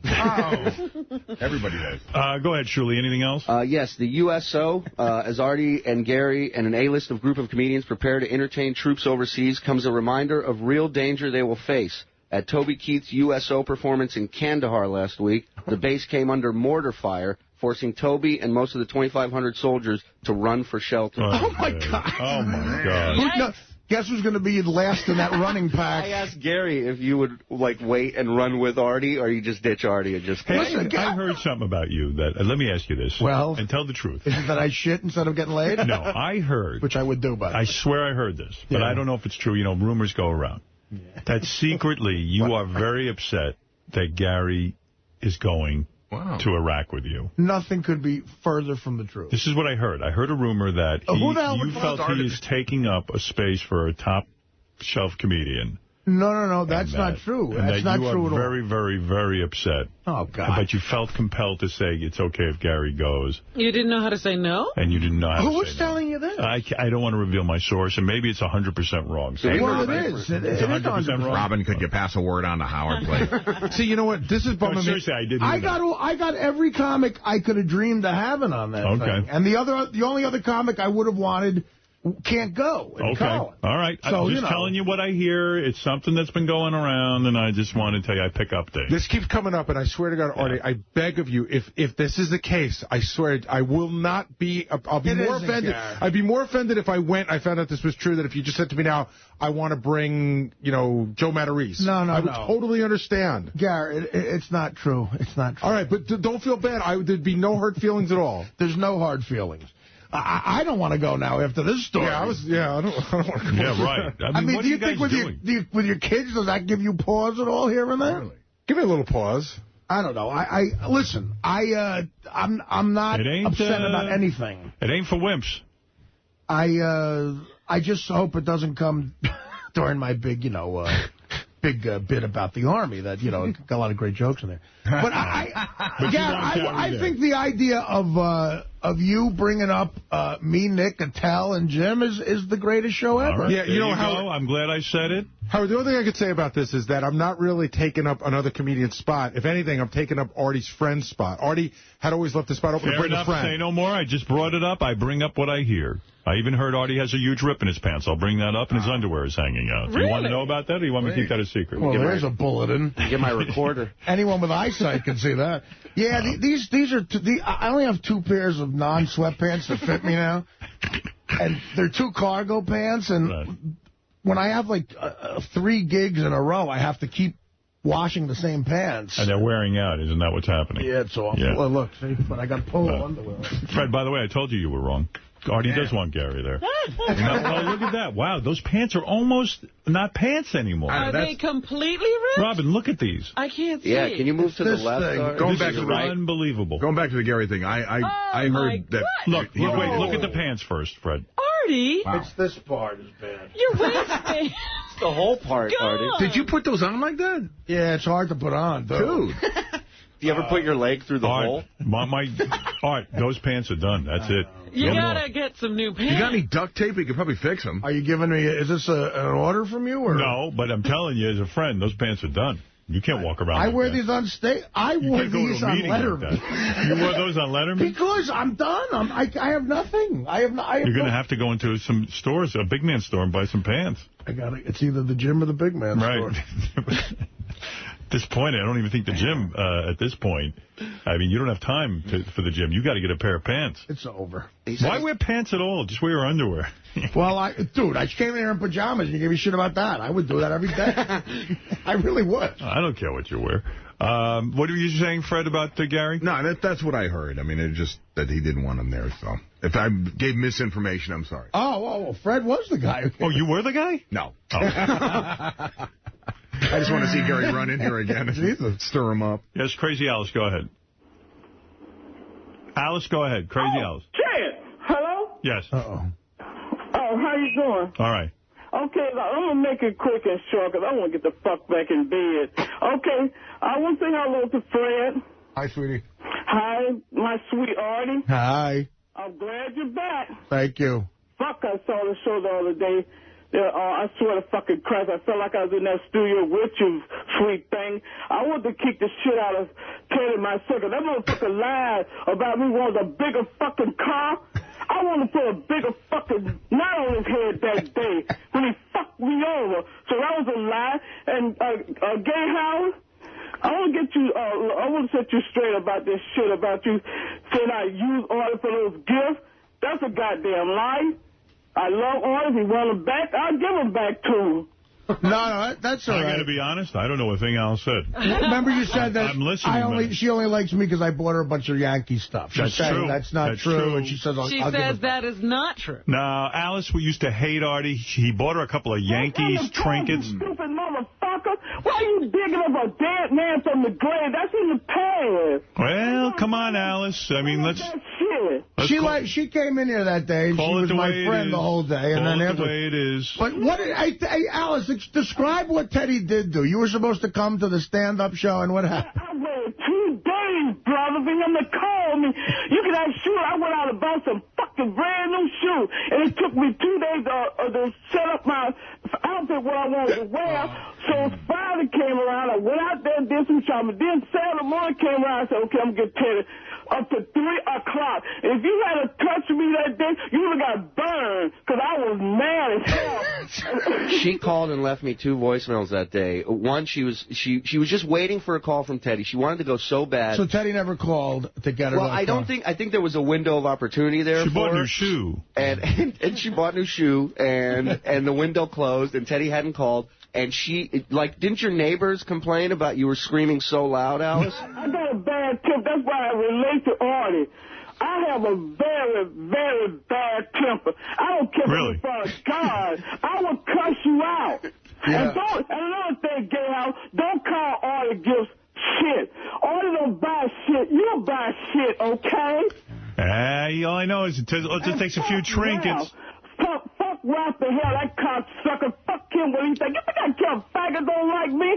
You can either love me or you can hate me. I don't give a goddamn. Sounds like you do give a damn. Sounds like you're upset about it. No. I'm a faggot. Are you crazy? You know what? You should go back to psychiatrist 7 days a week. You nuts. Sounds like you're angry. She left me a message yesterday about Robin. What were you saying? That ugly dress. And you haven't ever called me crazy, Robin. You cried over a minute 20 times. That is nuts. Well, you may have something there. Okay, well, you might have something. All right, Alice, thank you. I'm going to let you go. Y'all take care. Take care. Love you. And take care of Fred and Artie. All right, Alice. I caught about 30% of what she said. I got pretty much all of it. Well, 30%. Come on. I mean, there was a lot of garbled stuff in there. About you even, Robin. I wasn't sure what Alice was saying. Said, how dare Robin call her crazy when she cried 20 times at one thing, at the same thing. Right. But back to that thing, the drummer got hit with mortar fire? I don't understand. No, not the drummer. They were doing the show, and the mortars started raining down, and they stopped the show, and they all ran to the shelter. The soldiers all watching, and Toby Keith. Oh, my God. Yeah, nobody got hurt, but they did have to take cover, is what they're saying. And then he came back out Toby Keith, the one married to Nicole Kidman? No, I think he's Keith married Urban. to Faith Hill or something. Oh, wow. I think. There's a Keith in it. It's Keith Urban, I believe. Right. All right. Anything else, Shirley, from the newsroom? Page 69, a blind item from Jason and Will on page 69. A high-level Sirius executive was spotted leaving the bathroom without washing his hands on multiple occasions. While speculations... A high-level executive? Yes. While speculations point to Ross Zapin and Tim Sabian, no definitive answer is given. by Stern Show's gossip guys as to who it may be. Wow. And stay tuned to Howard 100 News at noon and all day long. Ross, wash your hands for Christ's sake.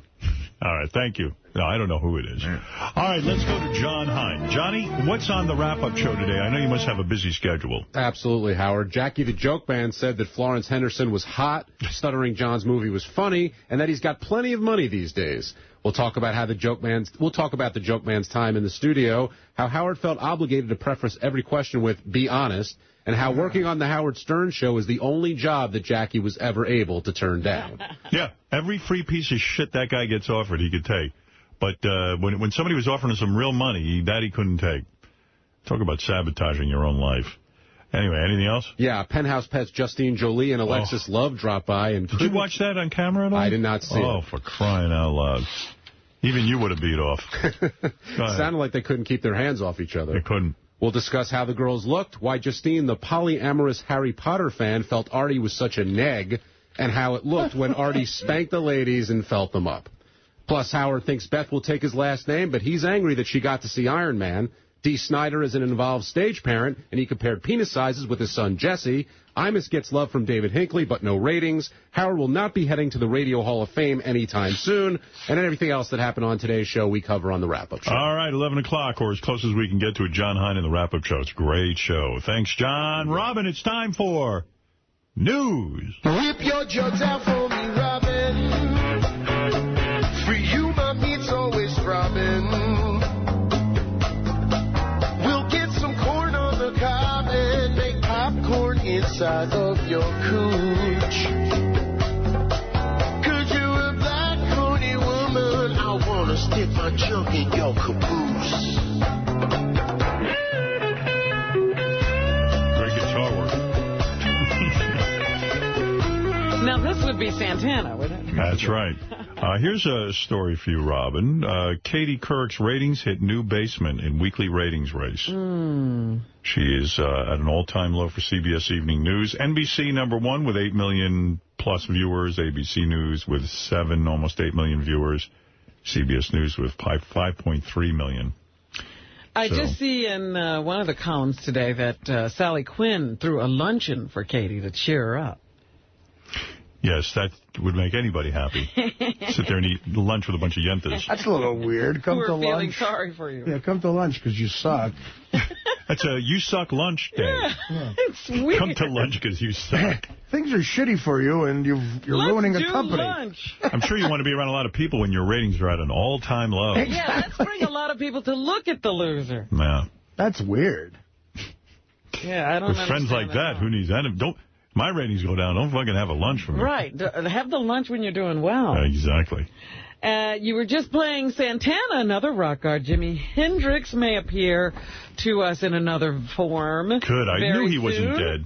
Vivid Entertainment plans to release what it says is a film from the vaults of classic rock, a sex film, supposedly, of Jimi Hendrix. Oh, who wants to see that? Would you want to see naked Jimi Hendrix fucking? Not unless he's fucking a really hot chick. Well, these are like 70s chicks. A naked man who resembles Hendrix, the guitar legend who died in 1970, wearing a bandana in his fro, having sex with 2 brunettes in a dimly lighted bedroom. His full face appears on screen for only a few seconds with his eyes closed. In other portions, there are flashes of his profile, but his hands bedecked with rings roam large on the screen at times, and the film has no audio. So this is a silent sex film. Just what I need to see, a silent sex film with Jimi Hendrix fucking people. Well, I mean, and the rumor was he was endowed, rather. Well, I have no interest in that. The DVD is called Jimi Hendrix, The Sex Tape. It combines 11 minutes of sex footage with a retrospective of Hendrix's career. Wait, and these are whack women? Whack women. White women? Oh, you didn't say that. Oh, there are white women in there. So you can see Jimmy once again. Jimmy lives on film. It's going to be real nice seeing a 70s sex scene when women are big, giant hairy. bushes. You won't even see the vagina. Hey, where are the white women at? Men were men back then. They didn't give a shit. They fucking went through the... Yeah, what happened to men? The early girls I jerked off to all had huge bushes because I found my old man in my uncle's Playboy stash. Nothing more gross than a huge bush on a woman. But back then you expected it. It's weird. Like, you know, it's fine. I remember, like, when I was in high school, going down on chicks with big bushes. And, like, man, that was a whole thing. Like, you had a whole hairy thing you stared at. I went, God, man. I went down on a chick with a big bush, and it was like everyone has that story. But and the bush kind of, like, you know, the bush is there. Biologically, a bush is there so that the woman would trap her smell in the bush. Right. And then trap you. And then trap you. There was something about, you know, us being animals, and that would, you know, send off a sexual... Now we have perfume for that. Right. Well, I remember going down on a woman, and you would smell those bush hairs, and they do have a distinct odor. It's grotesque. This was when, and I was probably about 23 at the time, a rare fucking thing. Me and my buddy picked up chicks at a bar, took them home and banged them. It never happened, like a one-night stand. And the chick I was with had a huge bush, and... you know, I in the beginning of the lovemaking, I tried to go down on her, and I almost gagged, like almost threw up. You got to part the hairs. But then, you exactly. almost gagged? Yeah, and then, but that's it. That's why your cock you send in the battle. You're like, listen, your father and I never shaved my hair. It's not natural. That's right. What's with all this shaving? And your father parted the hairs. Yeah. And loved it. And he... Hello? Yes, Dad? What did your mother say? Do I part the hairs? He did, and he loved to part the hairs. You're saying that like it's in past tense. He doesn't part the hairs anymore? I part the hairs. He loves to part my hairs and have his intercourse. So there. But the first girls... It's a big deal. The girls you... So it was first gross, was it? It was gross to me. And this was what... This is... You think that's gross? This is 90, 91, you know. That's gross, right. A woman is gross? A woman is gross. Good. Okay. She had nice tits. And you don't have hairs? I do, but you know, they got to deal with it. Of course. But the early girls you had sex with had to have bushes, though. Oh, right? yeah. Although I was with one girl who had a completely blonde bush. It was almost like having no bush, and that's when I realized I like when chicks shave. Yeah, because I was like, wow, this is awesome. Really? Right. I'm telling you. I was like, wow. I remember in the 70s. She has no hair. In the 70s, walking down, like as an 8-year-old, 9-year-old kid walking down the beach, and some chicks had their bushes coming out of their bathing. That was the Larry look. Yeah. Oh, I thought you meant you were looking at 8- and 9-year-old girls. No. Oh, man. Wow. That came much later. Well, we were. Hey, stud, you've reached 800. Yeah, that's right. I'll keep you up and coming. Back for more. Hello? Howard. Hello? Give it to me. What do you want me to do, baby? Give it to me now. You want it now? You want this cock? That's right. Oh, yeah. Got a big 9.5-inch cock here for you. What? Got a big 9.5-inch cock here for you. Oh, yeah. I'm going to take that ass. Why? Because I'm going to fuck you because I'm horny. Put it in my hole. Oh, yeah. Ow. Oh. Ow. Oh.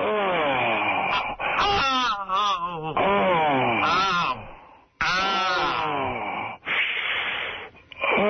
Ow. Help me. Ow. I'm parting the head.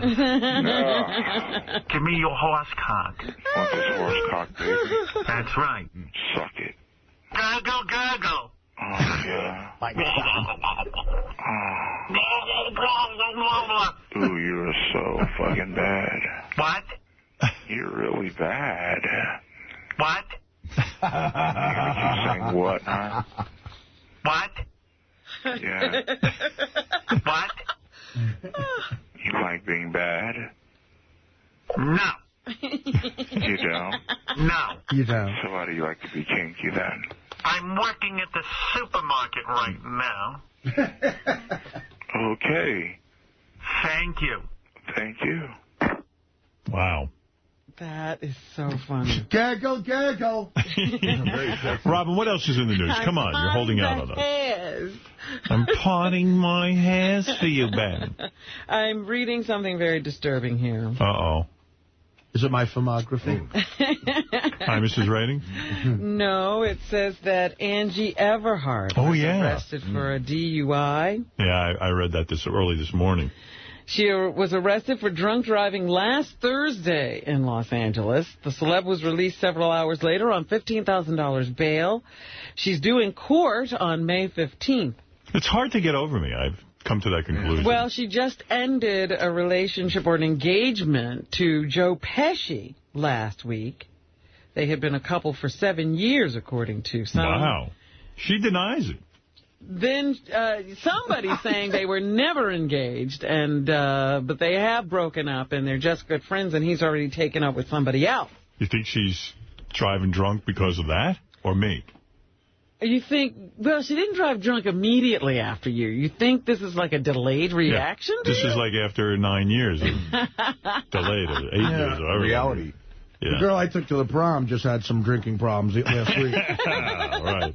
That hit last week. Sometimes it's like, like Vietnam, them flashbacks. How do you, I mean, that's a joke, by the way. horrible. Are you going to contact Angie and see how she's doing? No, I don't want to bother Angie. She'll be all right. Yeah? Yeah, I mean, we haven't talked in a long time, and she's a great girl. I'm sorry to hear she had a DUI, but, look. Well, why don't these engagements ever work out for her? I don't know. She has the damnedest time, like, keeping a man, I think. What's going on there? Gary, send Angie a card for me. Dear Angie, sorry to hear about the DUI, et cetera, et cetera. Lots of love, Howard. Thank you. And Et cetera. could you put checkout serious? Close a case of vodka. And former frontman of Velvet Revolver, current frontman of Stone Temple Pilots, Scott Weiland, was sentenced yesterday to 8 days in jail. That's nothing for him. I know. He'll do that. Has he done time in the jail? Tied behind his back. This is his second DUI conviction. Right. They entered a no-contest plea, and he was ordered to pay about $2,000 in fines and take an 18-month alcohol education class. Now, I think he knows about alcohol. The second one is the worst. When I went out with Angie, she wasn't a big drinker, I'll tell you that. Yeah? Maybe she had a couple of glasses of wine, got behind the wheel. Maybe it was some bad Chinese food. That's right. Now, that happens. Both times I was ossified, but there are people who just have, just over the legal limit. Right. Yeah. Anything else, Robin? Well, I don't know how badly she failed the sobriety test, but I was sorry to read that. Do you know most women that I've gone out with get DUIs? There's a long line of DUIs out there. That's right. Your catting around. Right. All right. So tell me now, Artie, when do you know you're in love? When a chick puts up with heroin abuse. No, really? Oh, how do I know? I don't know. You've never been in love? I think I have. I think you love Dana. I think I love Dana, sure. It was when, when you'd rather be with the girl than doing something else on a weekend. That's a big thing, when you'd rather be with her. That's your clue that something might be going on. I want to know what love is. That's my question. When you'd rather be with her than, telling dick jokes at a bar in Milwaukee, then you know you love her. And what about you, Fred? How did you know when it had hit you? Let's see. Watching a Yankee game, getting a blowjob, drinking a scotch. Wow. That's love. Who was giving you the blowjob? Did you realize you love the Yankees at that point? Scotch? I know I love scotch. I love the Yankees. Is that true? Is that when you realized you were in love? I'm just making a silly joke. What is love for you, honestly? No, it's about just what Artie just said. It's like we'd rather spend time with them than with anyone else in the world. But you could say that of a guy, Fred. I mean, how do you know guys ain't gonna. No, not with guys. How do you know when you're in love? I think you just forget, you forget all your friends and you stay with your significant other. The only people who really know the answer to that question no friends. are women. What friend did you have? He already forgot his The only people who know the answer to that question are women and gays. Now, this is the person who won't even say it. But what did you have to have friends in order to forget them? I did have friends. You did? Yes, I did. Who was your friend that you gave up? I had you know what? Instead of busting my balls, bust Miss. I'm not going to tell anybody anything about my lifestyle. But Fred, when you met your wife, who was your friend? The guys in my band were my friends. And you don't, but you still hang out with them. I still hang out with them, sure. But I don't hang out with them as much. But you really never had friends. I know you. You invited a plumber to your wedding, a random stranger to be your witness. We're still going to trot out that old sawhorse. Yeah. Okay, go ahead. But I'm serious. I mean, you don't have friends to forget. So how do you know you were in love? I just know. But you can't tell me how. You can't even tell me that you are. I'm trying to figure it out. I'm asking for your help. Oh, I think you could figure it out very well, Rob. I think Fred knew he was in love because his wife would talk to him. Stay with him. Right. Because Fred always latched on to one person. For a while it was me. You do the same thing, though. Yeah. I thought he was in love with Gary. Yeah, for a while he didn't want to be with anyone else but Gary. He forsook all others Gary's a good guy. Right. You were in love with Gary. Gary's a good guy. I'm not going to say anything bad about Gary. He's a friend. Seriously, you're going to give that lame answer? How did you know you were in love? I wanted the real deal, Fred. No, it's not one of those superficial things. I'll have to give it some thought. All right. Good for you. Jeez. He knows it so well, he doesn't know it. He wants to think about it. Would you give the guy a break? Really? At least I'm willing to talk about it. You didn't talk about it for a year. Not true. It's absolutely true. Not true. We found out that you made love to your wife on the first night that you met her, and then we didn't get to hear from her for at least a year and a half. Would you be talking to you? All right. Robin, please, go ahead on with the news. Do yourself a favor. I think it's a girl who can let you take a shit first before you fuck her. Well, geez. I know Artie didn't say that because Artie would not put a shit above fucking a girl. I know that. The guy's a man. Depends on the shit. Oh. I can imagine you're going to tell some chick you got to go take a shit and then you'll fuck her. There's a lot going on with that story. I don't know. That's crazy. That's crazy. And the girl Leah is I've talked to her on the phone a bunch of times since then, and somebody's wrong here. Well, how come you've not met up with her? Well, she lives in Los Angeles. I was in L.A. for the first time doing my gig, and actually we played phone tag. And she's always doing something. She's in Hawaii now. She's got a life, you know. I don't mind when girls have lives. I mean, what is he, the crazy one? All right, go ahead. The hooker who bought down Elliot Spitzer, you mentioned this earlier, has slapped Girls Gone Wild maker Joe Francis with a $10 million lawsuit. I want to see her win that one.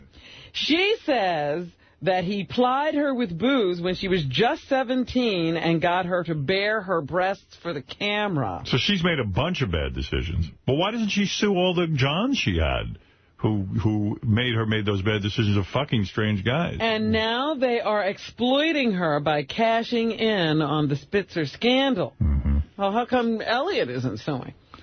Yeah, well, I feel like she probably thought, wow, if she went out and made a movie now, she could get a couple of $1 million, and now Francis has got it for free. I don't know. But although, who knows? You know, one thing about this chick, she hasn't come forward yet. No, well, she claims she was tricked into the Miami stunt. This suit charges that Francis employees bought her and her underage friends drinks at a South Beach hotel. Then once she became drunk, they induced her into exposing her breast while being filmed, and later had her sign a release, which would not have been legal because she was only 17. Mm-hmm. Yeah, well, she's never been interviewed, has she? No. No, she hasn't come forward at all yet. She's going to come on this show first. Oh, I wish that were the case. After the rumor. After the Barack Clinton debate. Yeah. Well, first we're doing that. Which would you rather have? Clinton and Barack Obama debate here with me as moderator, or the first interview with Spitzer's hooker? Obama! The first interview with the hooker. Okay. Because she might say something interesting. Right. The other two are going to say the same shit you hear every fucking politician. Trust me, let me do the interview. We'll get something out of it. Oh, really? All right. Oh, yeah. Give me a shot. Obama! I wish we could get that Reverend right. He's back and better than ever. He's given speeches all over the place. Over the weekend, he was at the NAACP meeting, and then yesterday he held a big press conference. Here is some of what the Reverend Jeremiah Wright had to say.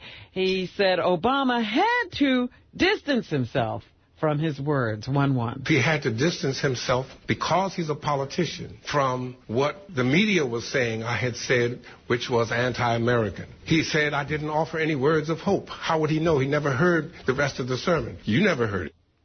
Anybody notice that this guy's white? Yeah. I know. Well, there is a tendency for really light-skinned black men to be even more... Yeah, because they want to be accepted. They're trying harder to be black. Black people don't like light-skinned black people. You know that. Well, nobody likes anybody. Well, I'm just telling you that dark-skinned black people hate light-skinned black people. But the light-skinned blacks don't like the dark-skinned blacks either. Right. And this cat, this Jeremiah, whatever his name is, Wright. They might as well call him Jeremiah White. Right. He is so white that he could actually pass for a white man. Yeah, it's hard to tell that he's a black man, so he has to speak like a black man, right. And the whole thing. He looks like David Dinkins if David Dinkins were white. Right. If you were albino. I'm darker than him. Here's Wright again saying nobody can get away with saying bad things about his church. In our community, we have something called playing the dozens. If you think I'm going to let you talk about my mama and her religious tradition and my daddy and his religious tradition and my grandpa, you got another thing coming. Mm-hmm. Who is this audience? He sounds like a brilliant man. Who is the audience carrying on like he's saying something brilliant? Yeah. In my community. What community is that? The white community? Guy's white. I'm telling you, he's as white as me.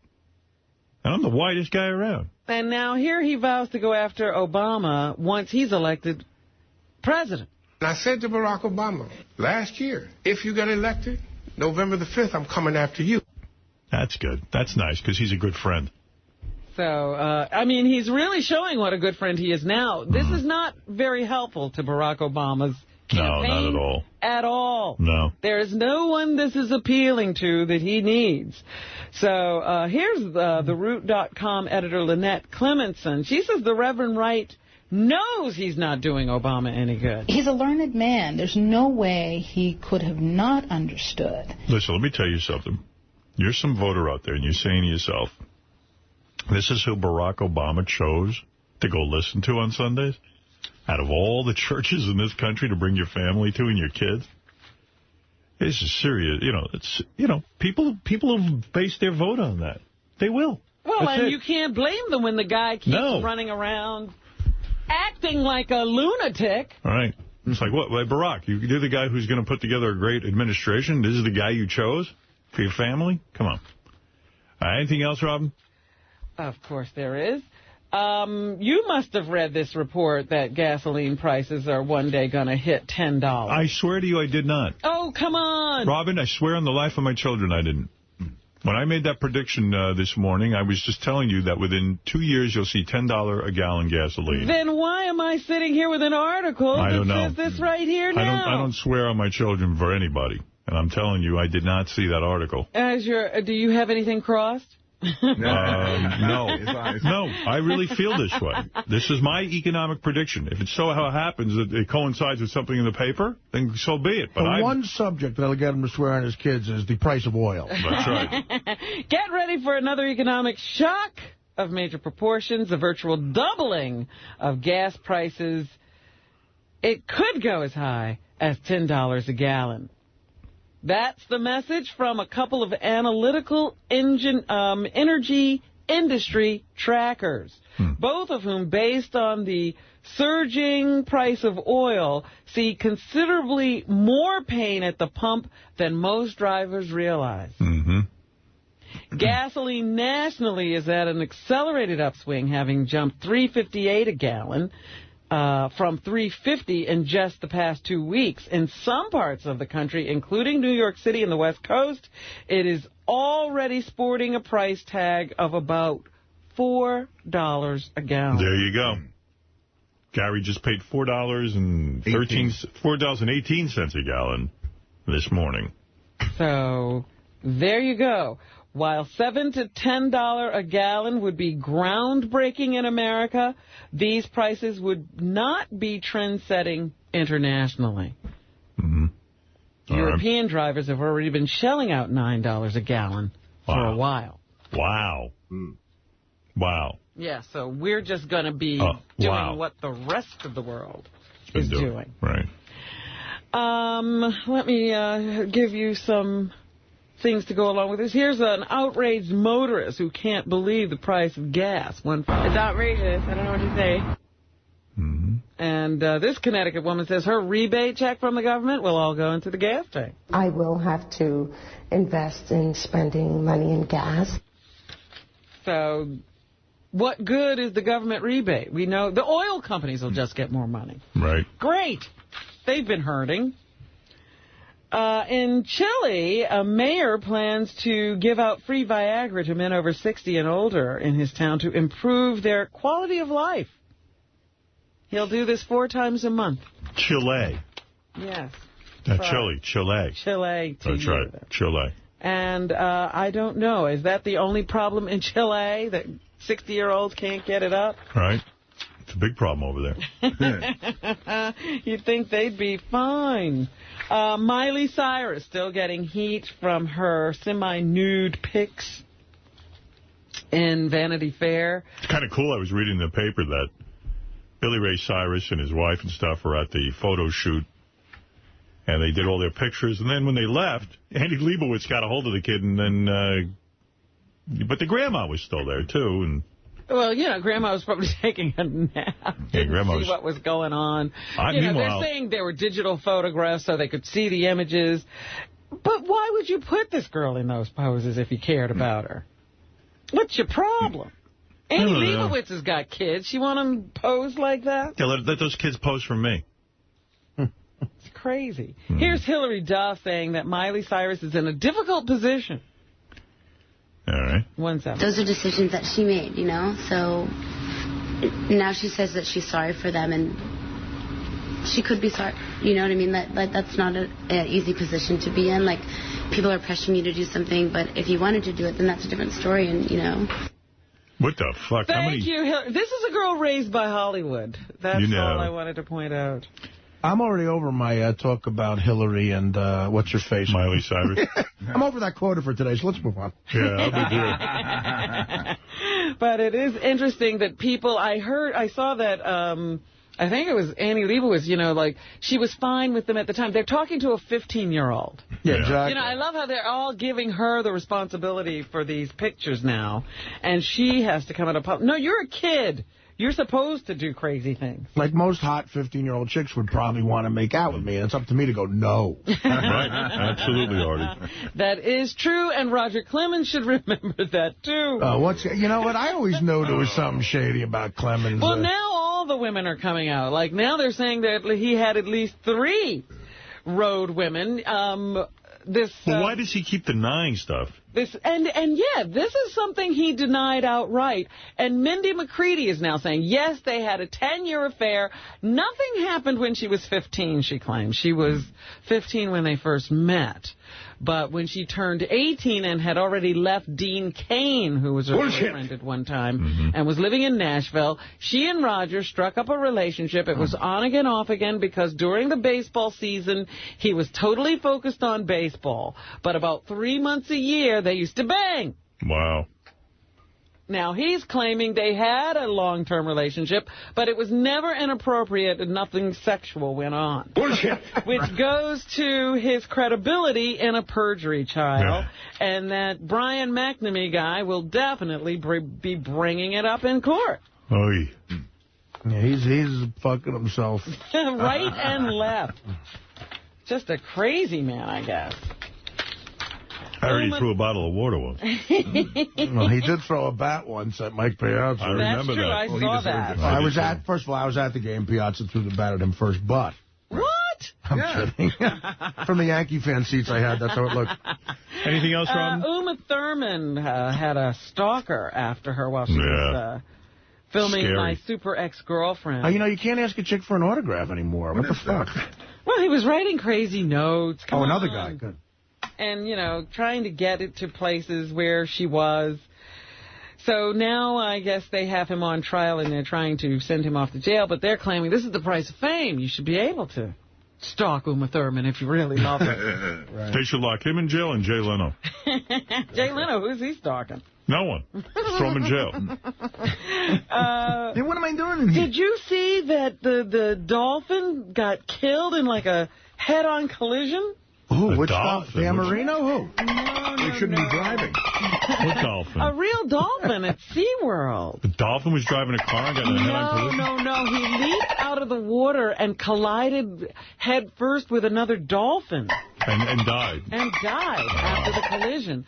There were people entering the cove getting ready to swim with the dolphins. Do you think it was suicide or not? I think it was just an accident.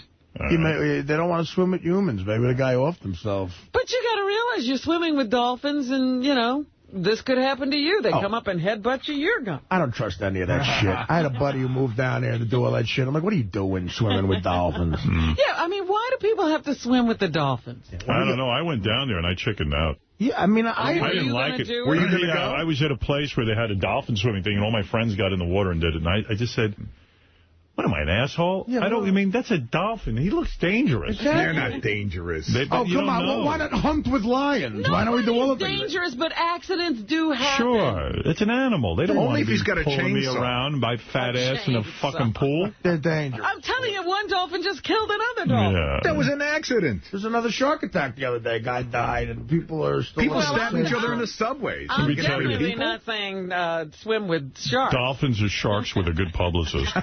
I'd do it. All right. Anything else, Robin? Britney Spears will be returning to How I Met Your Mother.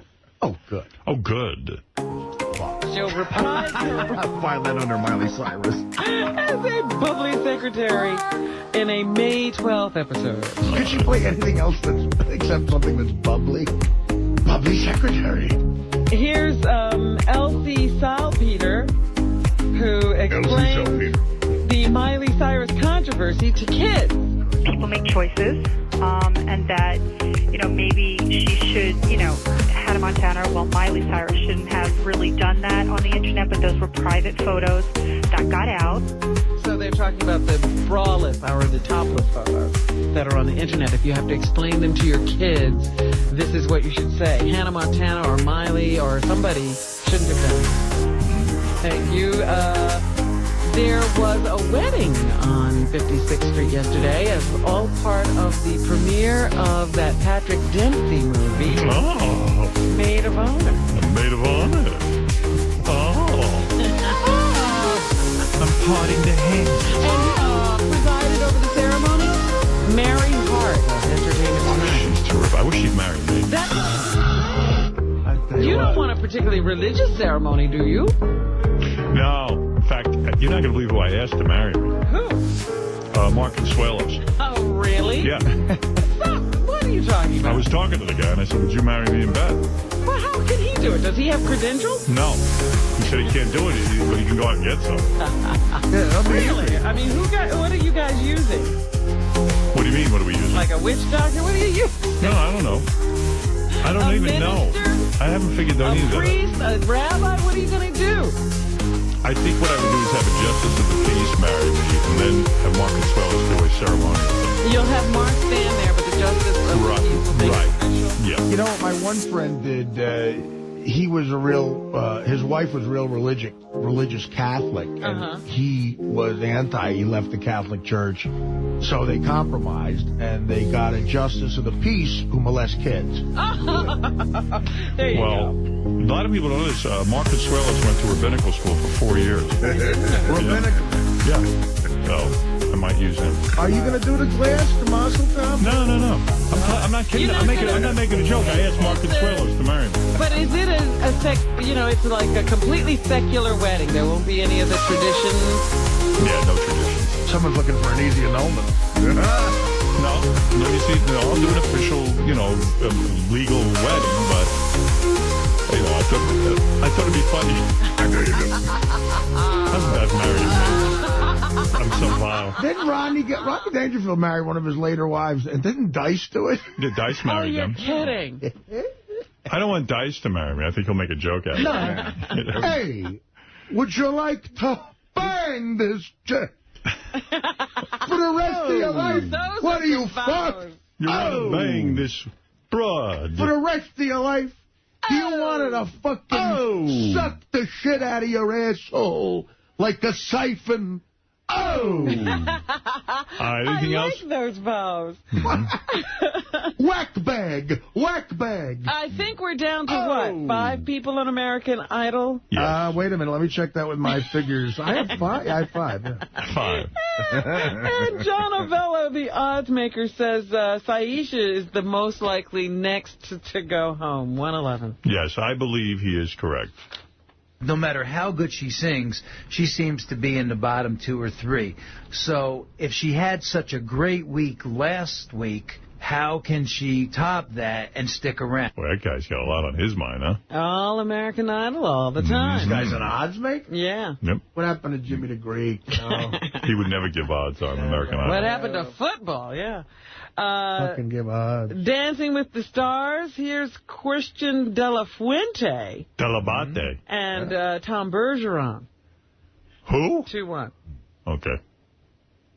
Sorry. What happened, buddy? I pulled a muscle on Pulled a muscle in his arm. Okay. Yeah, this guy pulled a muscle. He couldn't go. He couldn't go on with the dance. Is that one of the professional dancers? No. That's the he's a star. You never even heard of him. Yeah, who is he? He's a Chilean Air Force pilot. And and sometime actor. Oh, stop I swear to God. And then the guy, he's a big muscular dude, and he pulled a muscle in his arm and couldn't go on with the dance. Was he lifting her? He looked like a real puss. Oh, my goodness. Yeah. That's funny. Yeah, it was weird. Here's Lynn Goodman saying that Jason Taylor is headed to the final. Is that the football player? That's the football player. He's a big guy. He got through to the final. Emmett Smith got through to the final. And with performances like that, you're in the final. He's a dolphin, right? Yeah. Yeah. Yeah, he better not bang his head into another dolphin. He might have an accident. They do that. The Miami Dolphins do that all the time. And here's Carrie Ann Inaba saying that Shannon Elizabeth did her best dance yet. Your best dance yet, by far. I can tell you really worked hard on your lines, and it paid. Oh, my goodness, they get so excited about that whole thing. Well, if you're Shannon Elizabeth, you don't have a lot going on. Robert Downey Jr. Yeah. is Iron Man. Iron Man, Iron Man, wonderful Iron Man. I love super hairy movies. He was doing that to the Mets Super hairy movies? Super hairy guy movies. I love superheroes, and I can't wait to see Iron Man. Well, here's Downey discussing the appeal of the film. I think it just speaks to a very kind of American... And he's a good actor. I'm glad they got him. ...idea of what's possible. Yeah. I knew there was a reason they let him out of jail, to make Iron Man. Even the judge knew. What is red belt? Red belt is what you get after blue belt in karate. You know that. David Mamet, who usually takes on very serious films, has helmed a mixed martial arts film. That's what red belt is. Is the one Pharrell's in? Is he? Yeah, I don't know. Pharrell's in the Mamet movie. Yeah, he has a small part in this movie. Yeah. Wow, I didn't know that. So here's David Mamet talking about his passion for jiu-jitsu. I washed up in Los Angeles a few years ago, and my friend Ed O'Neill had always said if I ever came to Los Angeles, he was going to put me together with these Brazilians who teach this marvelous art called Brazilian Jiu-Jitsu. So I did, and he did. And I got intrigued not only with jiu-jitsu. I guess Pharrell's a ring announcer in the film. They're always hiring, disc jockeys to be ring announcers. Right. Even in Rocky 3 or something, they did that. Yeah. And finally, I'll go see it for Pharrell. Okay. Yeah. The #1 movie at the box office this weekend was Baby Mama. Yeah. Somebody told me that a lot of black people were confused. They thought that was a black film. Oh, that's great. That's why it became #1. Oh, that's hilarious. Yeah, since when do white people have Baby Mama? We were going to name Beer League Show Enough. And we should have. It could have been #1. Here's Lorne Michaels sharing his thoughts on Amy Poehler and Tina Fey. I think they're both just sort of comedy pros at the peak of their powers. They work together, on SNL, obviously. Boy, that is weird. I've always heard that in Austin Powers, that he's doing Lorne Michaels. He's doing Lorne Michaels, yeah. and you do hear it. Yeah, it's pretty good. Exactly. You think Mike Myers feels good about Lorne Michaels?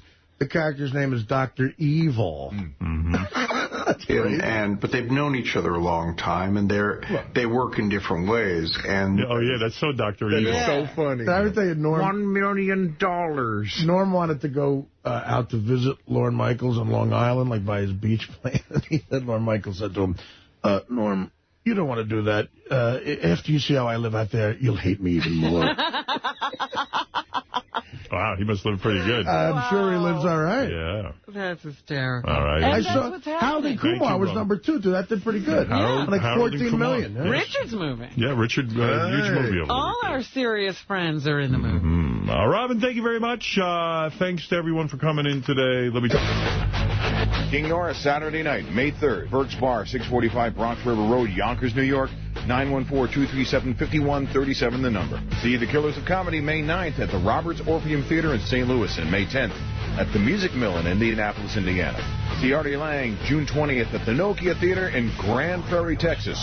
For more info, go to RevBobLevy.com. Check out Levy's Comedy Club at the Ramada Inn, Levittown, Pennsylvania. Call 215-945-LEVY for upcoming shows or go to RevBobLevy.com. Vote for Benji on ParisBFF.com.